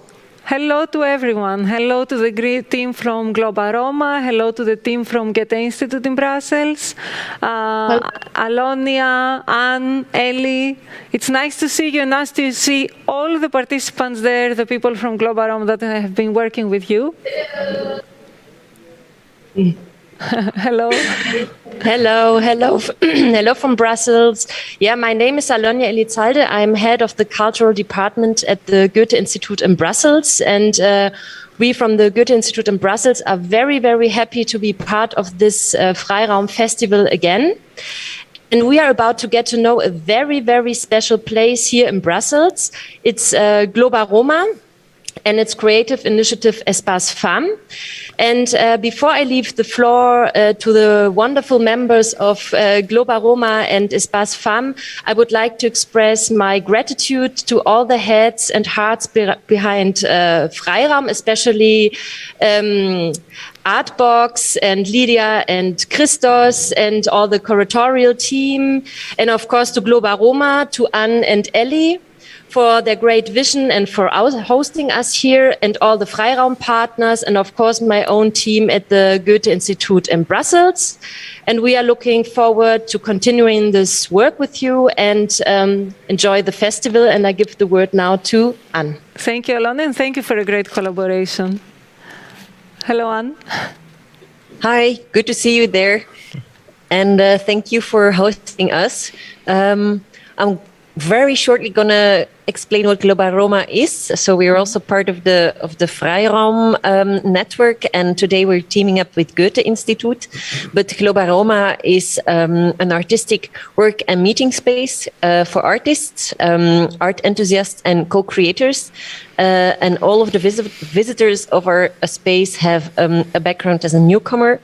And Globa Roma supports the artistic and co-creational practices of everybody that comes to our space. And actually, before Corona, we created, or we launched a platform, Espace Femme Women's Space, because our organization or infrastructure was mainly dominated by men. And for female or non-binary artists, it was quite difficult to use the space and actually to create and to host the space yourself and to make the space your own. It's really important to come together and out of sisterhood create these kind of spaces together. So that's why before Corona, Espace Femme was launched. And today there's like a lovely bunch of people present here. I think Espace Femme is really a non-limited group of people. So not everybody is present, and probably the Espace Femme collective will grow and increase and grow, and it's a non-limited space, let's say. But today it's us presenting what we've been doing the last couple of months and years. And I think I'm going to leave the floor to Ellie. So it's like a marathon of speakers. You're now. very fast and effective at Globa Roma. Yeah, we are. But a great team, very nice working together. Hello, Ellie. Hello, Kalimera. Yes, we are very happy to host you. We have prepared a small video for the project Talk with the Walls, that is the current project of Espace Femme. It started in February 2021 as a design action and reflection on the values that we have in Globa Roma. So how can we non-verbally talk to the community and create community together with Espace Femme, like in the like leading and the community being together. So maybe we can. Would you like to watch the video, and then we can come back and also listen some comments from your lovely participants? Yes. Great. Let's see the video. Thank you very much.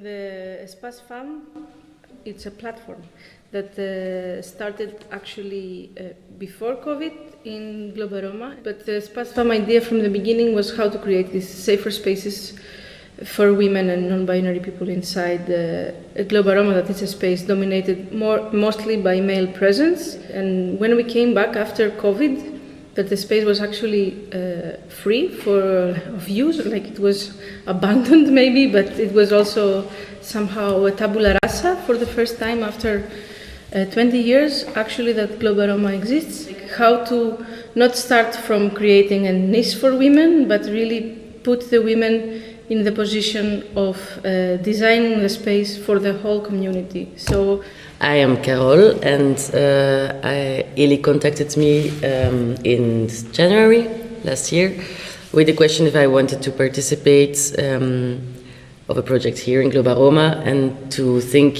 spatially how to make this place more safe regarding women and non-binary people, and then mostly concretely with mobile walls. Because it was you with the idea coming to me, so I mostly step into the project with you. Like, how can space creation or designs, either inside or outside in the public space, how can it be an emancipatory tool, or how can it change existing hierarchies between people? We had the idea of the walls already in the beginning, but still in the workshops we were like, what is a safe space for you? Not with the idea of the walls, but just in general.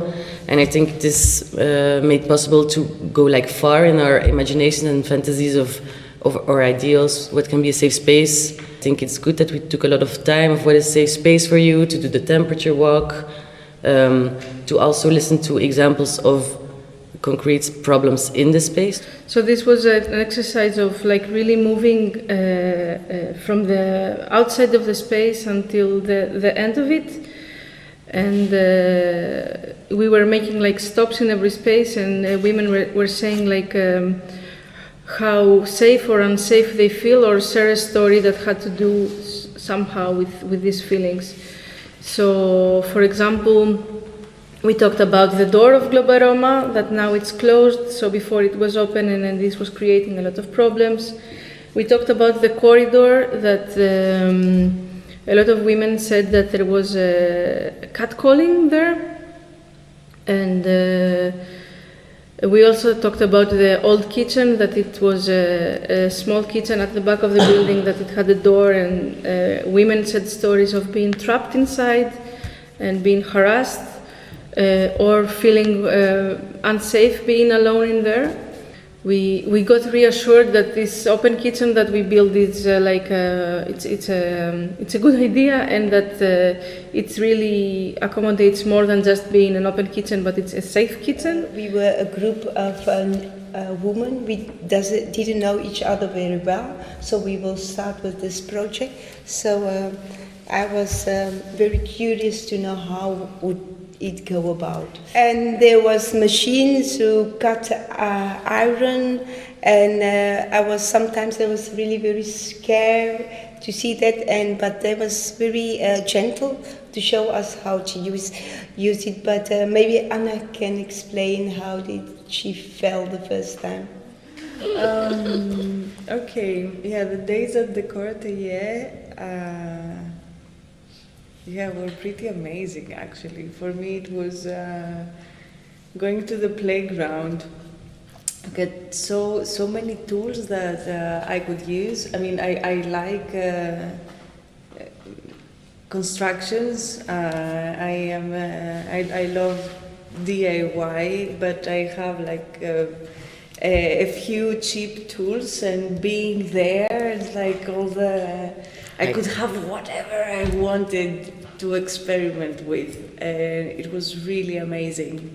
We met those super tall guys who showed us how to use big and dangerous tools, and I was super excited, but I couldn't reach them because everything was too high. It was on their size. The whole workshop was on their size, so I felt like a tiny person trying to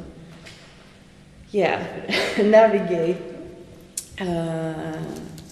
myself, and then yeah, we put stools and pallets underneath, and we managed to work there. But no, I do feel I do have a connection with it, yeah. My hands, my sweat. Yeah, and sometimes I thought maybe I would lose my fingers with that machine, was working with all that fire coming out, my goodness, when we was cutting the metal. So no, I do have a good feeling with the furniture. I'm working here, so I'm sharing space with the walls every day. And I have fixed them and, like mantle and dismantle them a lot of times. And they have already played a lot of different roles in Globaroma, as like they were part of the stage in the Summer of Globe. Yes, they were. We hung clothes on them. We have created small places. Yes, they have been used already with a lot of different ways, and I am also anticipating for their future of like what kind of uses I cannot even think about for them. So for me there is like a bit of a mothering relationship also, that these children, that they're not, they're not yours. You just bring them to the world. And then they will do stuff, And I remember it was one day that we were working with Helen, and she did a mistake, and she did a wrong hole, and then we had to cover it and change it. And I always see this car on the walls, and I'm thinking of her, and I was thinking that they really have a body. It's not like an IKEA furniture that you just buy. It's really a body that you have caressed and you have taken care of, and you were present. Yes, you were the one making it, but you were also present in the making. And I think this, yes, gives at least to me extreme pride, but also love. I mean, I love them. In the beginning, the idea was that we will design the wall, and then that we will give it to the Decor Atelier to make it. And then it was in the workshops, again, of the safer spaces, that one of the things that came up is that a safe space is a space that you build yourself. And this is actually the phrase that, let's say, that gave the idea of okay, let's not just design the wall, but really actually build it, and yes, go to this crazy place with these machines that they were cutting iron like butter, and yes,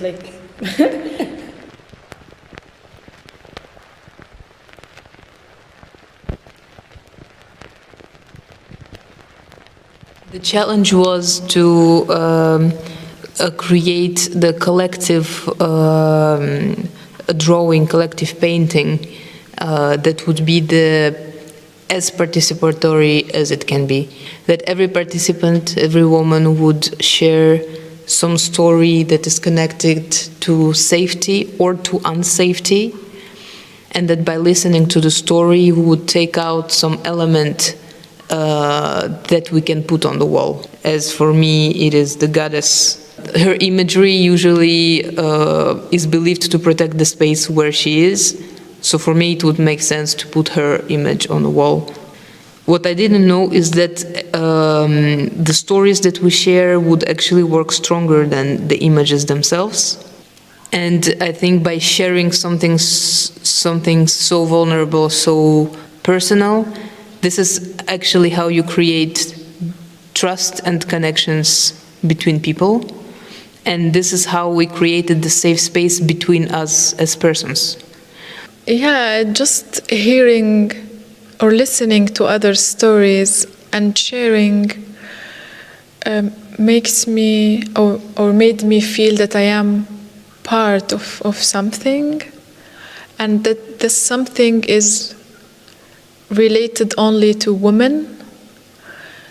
Yeah, it's empowering in a way or another, but also it was a way to I think to listen more, because we had a discussion about the nakedness of the Tara. I mean, for me, I see nakedness when we choose to be naked. This is powerful. This is like I am owning my body. But for other women that they were part of the group, they were saying the opposite, actually. They were saying that nakedness is part of the patriarchy and we shouldn't do what patriarchy wants. It was a really good conversation for me, like important, I would say. And I would like to have this kind of conversations more and more, actually. We came here with the premise that we're fighting the same battle. We're on the same side of this battle, and like understanding for the first time that in practice that feminism is not one thing. It's so many stories said in very different languages, and then I thought, wait, this must be intersectional feminism in practice, right? I mean, this is what we're reading. It taught us how can we all be feminist and have opposite opinions on the same thing. These moments that we were failing or it was not working out, that for me actually they were the moments of the great lessons of what we are doing, and the most important moments. And yes, like this choreography of like going too far, then retracting, then listening. I think it's really important to hear these voices that they are inaudible. They're not even voices. They're maybe gestures or small irritations. So yes, with Ifra in the beginning, she was like putting the soutien de gorge, the bra. Thank you, at the women, and I find it funny. So like I was like ha ha ha, but then for her it was really an active gesture that this woman has to be dressed. Nothing is actually pre-designed completely. Every time we meet, everything can change, and there is always the possibility to rethink and readjust what we are doing. Of course, it had limitations, but it was still an open canvas until the end that people could add or alternate things. In the beginning, I felt frustration from the fact that once again the woman's body is the source of trouble. Once again, it brings some shame. Once again, and I was like, I want to make a statement. I want to bring my point, and then I was like, but this behavior is actually very patriarchal behavior, to make your point, to show you right, to bring it across and to make it like to somehow to make it dominate, or otherwise I will feel that like I was dominated. So I was like, it's not about those boobs being shown and my point of women's body liberation being brought. This is not the place where I have to express my fight. This is where I want to show the care to my sisters, because this was whole point of the project, to make the safe space. And if she didn't feel safe, then it was like complete failure. And in this way, for me, this project actually transformed me. And this, I think this is the biggest power of the art collectives, is that before this project and me after this project is two different people, because I came out with more understanding, but also with a community that was created by this project, because we acted together and we grew together and we transformed the world together. Yes, we transformed the environment, which is insanely strong. So thank you. I really enjoyed watching this video both times that I've watched it already. And thank you for making this, and thank you for sharing this wonderful project. What really amazed me, and I think it is a really nice experience that we can all share, is that the process of designing, but then also constructing these walls that are shaping now your space, was also an entry point in order to have difficult discussions and build more strong relationships based on trust and understanding. And also it was an experience of joy at the end, even through the confrontations and the discussions. It was really, I saw every few minutes in the video, I saw someone dancing or singing or being very active and alive and smiling. And so what I would like to pose is one question to the members of the team, and Ellie, please hand over the mic to them, is how this was really a transformative experience for them, not only for Global Roma specifically and what they're doing there, but overall, in general, in their lives. Who would like to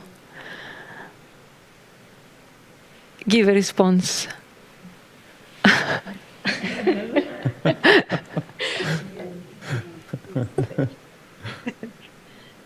Of course, I can speak for myself only. I really am not the same anymore as before this project before, because we actually acted together, and I think this is pretty rare nowadays when you act together. The communication is often limited to exchange of information and going out for drinks or doing stuff like that. But creating something together, transforming space together, taking decisions, taking position, making statements, taking risk also. That means that you have to show lots of support and solidarity to each other. Like, yes, you take position, you build your character, you create history. And yes, and also you learn so many things. You see so many new perspectives, things that you never thought about before. So I guess this is how you really build and develop your character really actively in a short, it was 1 week for me for the wall painting. So in a very short amount of time, I've lived through so many stories and things. And I think no one can stay the same after this kind of experience.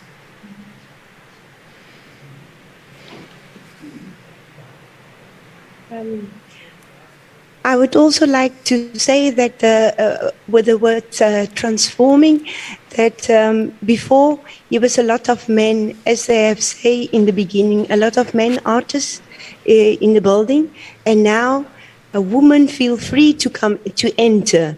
Because in the beginning it was not like that. So that is also a transformation that we as women do feel as free to enter the building, and we have a safe feeling by doing that.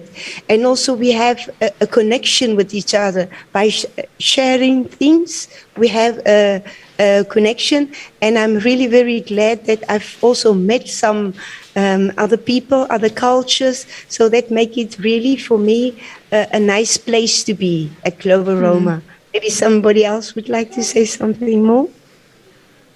I feel also that this was a process of reappropriating the space for you. Now you have a sense of ownership that is maybe stronger than it was before. And I guess that this kind of spills over to also the men that are coming to use the space. Has it changed their behavior also, the way they interact with you and with each other in the space?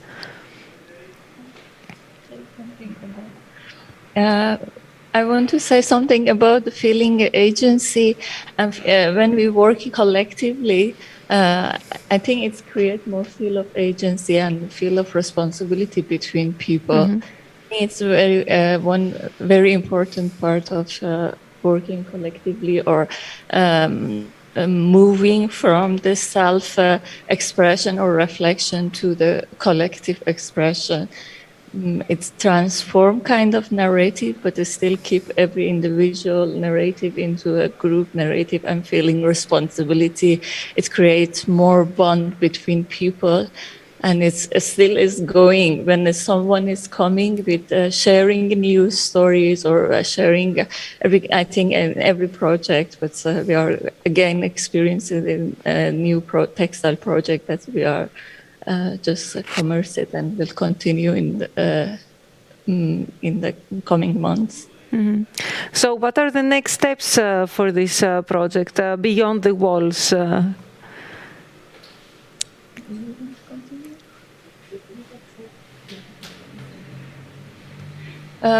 You mean maybe I can talk a little bit about the textile project. I'm happy that invited here for the textile project.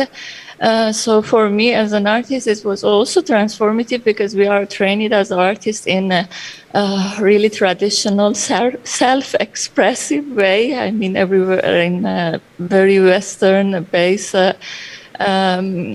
artistic institution. But I am, we are working like collectively. In the first session, in the introductory session, I just came here and to searching for a kind of element to mediate or to connect people for sharing a news story. And it was very interesting that there was a talk while we were eating about the tattooing, about the motifs and signs that people tattoo in their body.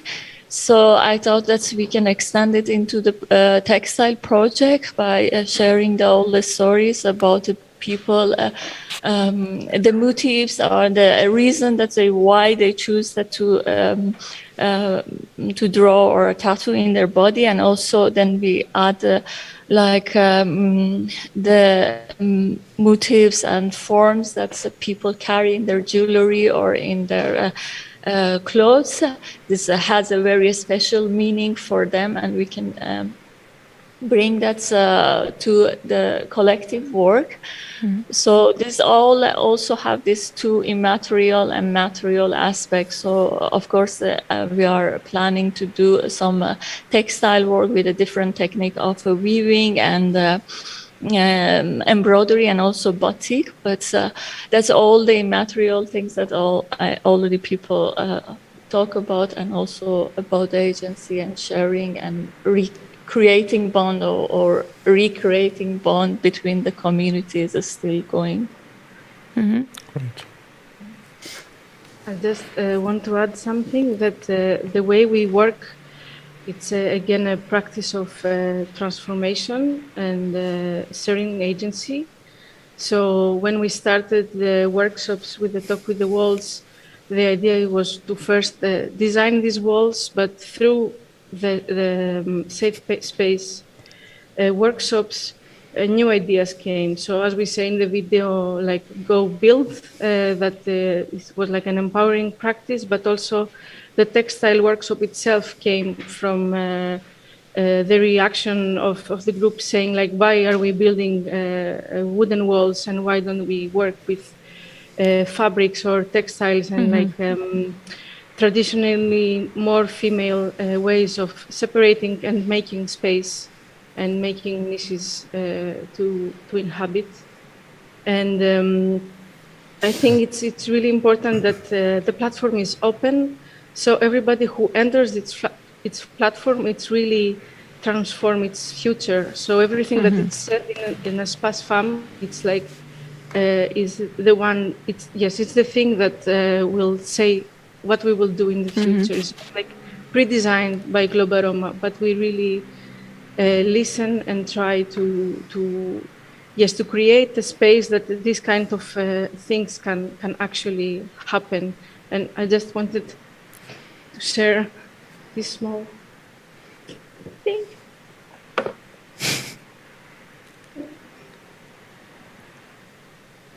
Okay. It is a first small sample of your textile workshop. This is a textile that actually my grandmother did like 20 years ago, but she never finished it. So we are like now trying to work in this idea that it's not like one woman's work to finish something, but we can continuously transform our past and our future together. This is amazing. Thank you so much for sharing this. We really look forward to finding out more in your next steps. And thank you for being with us, everybody. I would like to have a small dance while we're saying goodbye. Because now we have to move on to our next speaker, to Silvia Federici. Thank you. Really, it was really nice having you with us. Thank you for everything. Global Roma and Goethe Institute in Brussels and everyone. Thank you. Thank you very much. Thank you. Bye.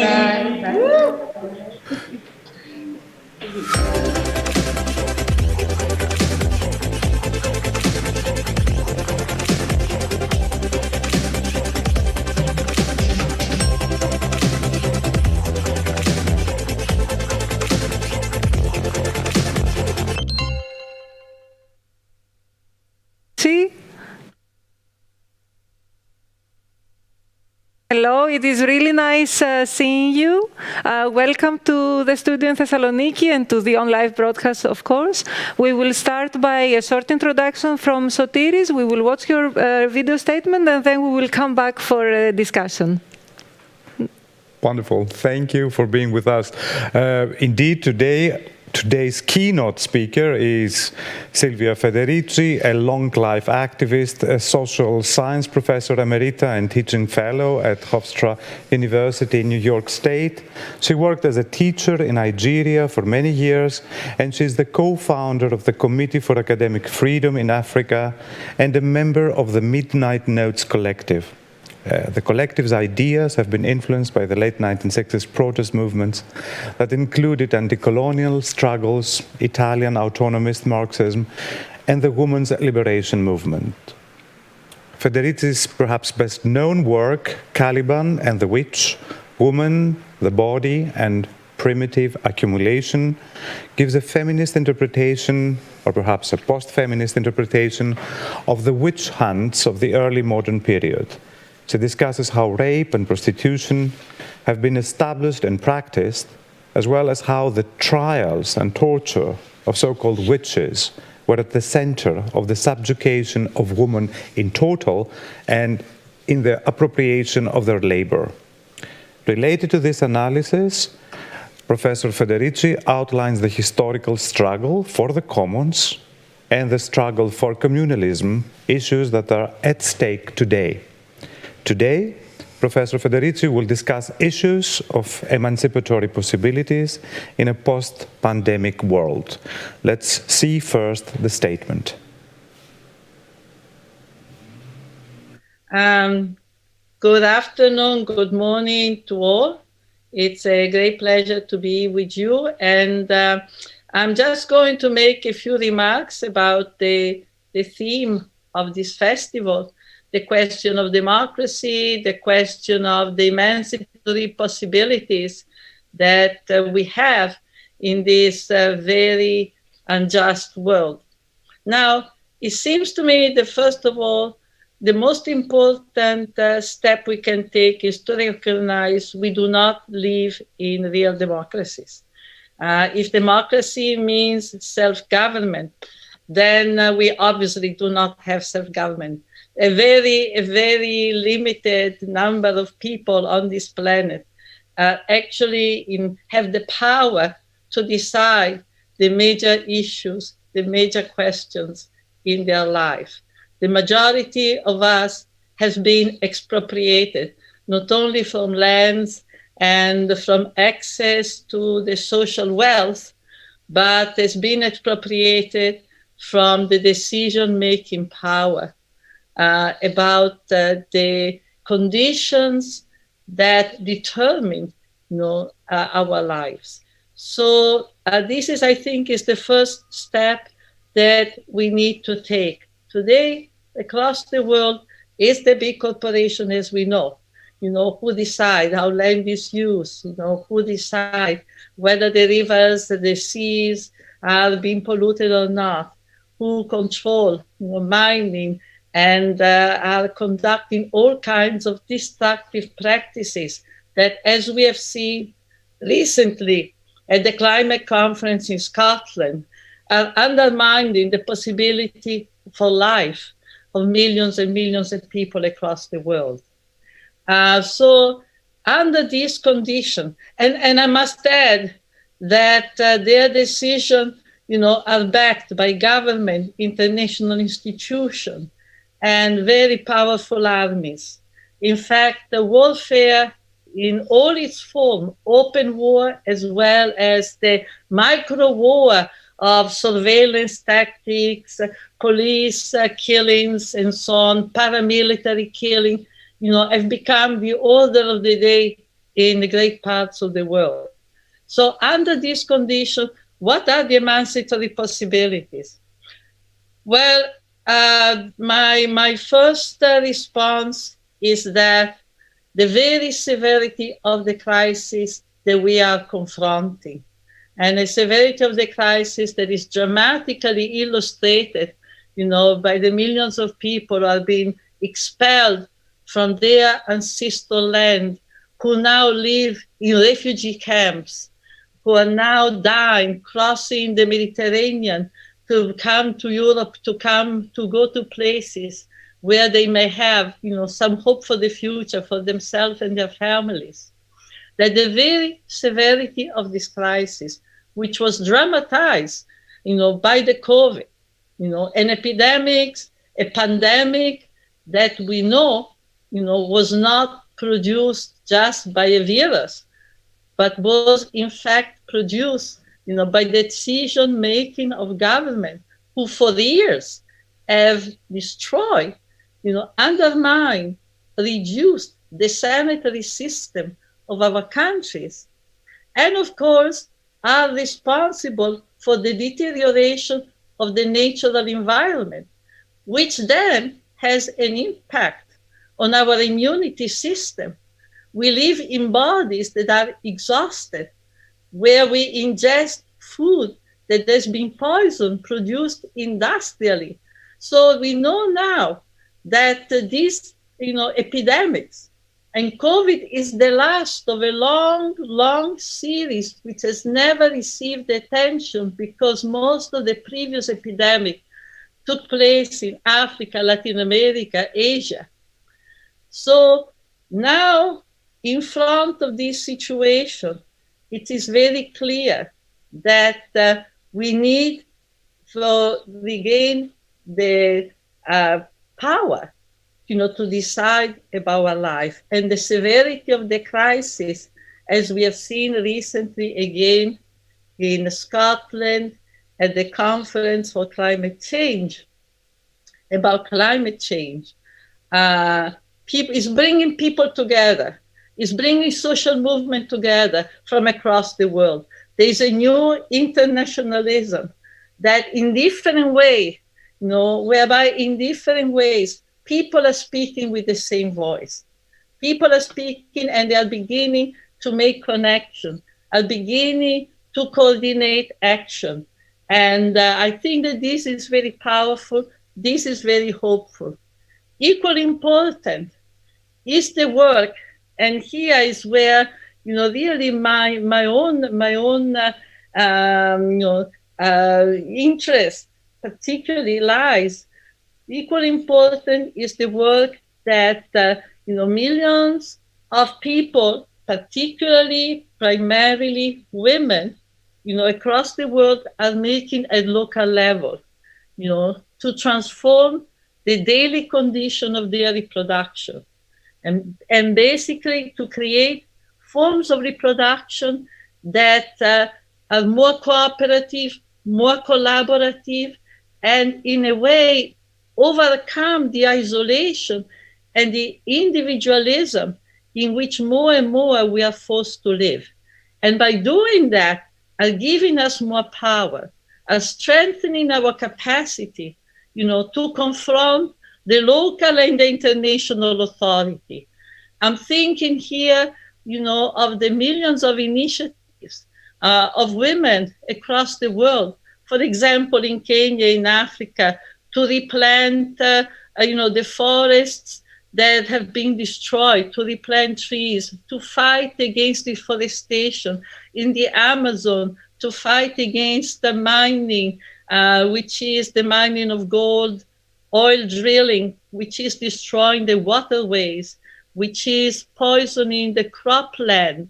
And, women have been in the forefront for the reclamation of land, land struggle, as well as in opposing the corporate destruction of our natural environment. And they can do that also because meanwhile, at the local level, there's a whole process of creating collective forms of reproduction.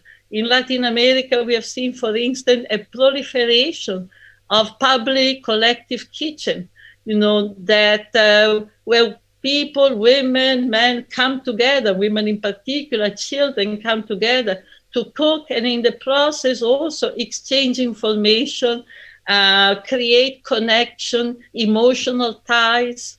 We have seen a proliferation of urban gardens, urban farming. Those who have been expelled from the countryside and forced to come to the city, appropriate land, create new communities, and also create, form of farmings and other activities that enable them to not depend completely on the market, to not depend completely on the market and on the monetary system. And we've seen the struggle of nurses all through the COVID pandemic and today, who have been organizing not only within the hospital, but also outside, because they understand that their presence in the community is very important. And for example, today we know that on international level, they're organizing to force government to let go of their monopoly over the vaccine.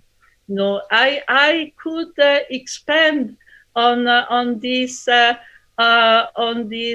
struggles, but to these, in my view, are those who are now already transforming a new world, because we cannot go beyond this very authoritarian, undemocratic, exploitative world unless at the same time we construct something new. Oppositional struggles are not enough. Oppositional struggles are not enough because, among other things, the struggle itself becomes work, for the people who are engaged in it. And the struggle has to change positively our everyday life. People will not engage in another struggle that looks like is another piece of work. And we'll engage in a struggle if the struggle itself already transforms our relationship with our people and our possibility, not only of survival, but our possibility to have a life that is more creative, that is more self-determined. So the positive side is that we see the more and more we have struggled that are governed by the principle that, if you want, revolution is now. Revolution is now in the sense that, we transform our relationship with people, with the natural environment, with the world of animals. So there is a new cosmovision. I think that particularly in this part of the world, I live in New York, and even in North America, the influence of the indigenous conception of the world, the idea of a world in which we are in harmony, not only among ourselves, but we are in harmony with nature, we are in harmony with animals. It's really becoming more and more powerful. And, I think that this transformation, are what are really giving us hope today. And here I want to conclude, making a reference also, to the fact that across the world, a new feminism is growing. And it's a feminism that it's in Latin America, it's called popular feminism. Because it's feminism that is not fighting for equality with men. And which men? As if men were liberated. And the majority of men are not liberated, nothing to be equal to, but is instead, fighting, to again reconstruct the fundamental condition of our life, to revalue, the process of our reproduction, and to reclaim what is being taken away from us. And this feminism, this popular feminism, which is very rooted in the struggle that people are making, over employment, over land, over the climate, against police brutality, against racism, against all forms of discrimination.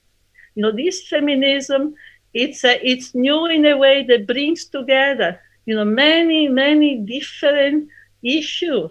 The issue again of capital exploitation, and by the same time also, in particular, the question of racism, colonialism, imperialism, and is a feminism that now is also in the process of creating international network of the type that we have seen growing over the last years, for International Women's Day, in the mobilization for International Women's Day, which is now continuing and preparing, for a new day of action.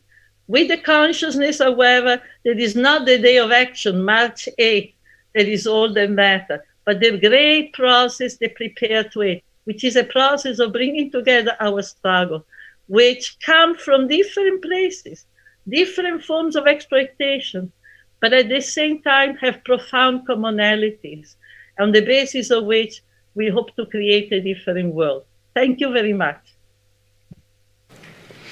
So before we start our conversation with Professor Federici, I would just like to remind everyone watching us that they can submit their questions also via email to info@artbox.gr. Yes, indeed. Professor Federici, thank you very much. You're also with us now here, and we'll have, of course, a short discussion. You've opened up 1,000 things to be discussed, actually exploring a new worldview, a cosmovision that you just describe it as such. Perhaps I will just start with one point, and if you want, you would like maybe to expand a little bit on that. It's also like a point that you make also in your last book, Beyond the Periphery of the Skin, that I hold here in my hands. On one side, there is this idea of how you call it, a joyful militancy that has actually to counteract the old-fashioned idea of so-called sad politics. These are terms that you used in the book. You also made a point that oppositional struggle is not enough. It has to be counteracted with a positive vision of the world. Maybe it will be really nice, because actually to expand a little bit on that, because you propose a totally different, let's say, model, possibly also against this kind of like heroism of revolution, or the male idea of a heroic idea of a revolution. So perhaps to say something more on that, even give us one or two examples that you find as, let's say, poignant, important. Yeah. First of all, thank you again for inviting me, and it's been a great pleasure, and also a great pleasure listening to the end of the video. I mean, I'm very excited by some concerning the question of a constructive politics. I think it's very important, and there is a strong consensus among a lot of women's groups in different parts, for example, of Latin America, that myself and the group of women I work with are in contact, that, this glorious idea, as you said, of the revolution, this moment, cataclysmic moment that will change everything, that now is not on the agenda, which does not mean that we are not committed, that across the world people are not aware and many committed to a radical systemic transformation, that this capitalist system is not sustainable, that it produces death, it produces scarcity, but also that we cannot create our politics on the basis of the idea of a change, that is projected continuously into the future. And instead, working on transforming from the very moment. This is not a new idea. I think it's an idea that many anarchist movements, for example, have had, and not only anarchist movement, of transforming the present. And transforming the present, in two ways. First of all, that the struggle, in a sense, quote, must pay. The struggle must actually transform right away people's life. And this is also a very simple but profound, because all too often we have seen in the history of social movement a point in which the struggle becomes another burden. And in fact, something that only brings, more commitment, more tension. And I think in the women's movement from the very beginning, there's been the idea of a struggle that at the same time, creates new social relations among us and gives us, more sense of trust, more sense of confidence, transform us. A struggle that is transformative of the present. I think this is what we are talking about. And that transformation of the present has many, many dimensions. Many dimensions in the sense of the reorganization of everyday reproduction, the fact of overcoming this systematic of isolation, separation, fragmentation, of the way in which we produce ourselves.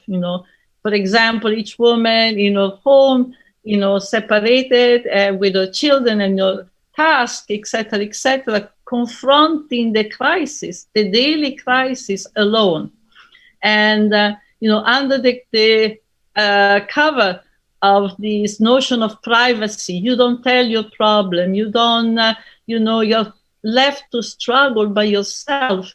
And I think that coming together, organizing, and not only to meet one day in a square, not only to have a protest in front of a building or in front of a street, as important as those are, right? But also beginning to reorganize, the way we reproduce, the child care, the care of the elderly, the care of those who have chronic diseases, the cooking, I was mentioning, all the activities that have spread in recent years, particularly among communities, who didn't have access, for example, to a regular form of income, or may have been pushed out, of their home and rural areas. And they had to invent a new life. They had to create new forms of existence. And that became possible because of the collective organization, collective labor, collective decision-making. And that collective decision-making creates ties, creates, a new emotional relation among people. You get to know each other. We have seen it during the COVID, for instance. The one way of surviving the COVID for many communities has been exactly that, right? The mutual aid has not been only a way of guaranteeing food, to people. It's been also a way of bringing people together. And this is what I've been, and so this is the constructive side, right? The constructive side is that, in the many activity, action, forms of protest, organizations that we do, to reclaim, to reject, to protest, we also create new relation among ourselves.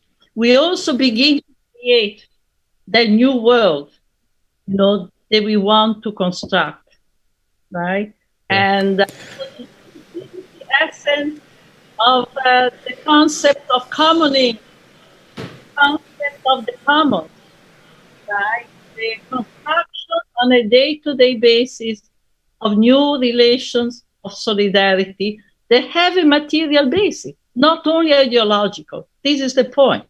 Material basis means we do things together, not only to make a flyer, not only to go in the street, but for example, to resolve the daily problems of our reproduction. The children, the food, the relation with the environment. This is the question. Perhaps I take that also as a point because you refer to making ties and actually advancing a culture of conviviality, and that implies as well, and in a way I think I can back this up with your own words, in a kind of like making time. From what I've understood also, you make a point also in your last book talking about capitalism actually co-opting time itself.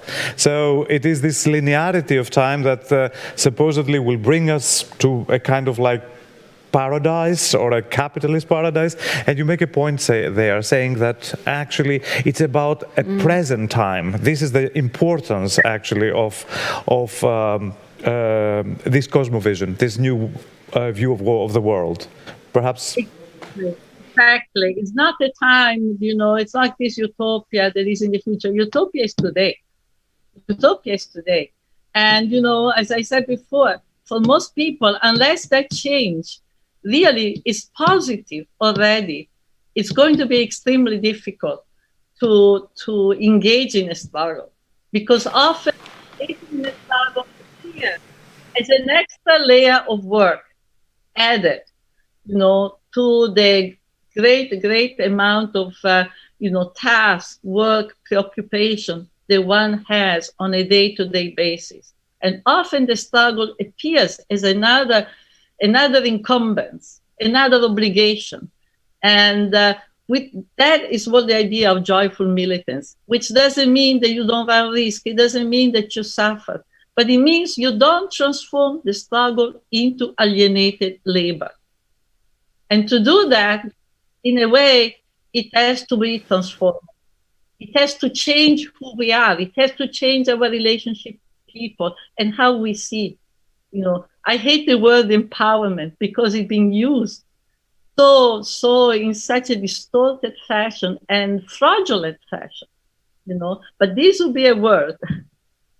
The word of the now and the word of the future. Perhaps also something else, because you discuss actually and you propose a new anthropological type, an already existing actually vision of the human beings. But at the same time, I would like to stress perhaps 2 points. One's also done through your books as well. You discuss also a different epistemological take.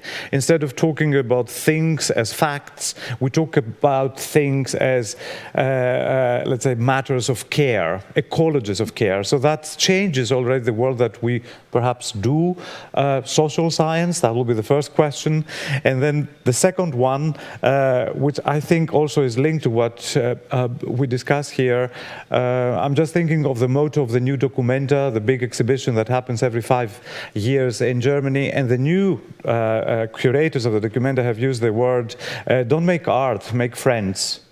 So the point here is like, would you see also the type of, let's say, convivial joining together that you have encountered around the world can be also linked to this type of art that opts for social change? So that would be the second. I wouldn't put it this way. I wouldn't say don't make art and make friends. Make friends while you're making art. Art is very important. We need art. Art is our creativity, our imagination. I mean, even organizing a protest has something artistic in it. I mean, we have seen, for instance, all through the last year and a half, in the aftermath of the assassination, of the killing by the police of George Floyd, an explosion of popular art, painting of Floyd everywhere, and an incredible set of murals. People, this is the way the people express their solidarity, their anger, their indignation. And so it's not art and friends. It is, in fact, the process of coming together in a way in which, the sense of trust, the sense of not being alone, the sense that what we're thinking and fearing and desiring, is not an individual thing only, our problems are not our fault, but that sense of self-confidence that comes with being with other people, and is also what expands our imagination, is what, defrost. We are frozen. So much of our creativity is frozen because we are continuously under the pressure of fear, of struggle, tension with questions of survival. I think that the moment of the struggle, it is the moment of going beyond that. And I think our relation with each other are really, really crucial to our sense that we are capable of self-determination. Wonderful. Thank you. Thank you very much. You understand it? We can continue. However, we have like a limited amount of time. I don't know if Lydia would like to. I would just also like to build a little bit on the discussion that you've been having already.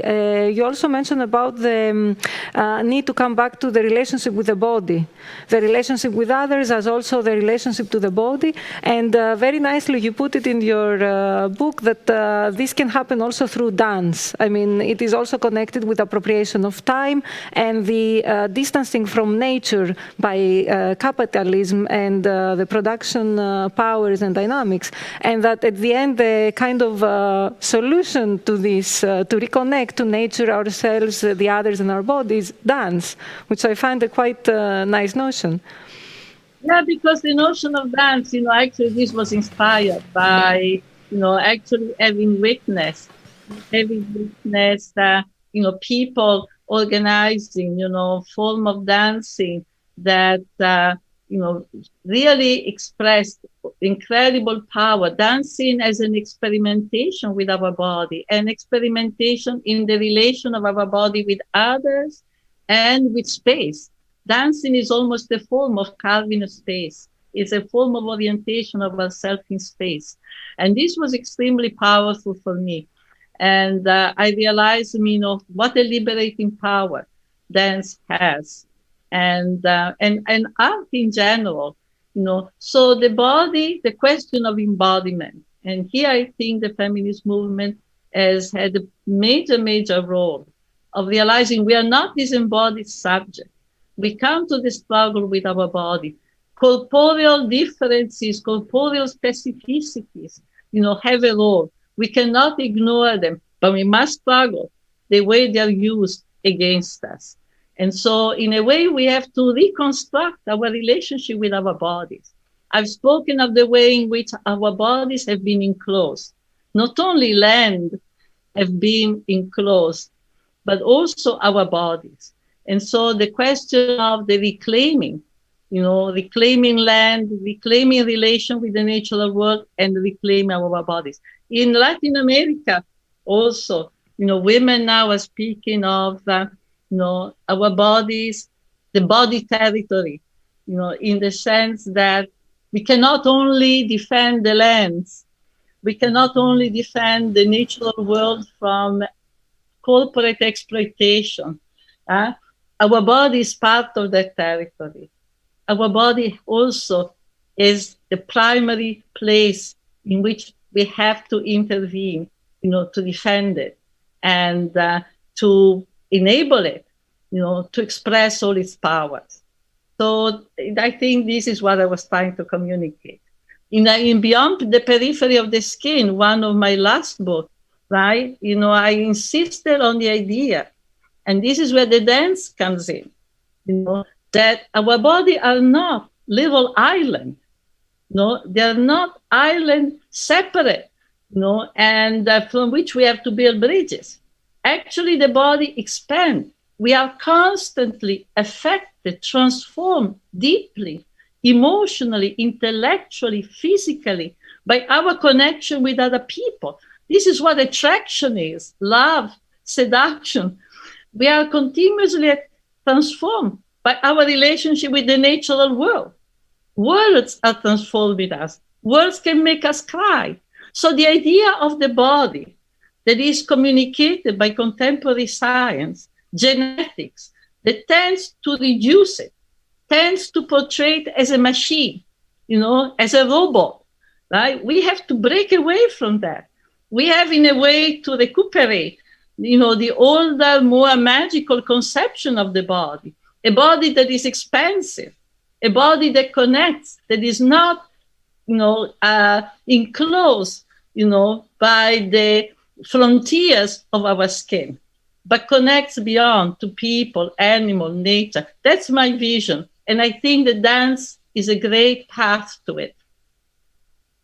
We do have... Thank you very much. Yes, this was an amazing intervention. Thank you very much for participating. And I think we do have also actually some artistic interventions that could actually function as a kind of like commentary on what you said. And they will follow our discussion. Thank you very much. Thank you, Professor Federici. It was an honor having you.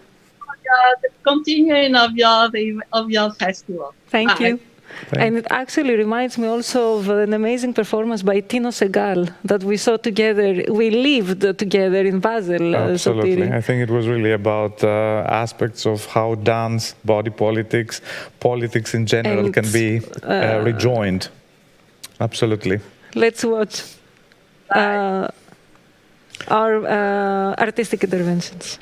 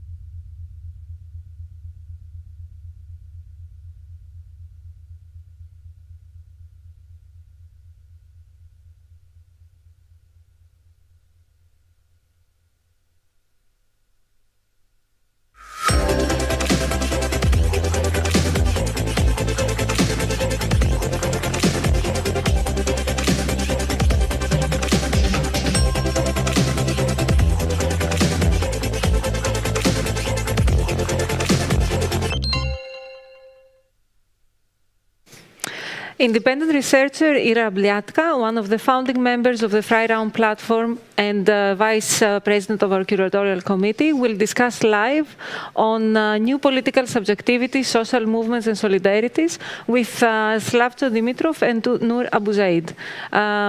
Let's listen to them.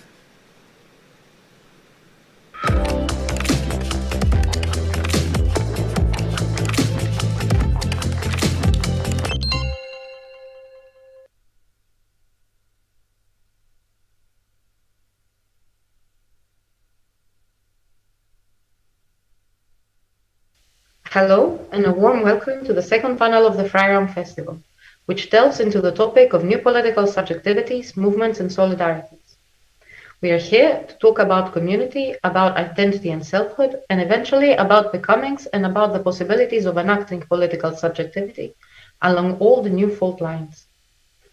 We are holding this discussion as epidemiologists are talking about an ongoing fourth wave of the pandemic, and restrictive measures are once again being put in place around the world. By now, these measures are rehearsed, and they lack in novelty. The sense of urgency itself has acquired irregularity, making it a paradox in terms. So, what does it mean to act politically in a time like this? The past 2 years have allowed authoritarian regimes around the world to consolidate their power, while advancing neoliberal agendas and jeopardizing anti-racist and LGBTQ movements gains. At the same time, pandemic responses have directly impacted those fundamental categories of resistance that political movements have historically been made of, such as common presence, occupying public space, organizing against an identifiable center of power. A virus is both an anonymous dictator and a protective parapet behind which agents of authoritarianism and profit projects can hide. So how, where, and when can alternative visions be asserted, and by whom? In this reflection, we are confronted with questions of community and well-being. Author Sebastian Junger, in his book Tribe on Homecoming and Belonging, reminds us that questions of community often matter more for our well-being than do affluence, prosperity, and security. Going back to various examples of catastrophe, from the London bombings after World War II to the aftermath of 9/11 in New York, he finds that situations which forced people to come together and to be there for each other to face adversity actually led to improved psychological outcomes. In other words, a jointly lived, violent experience forced people to be their most courageous and generous selves and to be there for each other, taking a break from neoliberal capitalism's model individualist subject. This is not the situation that we are actually in. Scientific studies questioning the pandemic's impact on mental health found that depression and anxiety disorders increased by over a quarter globally in 2020. Out of a wide range of associated factors, such as loss of income and exposure to negative media, reduced social connection and loneliness were heavily correlated with deteriorating mental health. What is particularly challenging then is not the pandemic alone, but the experience of going through it alone. We are here with two excellent speakers who take two distinct entry points into this discussion. Slavko Dimitrov is a queer and gender theorist, curator, and activist from North Macedonia. Slavko teaches and publishes on topics of gender politics, culture, affect, political performance, and queer theory. He has curated several art and cultural projects, including the Summer School for Sexualities, Cultures, and Politics in Belgrade and the Skopje Pride Weekend. Slavko will talk to us about the notion of the queer commons in the context of the pandemic and invites us to repoliticize the cracks in the figure of the neoliberal capitalist subject by deploying our newly found awareness of our joint vulnerability. Nur Abu Zaid is an architect by training and currently a researcher at Forensic Architecture, a research agency based in Goldsmith University, focusing on spatial and media investigations into cases of human rights violation. Nur will talk to us about reclaiming technical knowledge and tools in order to interrogate power and to foster new forms of resistance and visibility, reconciling the surgical approach of technical expertise with the local contexts, stories, and histories where injustices happen.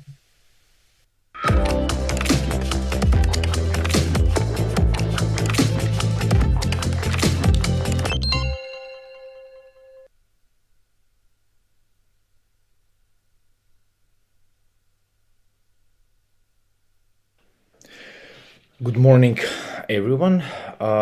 As you probably are already informed, my today's talk will be on the subject of the queer commons. A talk that actually comes as a result of bringing queer struggles and queer emancipation together with the concept of the common and the commons.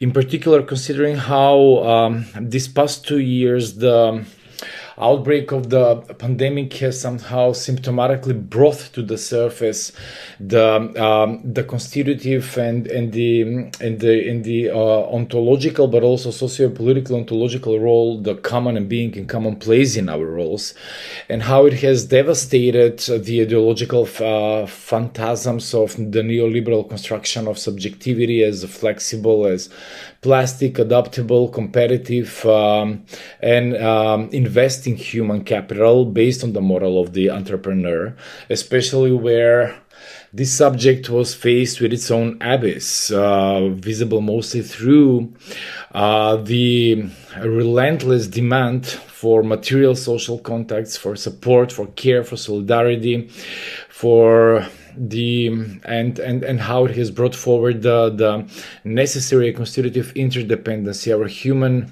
vulnerability, relationality is being the condition of individuality, but also surpassing individuality. But at the same time, how with the new normal, this common has again been reappropriated, expropriated, and made a source of profiting for the big pharma companies, for the phantasms of individual and privatized power and freedom, visible in anti-vaccine movements, but visible also in the refusal of care, of solidarity, and of the sphere of the political and sociality in general. And how queer struggles can position themselves considering this very particular context, and what queer struggles and queerness can bring forward as a possibility for rethinking the commons anew. So, the normative reason and governing principle organizing neoliberal political relationality today, Foucault has argued, for example, in his later lectures, is disseminated among subjects defined by their status of being homo economicus, or as self-interested individuals deploying different measures in order to pursue and satisfy their interests, desires, and needs. While classical liberalism declared market autonomy to be a specific case with its own rationality and particular efficacy, regulated by the principle of exchange between self-interested private individuals entitled to the right of private property, neoliberalism, according to Foucault, amplifies this principle as a particular anthropology of man and distributes in the basis of the entire social and political field, so that the economic subject becomes the core of political agency and participation. The entire sphere of human agency is reorganized for the needs and necessities of the individual as competitive creature, and understood in accordance with the economic logic of calculation of costs and benefits, investments and profits, thus building an economic theory into a cosmological one, as Wendy Brown says. To an even more horrifying extent, neoliberalism has managed to radically replace a public, pluralistic, secular and democratic imaginary with a private, homogeneous and familial one. And I'm again following Wendy Brown here, precisely as she argues, through expanding the personal and protected sphere, which further leads to ushering family values, ordinances and claims into public spaces heretofore organized by democratic law and norms. By this means, Brown argues, the social and the public are not only economized but familialized by neoliberalism. Together, this challenges the principles of equality, secularism, pluralism, and inclusion at the heart of modern democratic society, allowing them to be replaced by what the father of neoliberalism, we can say, Hayek, termed the traditional moral values of the personal protected sphere. And also what we can recognize nowadays in these dark times of the pandemic as authoritarian freedom. demanding increasingly robust statism and authoritarian leaders, while undermining any possible understanding of freedom beyond the privatized and individual negative freedom. That is to say, any possibility of understanding freedom as collective, popular capacity and power to act, to initiate, begin anew, create, flourish with, within, and through the commons and the world of plurality, in the vein of Hannah Arendt, for example. In this constellation, Foucault traces the birth of biopolitics and all of its implications in regard to one's becoming a subject, and its relations to truth and the exercise of power over the body, that is life, as the main pillar of this new rationality of governmentality. It is precisely in this wider context that a question of the political efficacy of sexual identity politics, that is, practices of giving accounts of oneself, disclosing the truth of oneself, individualizing, subjectivizing, and privatizing one's own desires, one's own feelings, capacities for affecting and being affected, for relationality, sensations, needs, bodily existence, and life in general, is about to be raised in this presentation of mine and critically invested precisely through the concept of the queer common or commons. Furthermore, we can use as a useful analytical tool for a radical critique of identity politics Wendy Brown's notion of depolarization. Identity politics positions the subject and relates it to a particular truth, marks a body with difference, structures meaning, organizes, regulates, and normalizes identities. Identity politics thus substitutes personal and private vocabulary for political and social histories of subject formation and genealogies of inequality, and thus overshadows these in favor of the former. Depolarization is even more instantiated by the interferences of these processes with liberalism, neoliberalism, and individualism, as well as market rationality as complementary discourses of power and technologies of governmentality. Namely, politically construed conflicts and inequalities become more accentuated with the mark of personalization when identity claims are interweaved with notions of the subject as calculable, self-responsible, self-making, and relentlessly rational. This grammar of reification of identity necessarily invokes Marx's famous and now oft-cited analysis of commodity fetishism in the first volume of Capital, and Lukács' extended Marxian analysis of commodity fetishism in analyzing capital's reification of the worker's consciousness and her bodily attributes and labor's capacities and skills. In queer theory, Kevin Floyd, for example, brings and corrects Foucault's famous analysis precisely through the concept of reification and the invention of the homosexual personage and homo-hetero-binary sexual identity is approached as tightly intertwined with capital's mystification of social and historical complexity precisely through reification, where sexual identities and their emergence in the 20th century are approached as capital's reificatory regulation of the body's capacities, body's needs, affects, sensations, pleasures, the later being reduced and enclosed in a fragmentary and abstract logic of identity, of privatized desire and determination in accordance with a model of consumer as linked to the object of desire and consumption.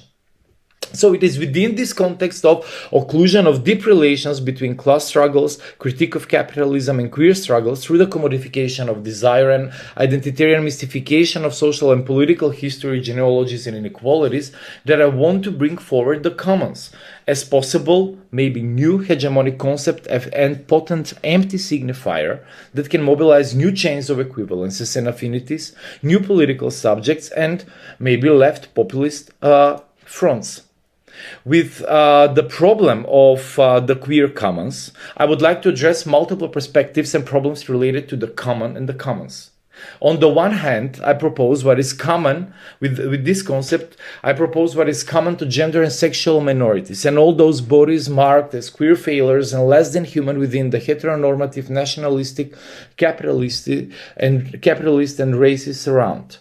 These commons include the specific modes of making sense in the world and the everyday experiences, the non-normative sensibilities and embodiments, the specific affective orientations towards the world and others, the multiplicity of images, of sounds, social genres, cultural practices, linguistic and communication genres and languages, subcultural subversions, aesthetic forms, counterpublics, and displacements of the mainstream and hegemonic discourses and representations, as well as the survival strategies strategies, all of which emanate from and rework the experiences of trauma, oppression, exclusion, discrimination, and social suffering, and yet express the collective forces of persistence, flourishing, and world building.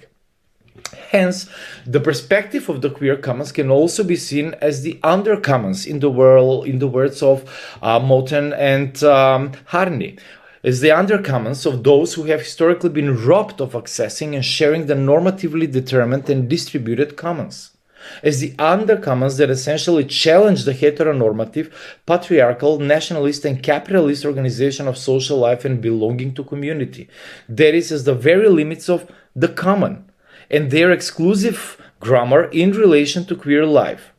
Queer politics can thus become a detour, a line of flight, a glamorous abdication of assimilation, but at the same time is a desiring utopian arrow aimed at the future and otherness. I do not, however, approach and propose the queer commons as isolated, naturalized, identitarian property that emanates from some alleged queer substance. The queer commons are rather deeply ingrained and historically determined by the relations and power vectors in a wider sphere of use, production, circulation, and living and working in the common. The queer commons testify to the key ontological and political role of the common as a socially shared resource, as a medium, and as a product, that is to say, as a social life itself, which multiplies instead of depleting the initial availability of shared resources and increases the capacity, imagination, creativity, knowledge, and capabilities of people, including queer people. The queer common testifies to the fact that the commons in their circulation among the multitude of singularities are subject to transformation, playfulness, redefining, and re-embodiment, rather than being fixed and expendable resource of human heterosexual nature. The queer commons refers to the multitude of queer worlds as affects and ongoing transformations of the being in relation, being in the world, being in common, as mode of being that refuses and eludes the identitarian essentialist closures, the individualist and transhistorical phantasms, while bringing forward the experience of singularity as always already in touch and sharing with plurality.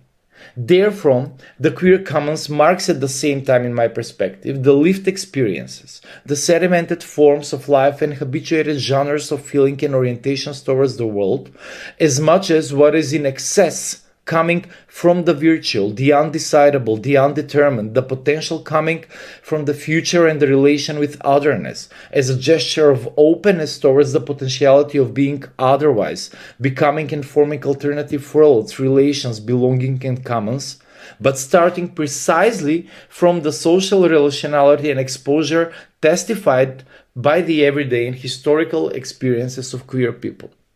Most importantly, maybe with the concept of queer common, my goal is further to critically engage a leftist and feminist genealogy and practices of commoning and thinking the common, from Marx' Grundrisse through the Italian autonomist theories of the immaterial, affective, and cognitive labor, the expropriation of the common as contemporary form exploitation within post-Fordist capitalism, but also the socialist feminist investigations of reproductive unpaid labor and traditional commons governed and managed by women in the work of Silvia Federici, for example, all the way to the queer commitments to general sex and the disarmament of the pharmacoporno capitalism that possesses, controls, and privatizes the orgasmic power, potentia gaudendi, as a key labor force in modern capitalist production, as argued by Paul Preciado, for example.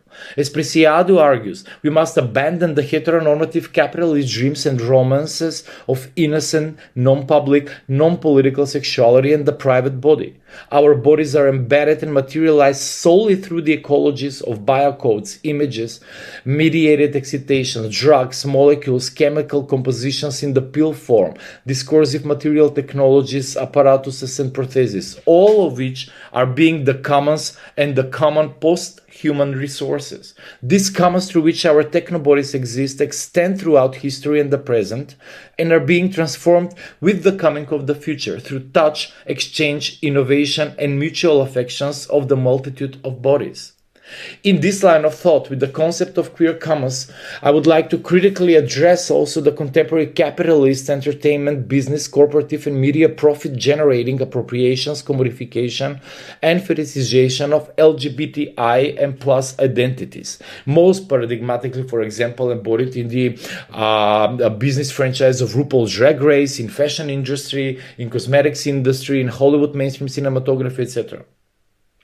The appropriation of the queer commons on the one hand erases the collective, transgenerational, transnational histories of the queer commons, being both source for queer communities and subjectivity and productive capacity that further produces, transforms and invents new queer commons, precisely through processes of collaboration, collective work, support, creativity and care, which is to say through communication, collaboration and community interaction in common. On the other hand, the capitalist, corporative and entertainment industry reduces the question of queerness to inner, private, property-like identity and authenticity, as a if a desire or sexual orientation extracted from the practices, communications and relations in the common, both the queer commons and the wider commons of humanity. This contemporary intertwining of queerness, or rather one could better say LGBTIQ plus identities, and post for this neoliberal capitalist real consumption of society and subjectivity, reflects the double articulation of production of subjectivity under capital, both as production and consumption, as an increased exploitation of the trans individual and the commodification of the pre-individual, as Jason Reed, for example, argues.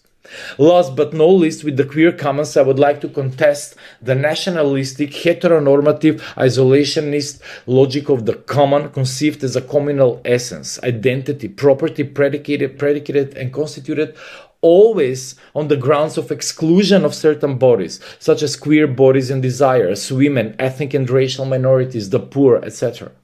In this line, I would like to queer, estrange, alienate and transform this logic of the common, not merely by including sexual, gender, racial, etc. minorities in the existing frames of the common, or by simply redistributing the commons understood as social, public and natural resources, infrastructures or goods, but by radically undermining this metaphysical, communitarian, identitarian-based logic of the common, setting it both as collective source and effect product and environment for the being in common, which is always open to temporality, relationality and transformation, and subject to collective, inclusive and common governance and distribution.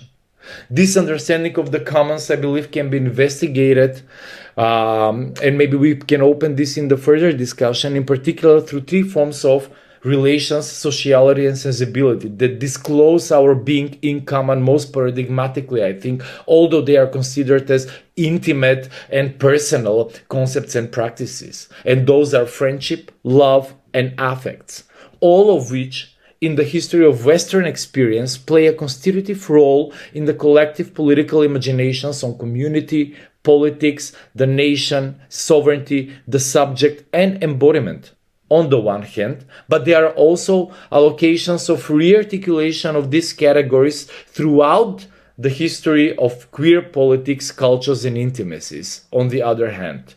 Thank you very much, and I'm open for further discussion.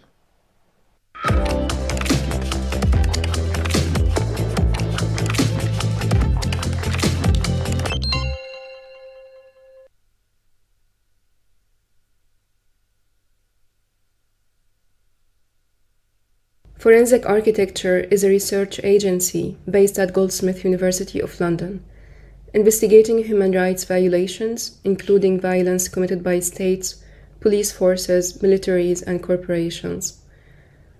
FA works in partnership with institutions across civil society, from grassroots activists to legal teams to international NGOs and media organizations. Our investigations employ cutting-edge technologies in spatial and architectural analysis, open-source investigation, digital modeling, immersive technologies, as well as documentary research and situated testimony. I'll speak about 2 cases showing how technology plays out in the perpetration of violence and in forging new means of resistance. FA's investigation often start with open-source materials like videos and photos posted online, by witnesses or perpetrators of violence. Every piece of footage shows a partial detail of a larger incident. We locate these images in space and place them in a 3D model so that we can understand them in relation to one another. The 3D model is a medium to navigate between perspectives and reconstruct an event in space and time. This allows us to question and contest narratives by state and corporate perpetrators and produce evidence of how those events unfolded. During the pandemic, one of our major investigations shifted from spatial to digital violence by investigating how the NSO Group, an Israeli technology firm, enabled state terror with their surveillance technology. NSO is known for its spyware Pegasus, which has been used in at least 45 countries worldwide to infect the phones of activists, journalists, and human rights defenders. Forensic Architecture undertook almost 2 years of extensive open source research, conducted interviews, and developed new software to analyze and present this data in an interactive 3D platform. Our analysis of testimonies by activists and journalists hacked by Pegasus reveals relations and patterns between separate incidents in the physical and digital sphere, demonstrating how phone infections are entangled with real-world violence. Testimonies play an essential role in our investigations. In projects like Sednaya Prison and Evros Pushbacks, we use our pioneering technique of situated testimony that uses 3D models of the scenes and environments in which traumatic events occurred to aid in the process of interviewing and gathering testimony from witnesses to those events. Together with an architectural researcher, a witness is filmed reconstructing the scene of an event, and the 3D model becomes a vehicle to explore and access their memories of the episode in a controlled and secure manner. This methodology blurs the boundary between the technologist expert view and the ethnographic narrative, in what Matthew Fuller and Eyal Weizman would call a collective and diffused mode of truth production, as the use of technology here is intended to document a political struggle, and the personal account is used to provide evidence of human rights violations. One of our ongoing investigations documents the ethnic cleansing of Jerusalem out of its Palestinian residents. The case focuses on the Sheikh Jarrah neighborhood in the city, which came to international recognition last May. Displacement is not uncommon in Jerusalem. Every year, hundreds of houses are either demolished or evicted. What was different in the case of Sheikh Jarrah is that families, like Al Kurt family, took to social media to create awareness about their cases and document their daily life under occupation. This created a wide solidarity campaign with the families, both locally and internationally, and placed tremendous pressure on the occupation court system not to rule for the expulsion. The legal struggle for these cases is still ongoing. Ethnic cleansing in Palestine is a systematic process enabled by the power gap between the Israeli occupation forces and Palestinians.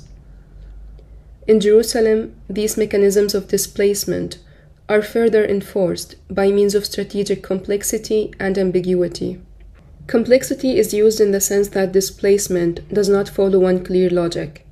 It is carried on under different legal, spatial, administrative, and political means, like demolishing houses under the pretext of not having a legal permit to build, which is almost impossible to get for Palestinians, or carrying on urban development projects that replace Palestinian bodies, alive or dead, with highways, schools, and parks, or allowing settlers to claim ownership over properties in the city under laws of return that are given to Zionist organizations and denied to millions of Palestinian refugees who lost their land during Al-Nakba.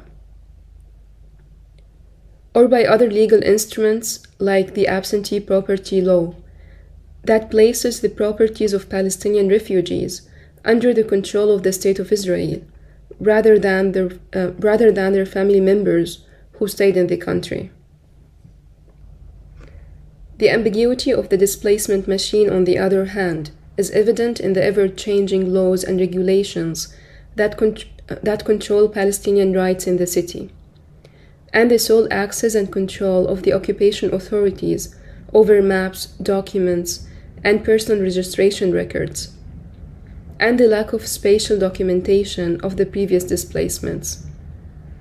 Add to that the gradual, scattered, and expanding disposition that makes it hard to grasp the systematic ethnic cleansing process underneath. We engaged in this research as an act of solidarity with the families in Sheikh Jarrah, and with the conviction that social movements and international support are driven by awareness of facts on the ground.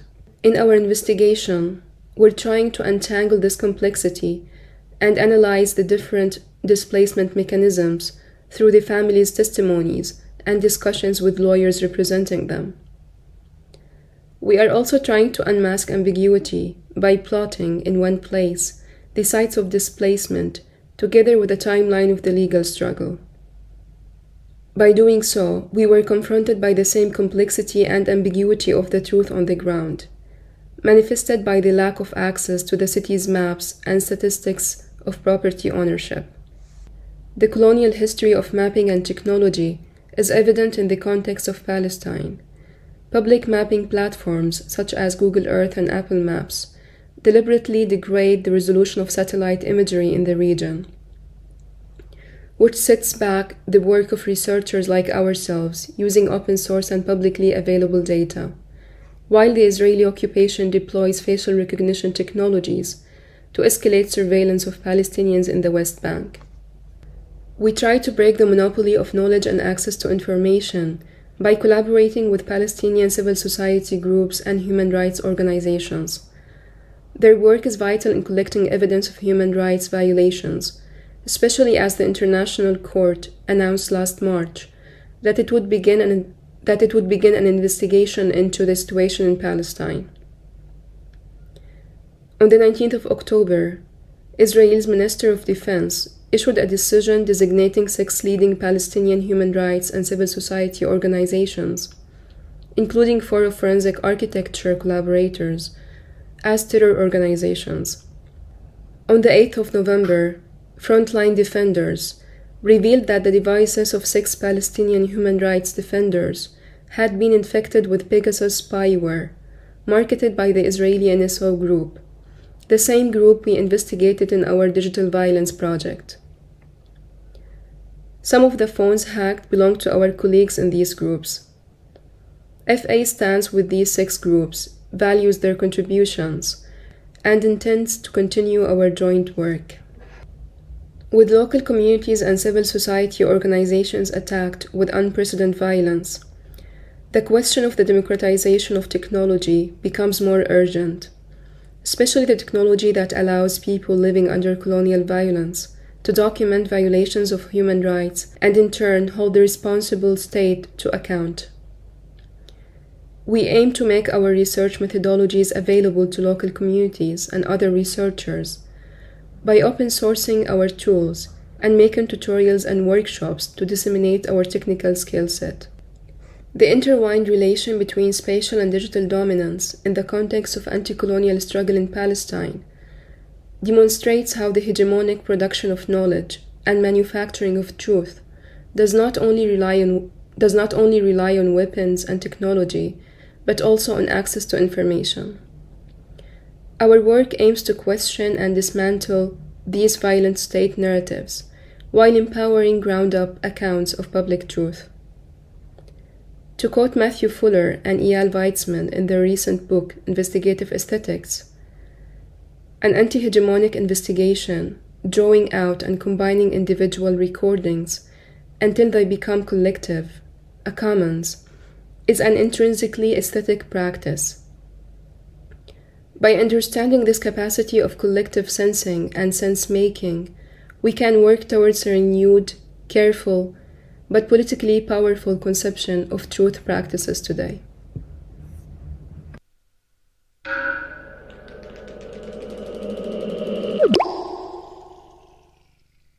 Hello, and hello to Ira, Slavcho, and Nur. Thank you so much for joining us and for these nice introductory statements. Although I can't say that they are introductory because they were very dense and really engaging and interesting, so thank you for that. I will give over the floor to Ira, and of course remind our audience that they can also submit their questions to our email at info@artbox.gr. Ira?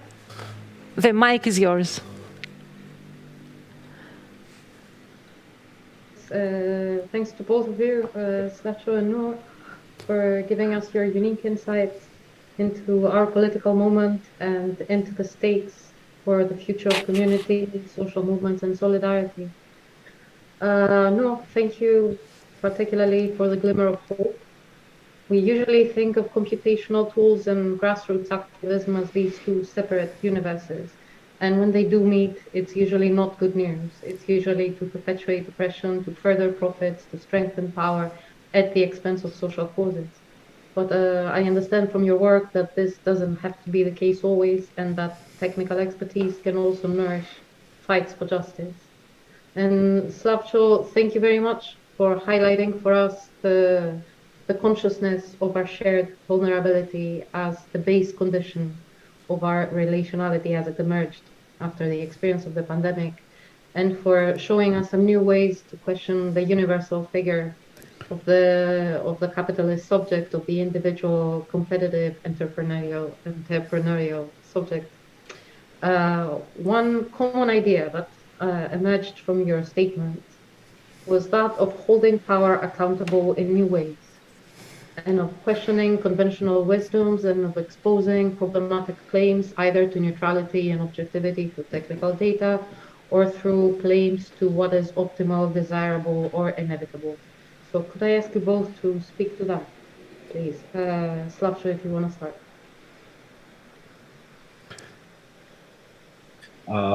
Thank you, Ira, and thank you, Lydia, and thank you, everybody from the festival first for inviting me. It is such an honor, and I feel very humbled to be part of the festival and to be sharing this space with such an incredible group of people, most of which are people that I have been learning so much throughout the years from. So it is truly an honor. So. In regards to your intro, and as I understood, if I did well, sorry, because I think there was some problem with the tone while you were speaking. So maybe I can just briefly expand on why I think it is such an important thing and problem now to get back to the question of the common and the commons. So I will not enter now into this discussion what is the more proper designation, whether common or commons. For example, Harta Negri used the common version with certain ontological implications, while more socialist discussions engage with the commons, with certain infrastructures and goods, etc. So I will leave that question aside. But I think that at this moment, this might be maybe the crucial question, but also one of the major points that can mobilize different struggles and serve as a source, as a ground, as a certain anchoring point, if you want, around which different struggles can be brought together, and as a possibility for developing a new historical hegemonic bloc that would oppose the dominant financial neoliberal capitalist, which also engages different liberal strands within activism and different identity struggles, including liberal feminism, as for example Nancy Fraser has been very vocal in criticizing, but also mainstream LGBTI movements, etc., etc. But the question of the commons is not only brought to the scene now through different indigenous, racial, anti-racist, movements, but also new feminists, as Sylvia was speaking. But I think it's a point that is particularly important now when we saw what was happening in these past 2 years. Let me give you the most obvious example. We had production of vaccine. that production of the vaccine was made on the grounds of a certain history of knowledge production that is transnationally, trans-individually disseminated, and trans-scientifically or transdisciplinary. It includes the knowledge for the DNA, the genome, the different technologies that have been produced at different locales, different sites that have been used by the current dominant pharma companies that are actually selling the vaccine and restricting the access by patenting the vaccine to different regions in the world. Even worse, those pharma companies, such as, for example, Pfizer, have been doing their research on the grounds of immense public funding that has been invested throughout the years, which is money that have come from citizens. And in the end, we have the final end product of that is another form of expropriation or privatization of the common, which is the common knowledge, etc., etc., etc. The example of, for example, what Nuru was speaking, what I see is a question, as she emphasized, also of commoning, of distributing, redistributing, and democratizing the access to technologies and knowledge and information, and especially technological knowledge that can be used as a ground for making governments more accountable and speaking truth, paresia in Foucault terms, to power or to governments. But it is also a question of struggles that directly address how, for example, the Israeli government has been depriving Palestinian population for a century now almost of having access to commoning and to being in the common. So it is not a matter of recognizing and asserting a certain ethnic or racial identity or certain truth about identity. It is a matter of having access to being part and thus to be capable of transforming myself by engaging with others in the common. And I think there is also the major question that concerns sexual minorities, for example.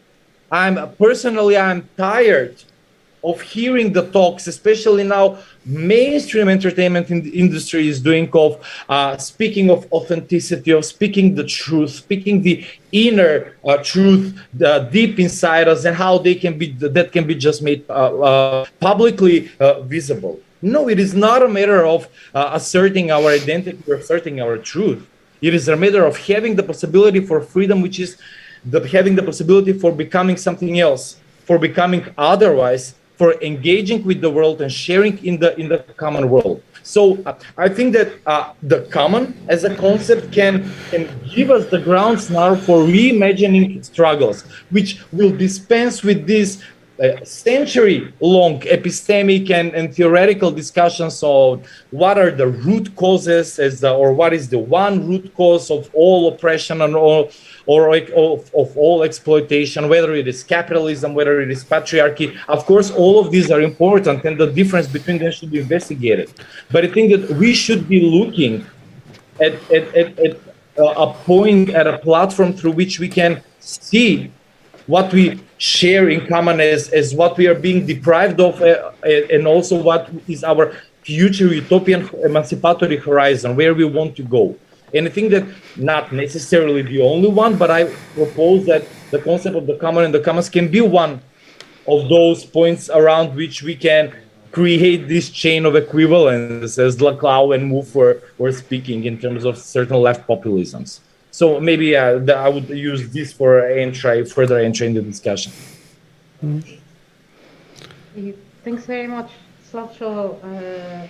I understand, just to sum it in one word, that we're coming back to this idea of commoning as something for which we have more ripe political conditions and we are more able to deploy that in order to question power in new ways. If I can just put the same question to Noah. Noah, what makes this moment particularly opportune for questioning power? Is this really a moment of reckoning and truth? Is there something particular to the experience of the pandemic, or were we already on these trajectories before? I think like the trajectory maybe started before the pandemic for sure, but The pandemic specifically added another layer of possibility of connection, especially for people in Gaza who live under siege for 10 years. For the first time, or people who are denied from traveling, leaving the country or entering. These kind of restrictions that was imposed on just a small group of people who live in a certain political struggle right now, suddenly because of the pandemic, was enforced on the whole world. So for the first time, even if you have a good passport or you don't need visa to enter any country, or you have the financial means to travel, right now you're not able to do so, and people are even locked within their own houses. So I think that brought a level of understanding to what people who live under political struggle went through. The idea of the common, if I want to call it, or specify the digital common here, social media, the internet, the beginning of the Arab Spring was actually very much based on that, on people before being able to meet in space, they're in a way met on this in a kind of digital sphere. And although technology itself, Facebook, it has all of this censorship for certain contexts, even if it claims to be a platform where all opinions can be shared, or different kind of people are represented there. It has its mechanisms of censoring. To give a specific example, Palestinian content, especially during the last war in Gaza in May. So for me, it's to approach this from the concept of commons. It's interesting, to talk about who has right to the city, but also who has right to be part of the truth production or truth creation process as well. So kind of the social production of space and social production of truth as well. So in our investigations, we try to play on the other aspect, the social production of truth, how in so many cases we contest the official narratives, that sometimes hide certain details about how one incident unfolded, or in other cases they the violence that happened between around migration between the Turkish and Greek border, where the Greek government completely denied that anyone was killed there. So our work tried to provide evidence for such cases by means of by spatial means, by actually providing the location for this incident. So it become, in a sense, truth, because if you have a piece of media that's floating in Facebook or Twitter, without this layer of verification, without tying this piece of evidence to a location and a time, it does not provide this evidentiary value that is that it's important for. So accountability is a recurring theme in our work, and the production of truth, and maybe I can be optimistic a little bit sometimes in terms of the use of technology. I mean, the NSO investigation and their spyware, for sure, it's the horrifying side of technology, technology and capitalism, these power, the state power as well. You have these very rich governments who are able to deploy a very expensive technology to hack the phone of activists and journalists and human rights defenders within the pandemic. So the kind of this struggle is not spatial anymore, but it's also digital. Even if you are in lockdown in your house, in your own, it's not invading the common space. It invades your personal space, your intimate space. If your phone can act as a recorder, or your camera can be turned on and film you without knowing. So there's a very kind of another layer of invasion through the digital sphere as well, and it's enabled by technology. So we're not denying that technology has this history, like also mapping, as I referred to in my statement, they have these history of like being a tool for the powerful, for the rich and the powerful, but also they provide other opportunities as well. Like and within these opportunities, we try to operate at the same time by staying like alert and critical to the negative sides of that comes with the use of technology.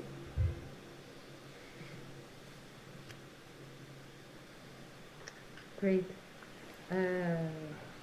At this point, I have a list of many questions, but I also wanted to ask if you had any questions for each other. Slavko. Yeah, Nur, if you would allow me, this is very selfish in a way, since this is very related to my also research interest, but I was very intrigued in the end when you quoted Fuller and his latest work. I'm very intrigued about this idea of investigative aesthetic.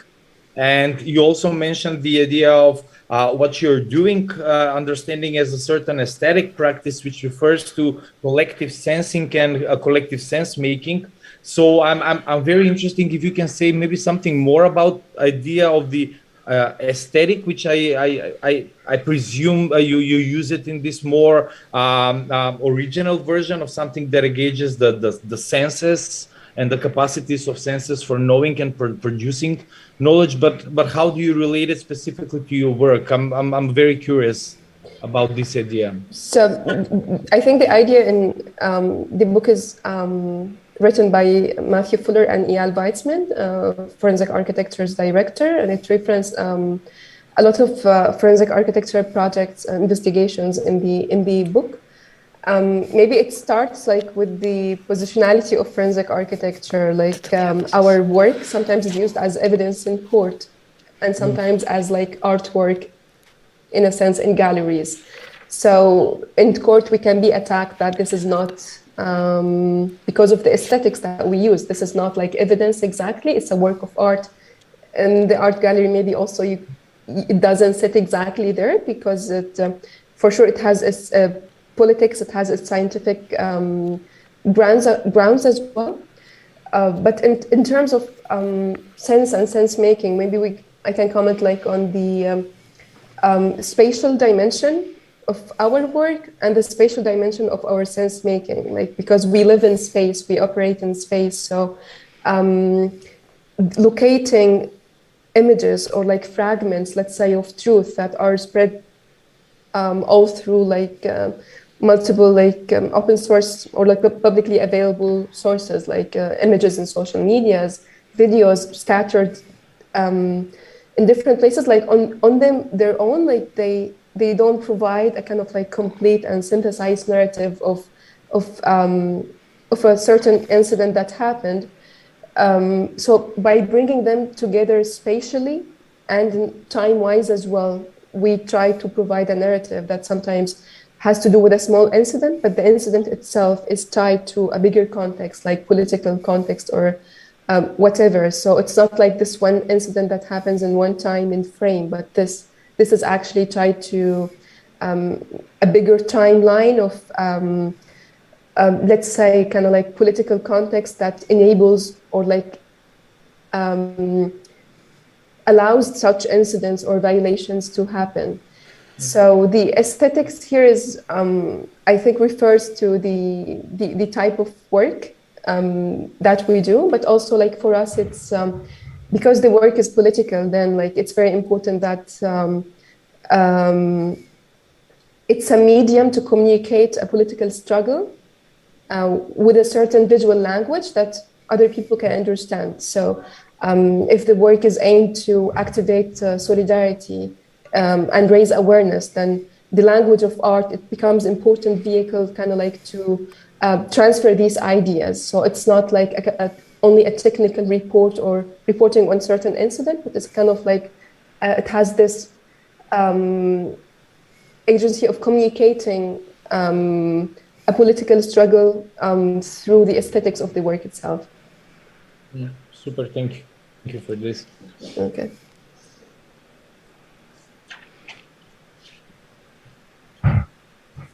Ties in very well with the point that emerged before about Ira, sorry to interrupt. Could you increase your volume a little bit, maybe, or suddenly we cannot hear you very well. I will try to speak louder. Great, thank you. Sorry to interrupt. I wanted to highlight that this last response by Noor really ties in with our previous point about expanding notions of the commons to include even the production of truth, where truth becomes a kind of democratic participatory process. I think it also links very well with what you were sharing about commoning, Slavcho, that there are more elements that we need to consider as parts of the process of commoning, including whatever emerges from minoritarian consciousness. So I wanted to ask Noor at this point if she had a question for you before I tie together your point. Okay, I'm not sure if it's exactly a question, but it was like very interesting for me, like to hear your statement and that like you quoted the work of Deleuze and Foucault, and like especially Deleuze, like for me, it made me think like about how his work translated into the architectural practice, like the new materiality, eminence, transcendence, all these ideas, the way they were translated into architecture, they helped in the emergence of computational theory in architecture and the use of digital tool. And this kind of like, it kind of like started a new kind of architecture that is not top down in a way, but it's like, claims to be bottom up, but the people who kind of like appropriate this thinking, like Zaha Hadid architects, like her partner Schumacher, like he talks about like bottom up city, the free market, but also he's the same person who kind of like advises for the removing any public space, like making privatizing every space in the city. And the way that bottom up understood here is that the city will regulate itself as if it was like a flat ontology, denying that the hierarchy and power dynamic. So personally, this was kind of like the reason why I took a step a little bit away from architecture and architectural design and wanted to engage with something different, because even these concepts like are understood differently within the architectural practice. So it's not a question exactly, but a comment. I'm not sure if you want to respond to it. Yeah, that's very interesting. This specific and technical details on how the Deleuze's work is being specifically appropriated and used in developing different technologies within the architecture studies is not something I'm very well familiarized with, to be honest, although I'm more or less well familiarized with how in general Deleuze's thinking have been used in thinking the relationship between architecture and embodiment. For example, even feminists such as Elisabeth Gross has done incredible work in this field. And just recently, I think a few days ago, another big collection was published again that engages architecture and Deleuze's work. But for me, this is very important. Although I did not, for example, explicitly quote Deleuze, Deleuze is somehow always in the back of my mind, although probably the major philosophical reference in my thinking about the common is Jean-Luc Nancy and his concept of being in common, which also maybe with some Deleuzian phone in the back, I have tried to rethink as a concept of bodying in common in order to emphasize this material dimension of what does the being in common imply and how corporeality is evolved here. And architecture and space in particular are very, very important. And I think that in political struggles is something that is always being put in the background as some static space that, I don't know, that is not strictly related in how our also phenomenological perspective is being developed, but more importantly, how collectivities are being developed and formed through the production of space and how the space actually produces these collectivities, but also the individual bodies within it. So it is very interesting point to think about, in particular in the context where I come from, for example, in Skopje, which is now famous for this Skopje 2014 architectural antiquization project produced by the conservative previous government. The architecture played a major role somehow in the production of the new nationalistic collectivity, but also in a production of a certain citizen and a certain citizen body that moves through this space and the sensorial relationship it establishes with this space. So it's very interesting, and thank you for pointing that. Thank you. So may I say that there are 2 minutes left? I feel that this is a really nice discussion also for the two of you, not only, and thank you, Ira, for making this nice question, because I feel that they are engaging Slavko and Nur together, and this is a really, I think, a really nice moment in our day. So would you like, yes? Yeah, I'd like to, I mean, of course, I can say many things, but let's say, try to say something more or less a kind of like remark, trying to bring together what you said, and probably also proposition, I don't know, perhaps it's a little bit far-reaching, but let's try it anyway. Clearly, I think it was clear that you use also the word common in a different way, and of course there is a big genealogy behind that. Slavko was very clear about it.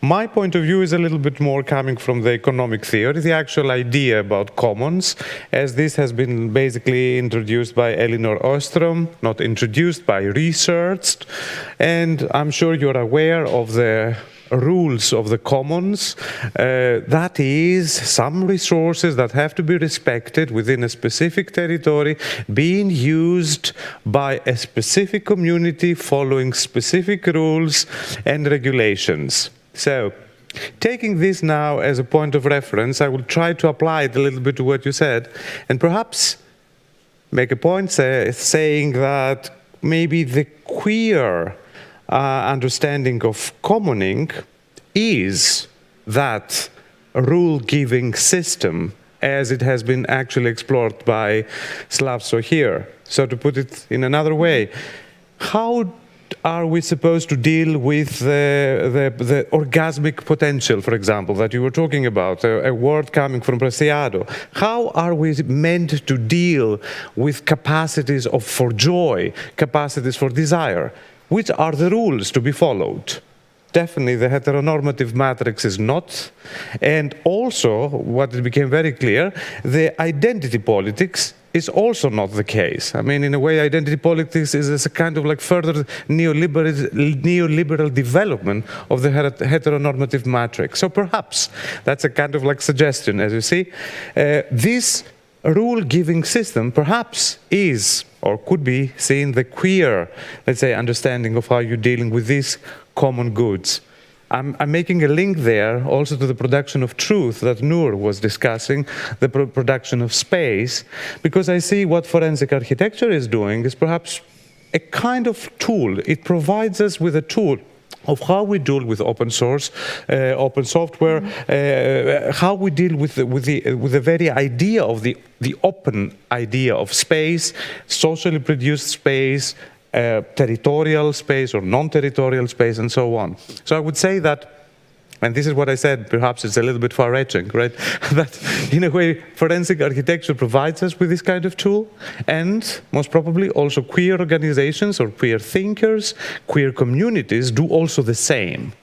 So that's my kind of like remark and effort also to bring your points together in a little bit broader kind of like umbrella, kind of like thinking. I don't know if you want to comment, you find it interesting or not. It's definitely very interesting connection, but also your point specifically for in relation to my use and trying to rethink the commons. But I don't know, but I think that the queer position is definitely more in relation to breaking this rule giving position or trying to somehow displace it. That's why I also think that the concept of the undercommons is maybe even more interesting for thinking this practice of the queer commoning. And you mentioned the orgasmic force and the ideas that Preciado was developing in Testo Junking, but also in other writings. I think the major idea is trying to find ways not only to produce these rules in relation to the common, but maybe these rules can be one general frame that can provide the ground conditions for the possibility of multiplication of the common. And I do believe that the queer experience, queer bodies in particular, demonstrate maybe even most paradigmatically, if you look at different non-binary and transgender and transsexual practices, of this use of the commons, of the use of codes that are in the common, of the use of language, how gay people address each other, how they use the available gendered language, for example, or how dress codes or body uses or certain body codes are being used and reused, and what kind of new subjectivities and corporealities it can produce. So I think it is always a matter of extending the possibility for bodily prosthetics, if you want, because of bodily techniques which are always common and produced in the common, but open towards futures that have to be democratically available. Clear. Yes. Great. Thank you for that. I think this would be the discussion to have in over drinks if we were finally actually in the same time and place, which would be fantastic. But does Ira or Noor want to make some closing remarks?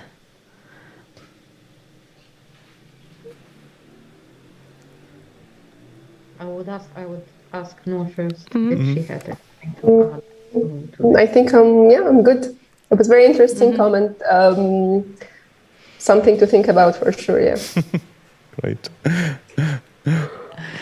Wonderful. And on my part, it was super interesting. I gave it a lot of thought how a queer commons perspective and computational tools for spatial analysis can come together. Apparently, there are a lot of links, and I think this very particular moment is kind of making this, giving us a kind of heated, closed space to make new transversal connections between things. And this was a great opportunity to rethink some of the categories through which we think social movement, subjectivity, and solidarity. So thank you both. Thank you very much. Thank you very much. Thank you for having us. Yeah. Thank you so much. Yeah, and thank you, Noor, for being here. I admire forensic architecture to such a degree. I mean, you were in Skopje in the Museum of Contemporary Art presenting your work, so it's incredible. Yeah. And to all the organizers, I can't wait tomorrow for Athena Athanasiou's lectures and for my dearest friend Ana Vujanovic to hear them both. So thank you for this fantastic. You're making the bridge also for tomorrow's program. Thank you, Slavko. I would really love to have been with you right now. But Skopje is close, so we can maybe bring Noor, and then it's easy. We'll meet somewhere close to the border. We'll make a project together. Thank you all. Thank you, Ira. Thank you, Slavko. Thank you, Noor. Thank you very much. Thank you. And see you again tomorrow. See you. Bye-bye.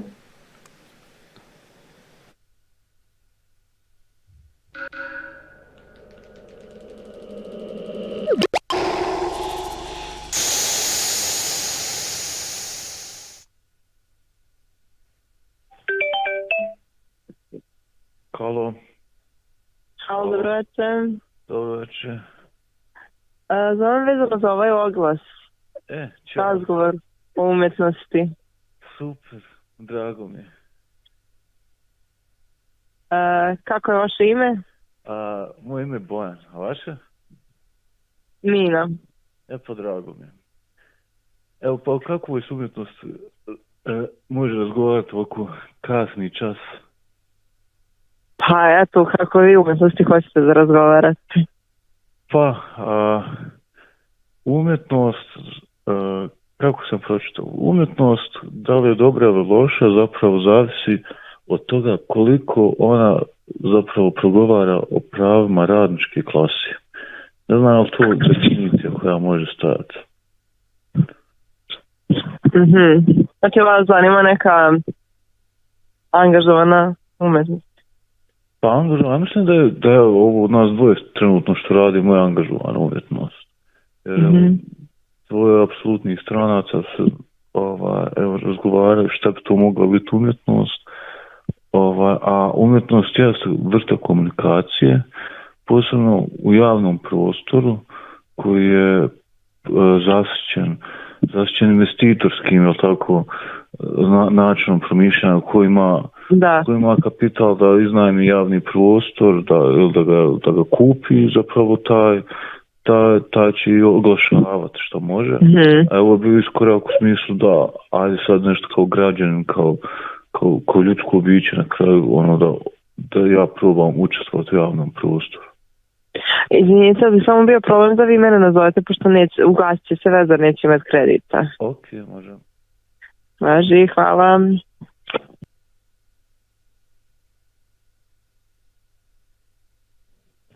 Halo. Zdravo. Zdravo.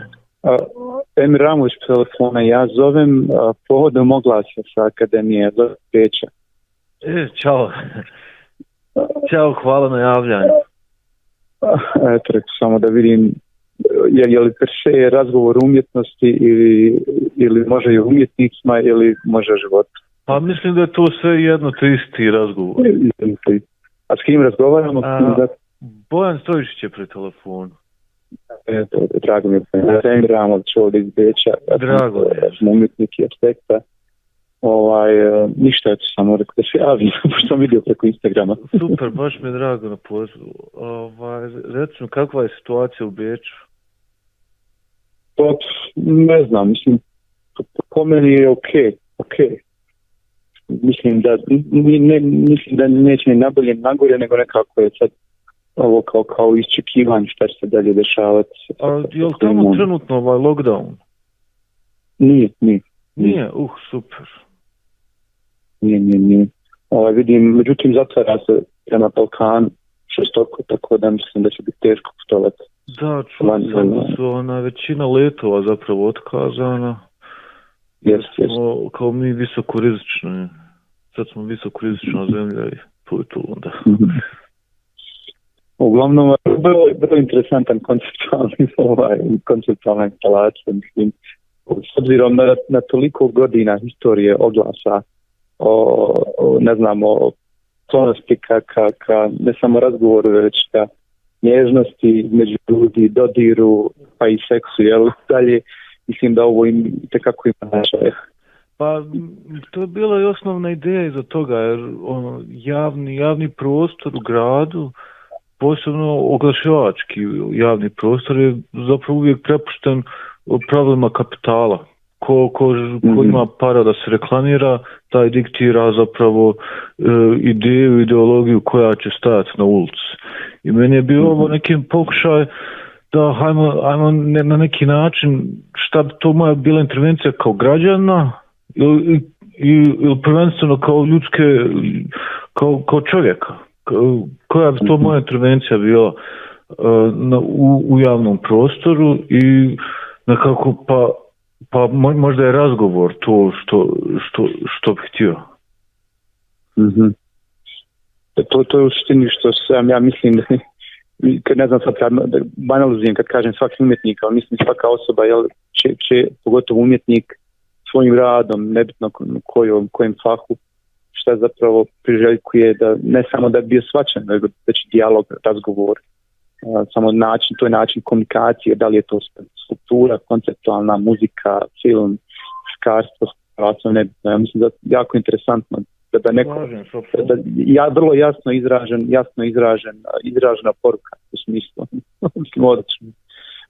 Ne samo što je duhovito, već mislim u svakom duhovitom elementu ima jako puno filozofije, tako da to je vrhunac svega. Hvala puno, pa to je za mene veliki kompliment.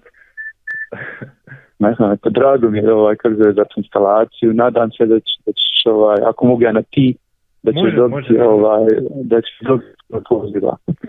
Pa već imam od juče, kad je to krenulo, kad je postavljen baner, pa kako je to krenulo na socijalnim mrežama, koji su također jedan javni prostor, to jednostavno telefon non stop zvoni i ovi najrazličitiji ljudi, od ovako ljudi koji sa velikim interesom i zanimanjem do ljudi koji zapravo kojima to na neki način možda i smeta, koji se čude zašto to, ali mislim da je sve to jako, jako pozitivno.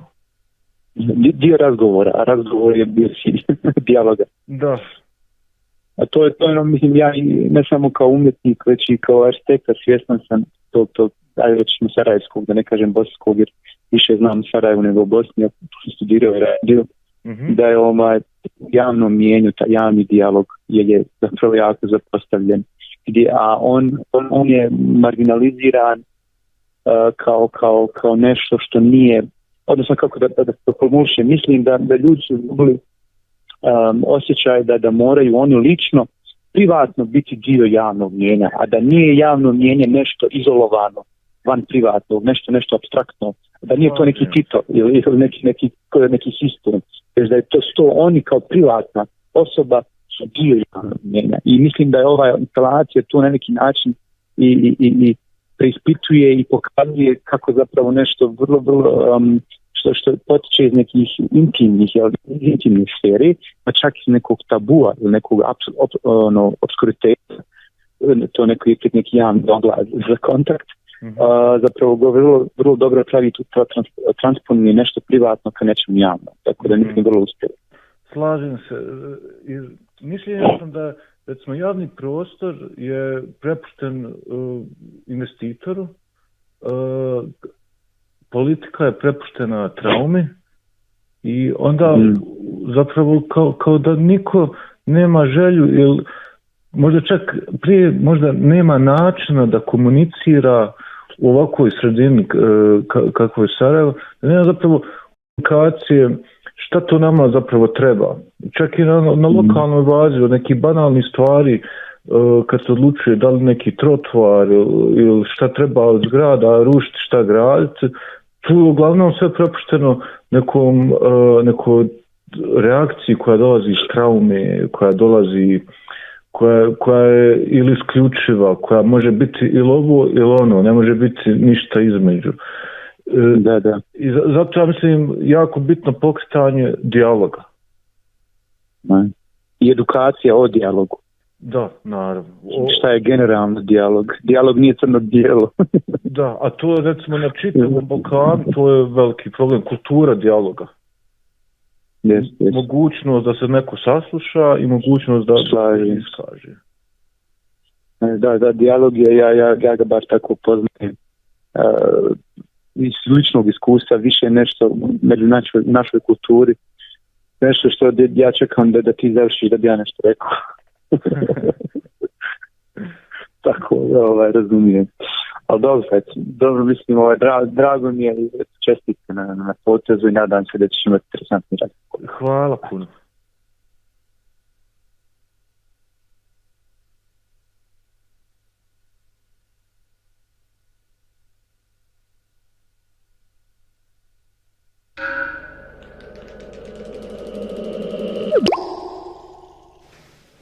So thank you everyone for being with us this first day of the Freiraum Festival. Thank you to all the partners that joined us, the Freiraum partners. Thank you to the speakers, the moderators, and of course the artists for their really interesting and engaging artistic contributions.